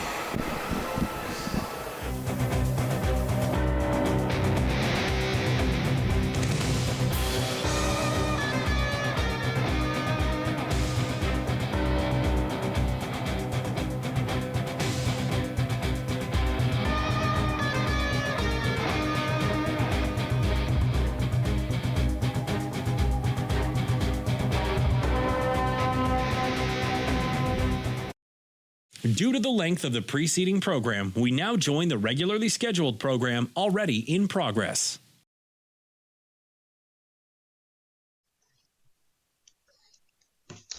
Good afternoon, everybody, or good morning, depending on when you're watching this. My name is Karen Ballack, and this is a conversation with Karen, and I'm so happy you could join us. It is a beautiful time of year. Just look outside and it's so colorful. I mean, this is Canada and this is Bruce County. And it is so pretty in the fall here. It's pretty in the winter, but it's pretty hazardous in the winter sometimes too. But we still love Bruce County. And this time of year, there's lots of stuff going on. Besides everybody getting sick, and I know a lot of people are getting sick, but now is all the time where we're going to talk about Christmas and Christmas parades, Christmas events, and Someone we have here, you've seen her here before, is Shannon Woods, and she is in charge, or part of it. I'm not exactly sure what part of it you are, but it's for the Formosa. Country Christmas. How is it? Yep, the Formosa Country Christmas. That's exactly it. Country Christmas. Yep. And if you haven't been to it, my gosh, you have to go. I've been going since I found out about it for the last couple of years before COVID. And it's amazing. The whole town gets involved. It's not just, businesses. The whole town goes all out. And Shannon is part of this. Shannon, welcome and tell us all about it. Oh, thank you, Karen. And it's good to be back on the show again. Thank you so much for having me. Yes, I was saying Shannon was one of my very first guests when I started doing this. And she worked for Saugeen. Conservation. Yeah, Saugeen Conservation back then. We talked about something completely different. But now she's into the Christmassy thing. As you can tell, she loves it. Very much so. Yeah. Yes. Okay, so sorry, go ahead. Tell us about the event. That's fine. We've been at this now for a number of years. It is an extension. You're right, Karen. We did the Christmas in the Country for Saugeen for years and years. So then we just slipped it over to Formosa. I don't care what the law is. I will never be a slave. That word, I hate it. It rests on my tongue like rot. Peter, how does it feel to get paid for your work? There are rumors freedom's coming for us all. Freedom, that's all I want. Chloe, careful. Vrooman would rather say you cross the river to America than let you go free. Then I'll run. I've run before. Maybe this time for good. No! Just get her into the boat. No! Chloe, no!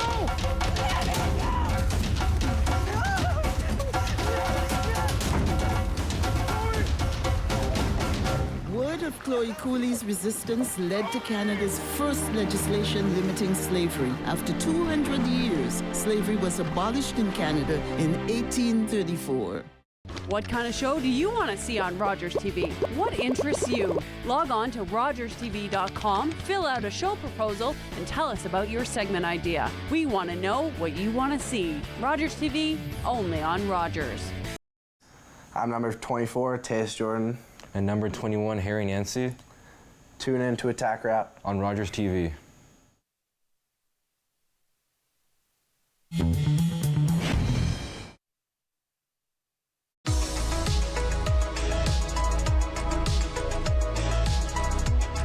Welcome back. I hope everybody decides to go out to Formosa. You got to go out there and see what's going on. Now, this time of year, we tend to eat a lot of bad stuff. I mean, it's good, but it's not necessarily good for us. And when you're eating the wrong things, you start feeling a little sluggish or just not quite right. And nutrition is the thing that we got to talk about today. And to me, it's interesting because your nutrition means so much. And we have Jasmine Blackwood Nutrition. Hello, Jasmine. Thanks so much for having me today. Oh, thanks for coming on. And as you can see, Jasmine is like the picture of health. She's bubbly. She's as cute as a thing. And you've got so much energy. Jasmine and I work together. That's how we know each other. And when I found out she was a nutritionist, I thought we got to get her and find out what we got to do right this winter. I mean, we want to eat bad things, but we want to be able to not be sluggish. And that's part of it, I guess, isn't it? Yes. Yeah. So, Jasmine, you're an RN, right? Yeah, I'm RN. Yes, that's right. Yeah. And now Blackwood Nutrition is all about just eating the right balance of things, correct? Sort of. It goes a little bit deeper than that, and I'll kind of walk you through like the whole picture of what I do, where I help. Yeah. And some of you may have seen some of her posts on Facebook. If you're friends, if you're not, you should be a friend. Blackwood Nutrition, because there's some really cute ones. She has some cute little short videos that talk about different things. Now, what made you get into this nutrition thing? Well, so I've been a registered nurse for, I want to say 17 years now, and I've always had a lot of interest in healthy living and feeling good and feeling energized. And the reason I really got into the nutrition piece is because I struggled with my hormones and my metabolism for a lot of years of my life, where I was overweight, didn't have energy, I had horrible periods and felt sluggish and just didn't feel happy in my body. And so I decided to learn about how to balance my hormones. And then later I decided to go back to school so I could teach other women how to do the same so that they could feel really good in their bodies too. So it's really, you know, the whole thing kind of started as a weight loss thing, but then it turned into this bigger thing, you know, how we can feel incredible in our bodies when we balance our hormones. You know, yes, we lose weight, but we also feel energized and we feel just happier in life and more confidence. Yeah. Yeah, because that does make a difference when your nutrition is bad. You do feel sluggish. Things are not quite working. And I mean, women's hormones, because they are so messed up. I mean, men's have their hormones, but women have a lot more, it seems, that can get messed up. And it's something that they really need to think about, especially when they're younger and just getting into having kids and stuff like that, because you want to start your kids off. Now, you were trained to be a nutritionist? Yeah, so I'm a metabolism and hormone nutritionist. So I went back to school to become a registered holistic nutritionist, and I specialized in that area. Yeah. Oh, so that's what you do. You become registered. Oh, okay. I wasn't sure. We hadn't had that much time to talk about it. I just know that you do this.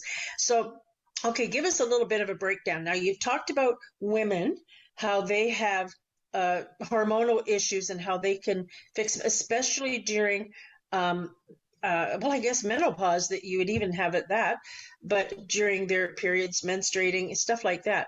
So what sort of things are there? I'm sure it's really broad, but what sort of things are affecting our hormones to make them not react to each other?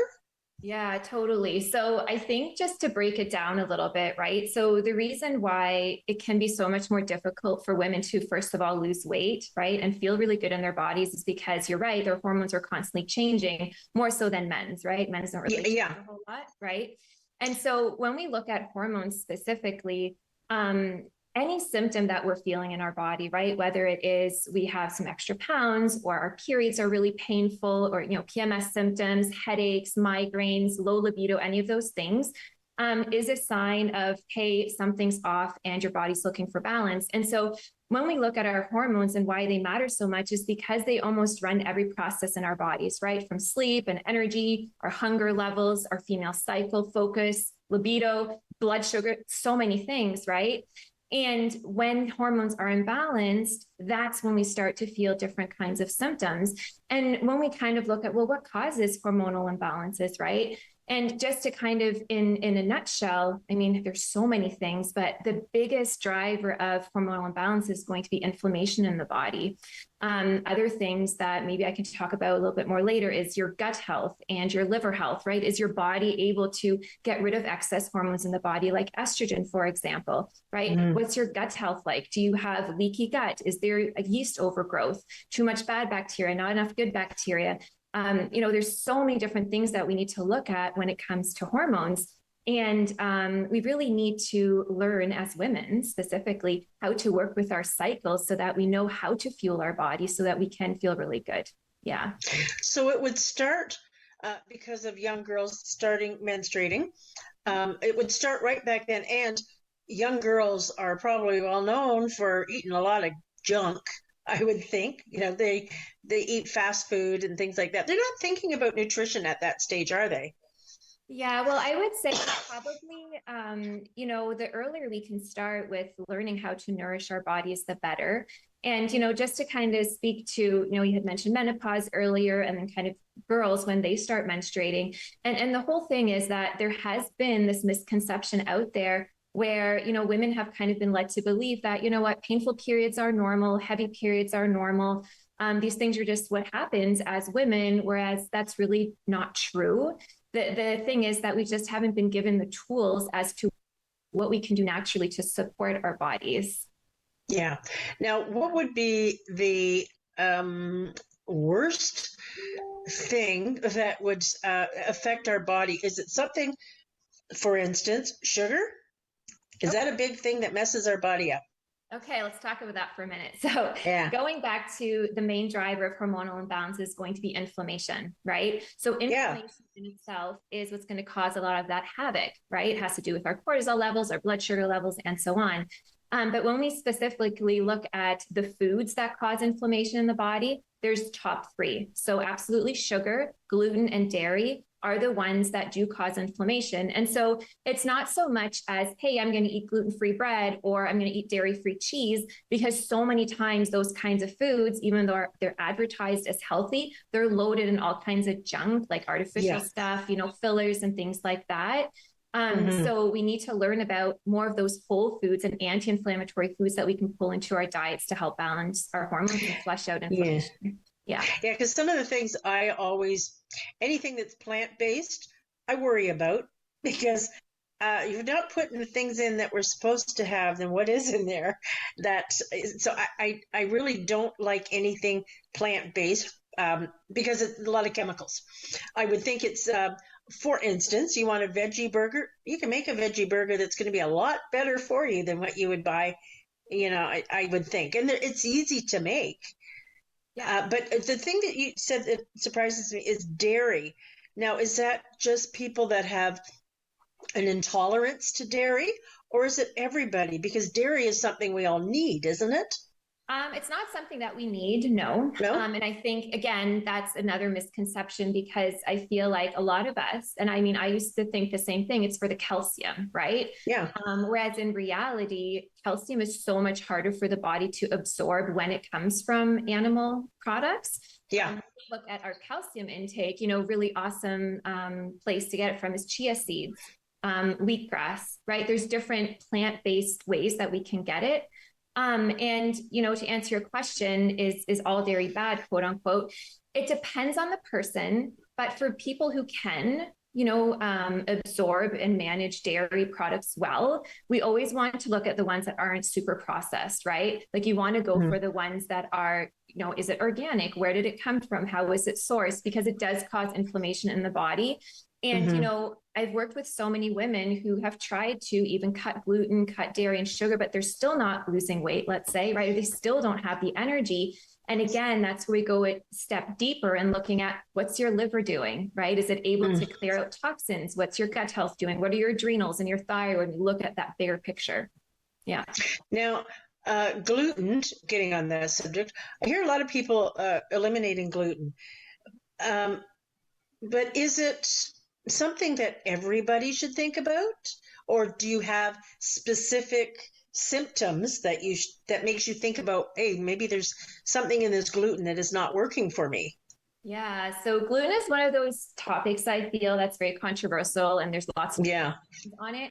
My personal take on it, my opinion is that gluten is something that shouldn't be in any diet, because there are lots of studies out there that show that it does cause leaky gut over time. Now, leaky gut, what that is the intestinal wall starts to have little punctures, and what happens is undigested food and toxins can get out into the bloodstream. And that's when we can feel a lot of the symptoms, like I mentioned earlier, headaches, feeling tired, not be able to lose weight, so many different things that can pop up.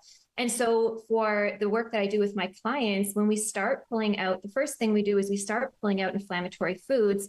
And so gluten is one of those really big ones. And it is so incredible to see those shifts that my clients are experiencing, where they're no longer pulling in, like gluten-free bread or like dairy-free processed stuff, but instead real whole foods. And, 2, 3, 4 weeks in, they're starting to really see that shift in energy, feeling so much better. Inches are starting to come off, and it's really, really great to see. And it's all real food, right? It's getting away from the processed junk. Mm-hmm. Yeah. And I'm seeing a lot more gluten-free products available, where maybe 10 years ago, you didn't see that. But everywhere you go, pretty much all the stores, they have a section that is gluten-free, which is good. So but to add to that too, when you do have the gluten-free section, make sure you check your ingredients, right? Mm-hmm. I guarantee you that most of them will have stuff in there that you don't want in there, because and that's just it. How do you know? How do you know what stuff should be?